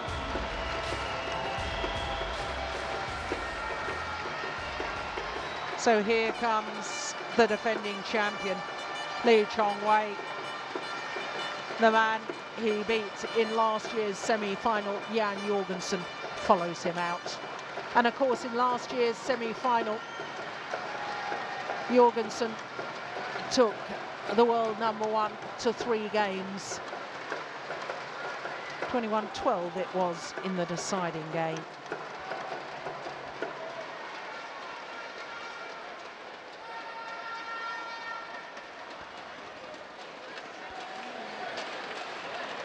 Well, Lee Chong-wei already holds the record of 9 Malaysian Open titles. Can he extend that record still further and get through to an 11th final? Lee Chong-wei today competing in his 31st consecutive Super Series semi-final. And that's not including the Super Series finals either. Each are hard-out tennis players. Roger Federer, 23 consecutive Grand Slam semi-finals. Of course, that was over 4.5 years. And it is only 2010 since Lee Chong-wei failed to reach at least a semi-final. But of course, with 12 Super Series a year, there's more opportunities and more tournaments. But the world number 1 is quite simply, without any shadow of a doubt, the world number 1, because he's so consistent. 51 Super Series tournament finals, 79 international tournament finals, 35 Super Series titles. It's only been going for 7 years. And this, of course, the 8th year of the Super Series. Started in 2007, and look at that so far. Vittinghus in the first round, then the former world junior champion Wang Zhiming, and then the World Championship bronze medalist Du Pengyu in yesterday's quarter-final. He's looked impressive. In fact, we watched him on Thursday against Wang Zhiming, and he was so full of confidence. He played a winner at the net where he just walked off court because he didn't even watch the shuttle land. He knew it was going to be a winner. Jan Jorgensen turned 26 18 days ago from Aalborg in North Jutland, enjoying his 4th week as world number 3. His win-loss record for last year, 1 title, the French Super Series. Beat the man who had beaten his opponent of today, Kenichi Tago, in the final, and that was Kenichi Tago's first ever victory over Lee Chong-wei. Well, his big problems, the Dane, was in the very first round. He was a game and 2-7 down, 7-10 down before got himself together to win 21-17, 21-14 against Rumbaka. Kashak Parupalli, the World Championship quarter-finalist, in the second round, and then yesterday in the quarter-final against the former world junior champion, Kento Momota. Well, Lee Chong-wei not only won 10 of the 11 previous meetings, He's also won the last 8. The last 2, of course, at the Super Series finals.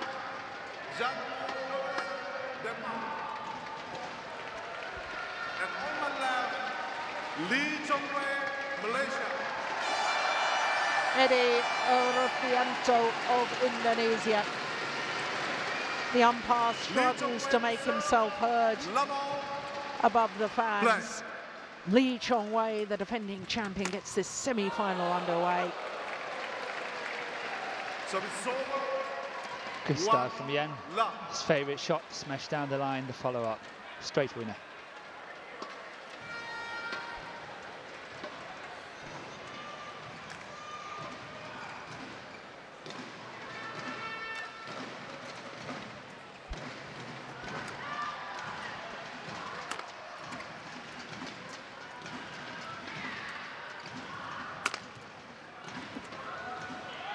Oh, I thought that was going wide.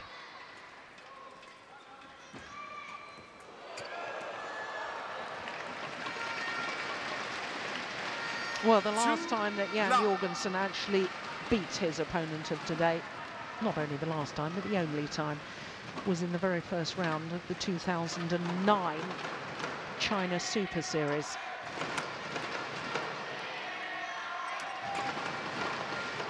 That's landed well in. 3 love. Well, Jan Jorgensen earlier in the week was quoted in the newspapers as saying that Lee Chong-wei and Chen Long were way ahead of the rest of the contenders, and himself included. Maybe a little bit of kidology. Service over. 1-3. Chong-wei, Chong-wei's up.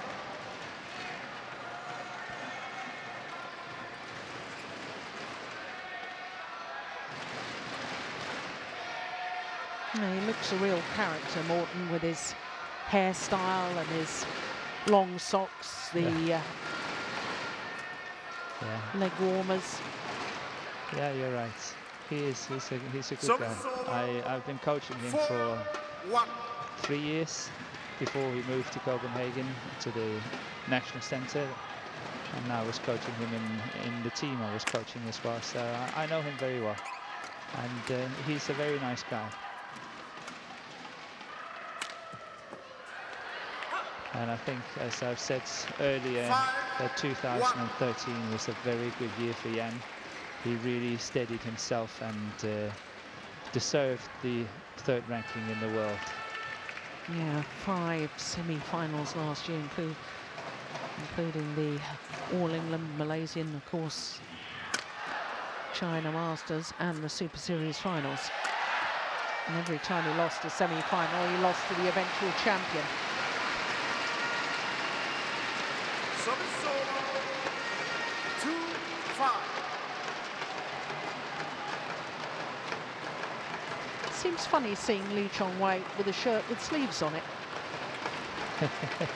Usually wears a vest, doesn't he? Yeah. No, you're right. I didn't even notice, but yes, you're right.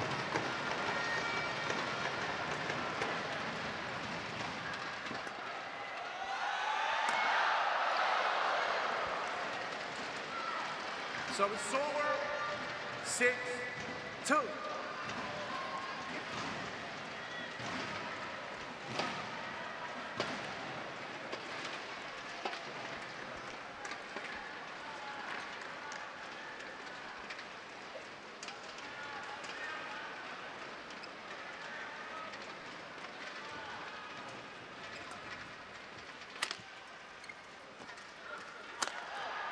Oh my goodness.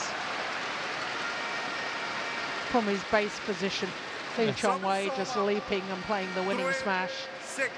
Oh, there he is, hovering. Goodness gracious, what athletic ability.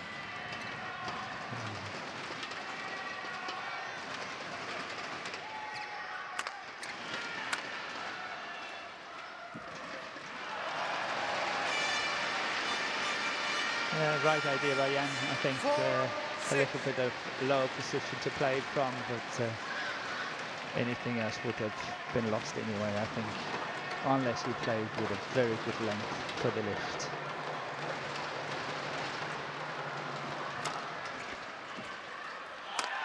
Oh.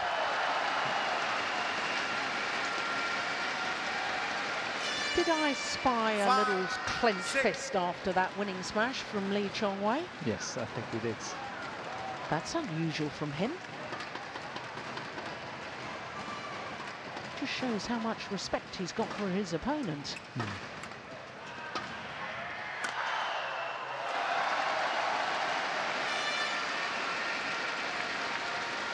Yeah, Lee Chong-wei is adding on the pressure, getting on the attack most of the time, able to finish it. But Yan obviously has to try to reverse that and try to get into attack as soon as possible, if at all possible.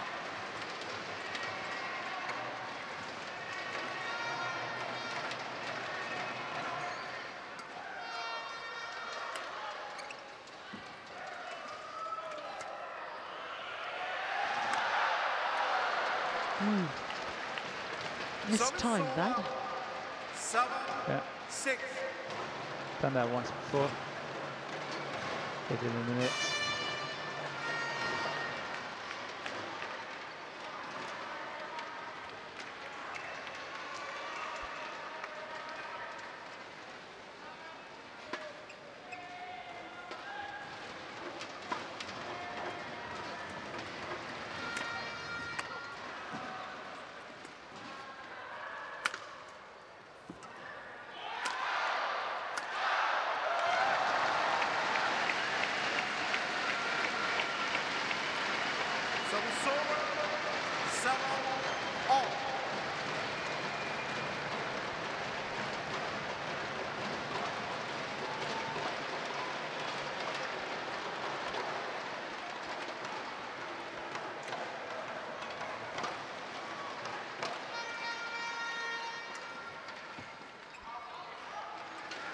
Pushes long.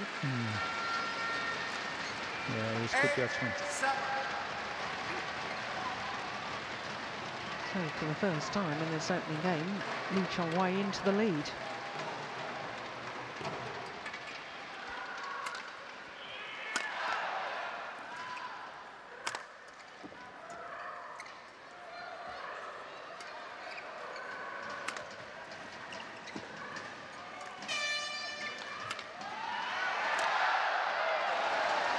Well, there's going to be an appeal there from Jan Jorgensen. Challenge.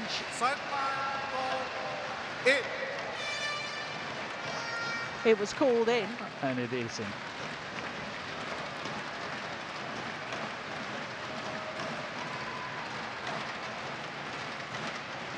Well, we're waiting for the tournament referee to confirm it. Oh, it's the deputy referee, Lynn Netzig from New Zealand. It is confirmed as in. She is. Confirms the line judge's call.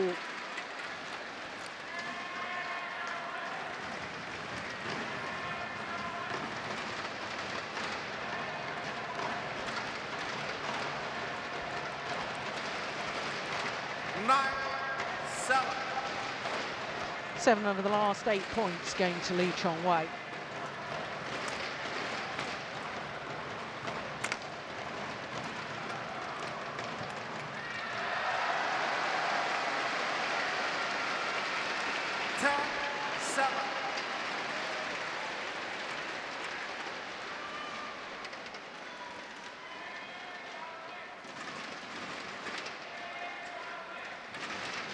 Malaysian coaches Tosu Bok on the left and Rashid Sadek on the right as we look at them.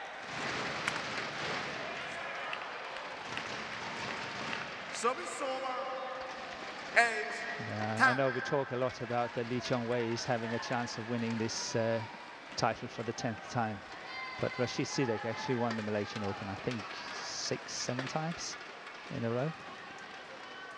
Stadium Negara in the olden days, difficult place to play. Yeah. No air conditioning, no nothing, and I think he was not the best player in the world at the time, but the Malaysian Open was really his tournament. I think he won it 6-7 times. And that was a bit of achievement.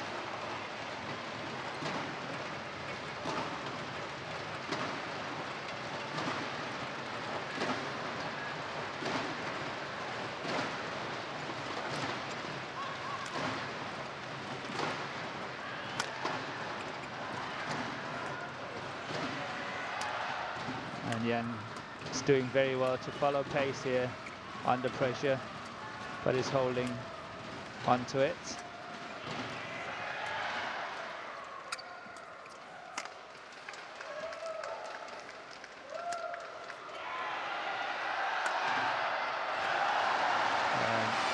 But eventually Lee Chong-wei managed to finish it. Very good smash down the line, ready to follow up. And the score is 11-9.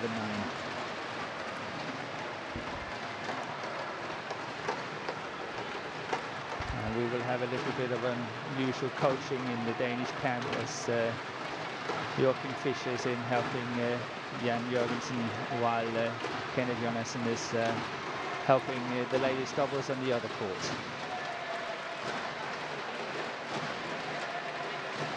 Yeah, former very good singles player himself, Joachim Fischer. Court 1, 20 seconds. Court 1, 20 seconds. And now both World Championship and Olympic bronze medalist in mixed doubles.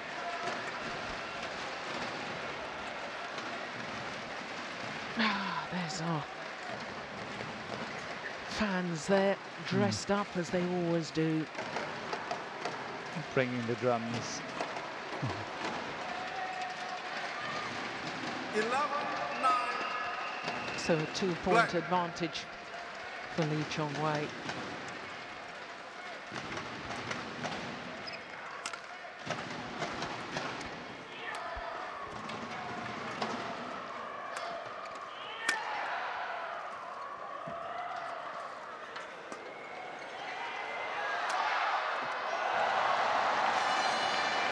What we are witness here is world-class badminton. Very good pace. I think the quality of the game is excellent. Again, Yan is working hard. Lee Chong-wei is controlling the rallies, and Yan is obviously trying to stay in as long as possible. A bit like the other match when we saw the ladies singles, Yan had to stay in for as long as possible, trying to take the edge off the pace of Lee Chong-wei, but obviously it's a tall order to do that.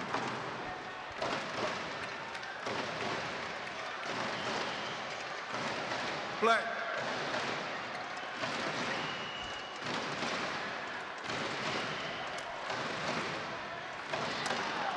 And Yan really have to get this point, I think, otherwise the gap of 4 is huge against a player like Lee Chong-wei. But he's struggling big time.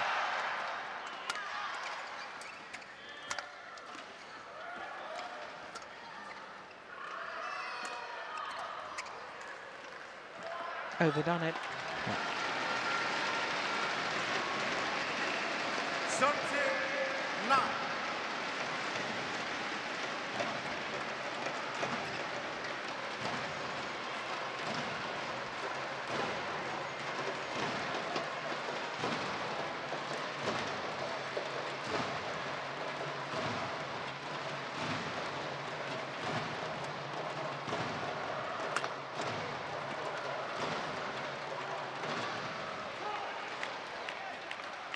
Service over. 10-17.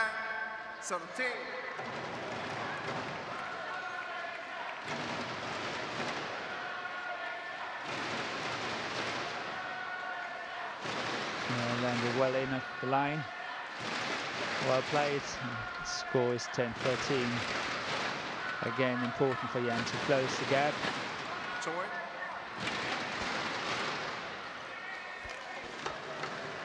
Lee Chong-wei seems to be in fairly good control of this set. No, That was a bit like the one we saw the other day. Oh! Well, that really did seem like Mission Impossible. Tom Cruise on his way.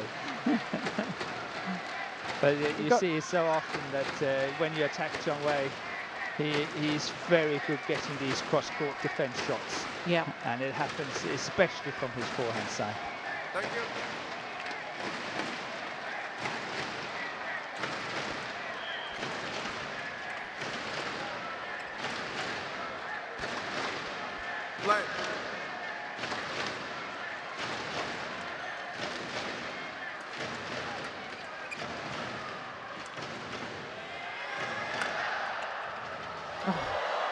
unbelievable.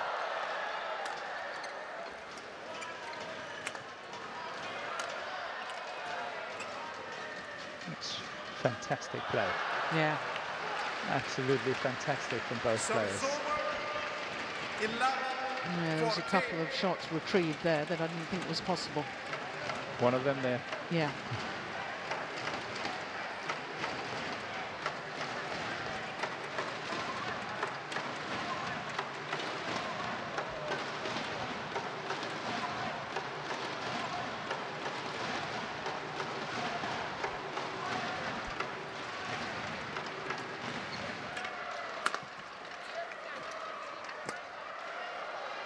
Oh, it's in. Yeah.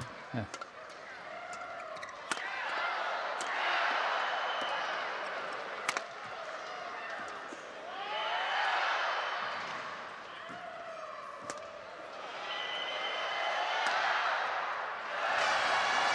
Clever. Aiming towards the right hip of Jan Jorgensen. 50 in love.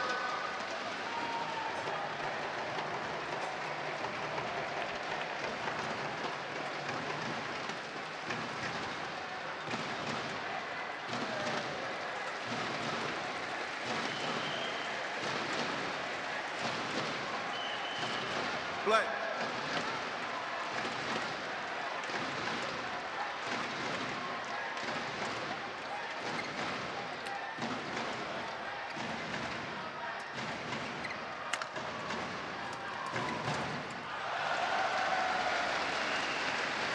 No, just seemed to snatch at that, but I think he was right to try and pressurise. What do you think, Morten? Yeah, I think very good change. It was a really nice try. It didn't pay off, as you say, but the idea was right.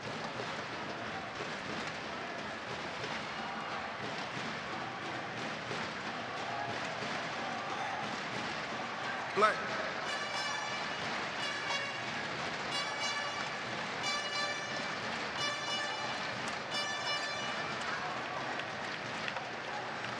So it's over. 12-16.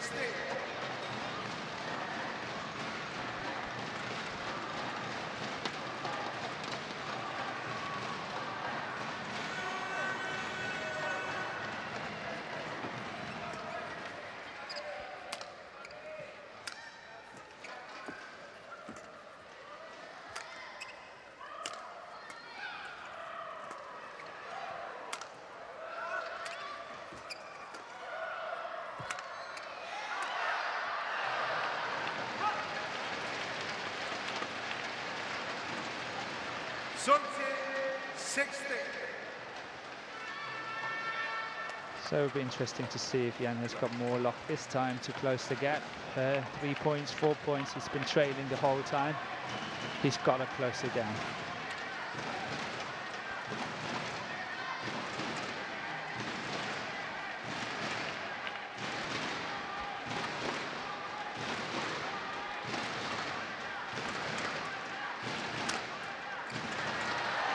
Did not succeed. Good smash from Zhang Wei.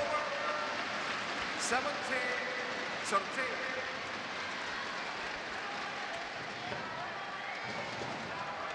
I suppose the flick serve there, a nice variation, and also, I suppose, with the quality of Lee Chong-wei's return of the low serve. Yeah, it's a good change. Yeah. It's a good change.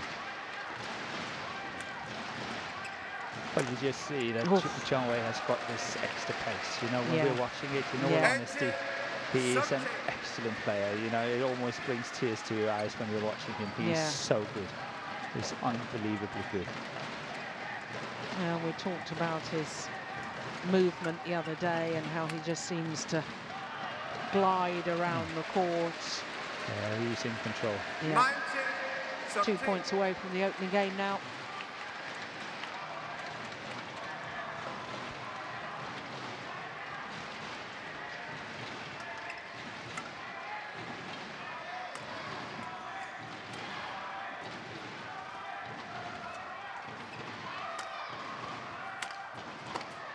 Unbelievable game.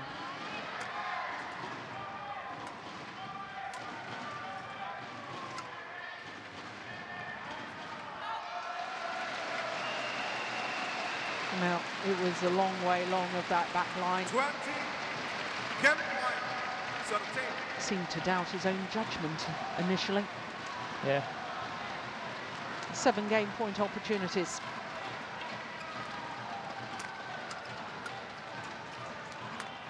Oh, he saw that. I've missed it. 21-13. And having been 1-5 down and 2-6 down, and winning 8 of the next 9 points, and from that moment, that run,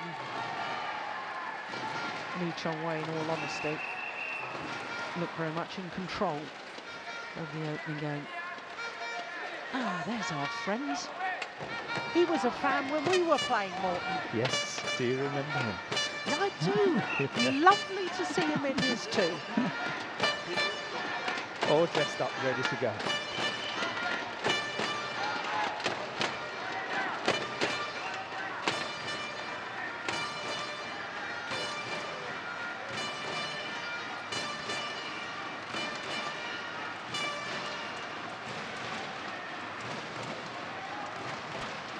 So now Kenneth Jonasson on the left is back in the coaching role.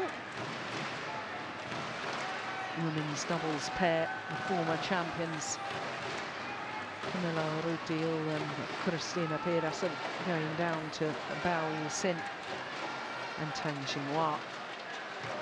Now, hang on, wait a minute. What's going on here? Tournament doctor. Ooh. Some sort of thigh injury. He might have pulled a small muscle.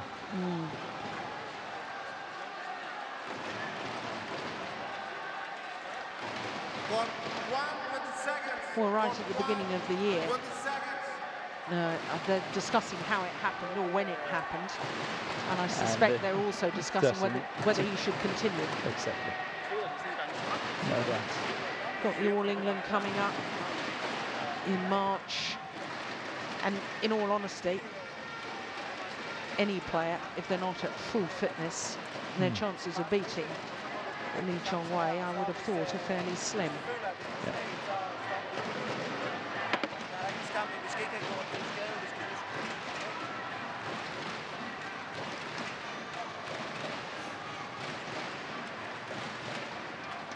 Lee Chong-wei looking very composed.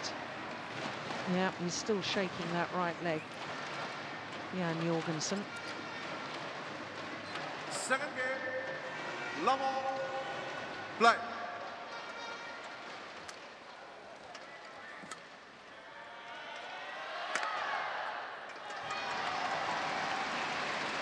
One, love.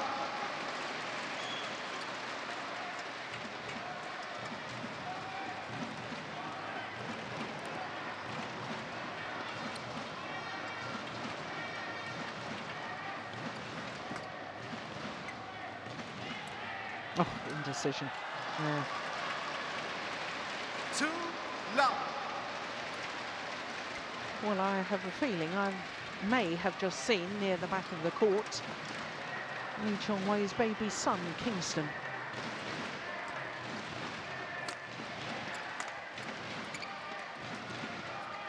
Yeah, it'd be lovely if little lad is watching his dad. I don't think he'll realise that quite what's going on. Oh my goodness. Great defence. I think he stops now.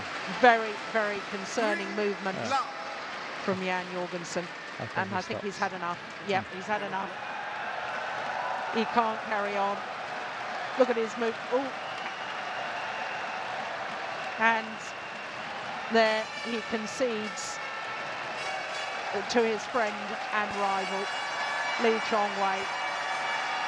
Well, he's won this title for the last 6 years as 9-time champion Lee Chong-wei.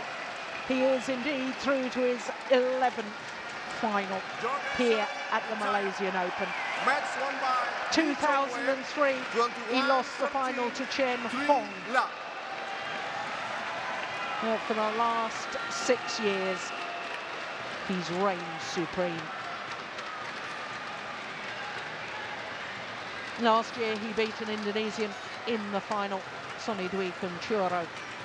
Tomorrow, that's very nice, isn't it? A lovely sporting gesture from Lee Chong-wei's coach, Tae Soo-bok, goes and speaks to Jan Jorgensen. It's always a disappointing way for a match to end with an injury. And there, that's terrific. Sportsmanship is alive and well in the world of badminton, and especially with Lee Chong-wei. No, I'm not sure I saw exactly when the injury occurred for Jan Jorgensen. But it was in the middle of the first set. Did you see it happen? Yeah, he was really, really stressed.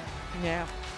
Well, of course, that means that disappointing way for semi-finals day to end, but it has been a terrific semi-finals day because it all started with mixed doubles and a repeat of the World Championship final from last year. But in contrast to the World Championship final today, Xu Chen and Ma Jin prevailed. Then it was men's singles, and Tommy Sugiarto is through to his first ever Premier Super Series final, where he of course will face Lee Chong-wei tomorrow, beating Kenichi Tago, who had had such a sensational victory yesterday in the quarter-final against number 2 seed Chen Long. What a men's doubles it was. It was an absolute thriller. 2 unseeded pairs, both appearing in their first ever Premier Super Series semi-final. It was the Malaysians that prevailed. Govi Shem and Lim Kim Hwa, 23-25, 21-13 and 22-20 in an hour and 12 minutes of pulsating badminton. Then Wang Sheshian, well, quite simply, she played at too great a pace for the left-handed Bae Young-ju from Korea. 21-9, she stormed through the opening game, 21-16 in the second. And if the former champion plays like that tomorrow against the Olympic champion, she may well regain the title. And as we've just seen in the men's singles, well, the defending champion, the 9-time champion, is now through to his 11th Malaysian Open final. And to put that into perspective, it's also his 80th international tournament final. And tomorrow he will try and win. There is his baby son, Kingston. I thought that was him here, and there, yes, he's not quite sure what Daddy has just done, but Daddy has created history. Yet another final for Lee Chong-wei. Their confirmation of all our results today from the television court here at the Putra Stadium in Kuala Lumpur. Only one of our matches going the full distance, but what a match it was. It means that Malaysia will be represented in 2 finals tomorrow, the men's doubles and the men's singles. 1 o'clock tomorrow local time for those finals. That's 0500 GMT. It should be a terrific day. I'm certainly looking forward to it. I'm sure Morten Frost is too. From the both of us and all of us here in Kuala Lumpur. Until the finals tomorrow. Bye-bye.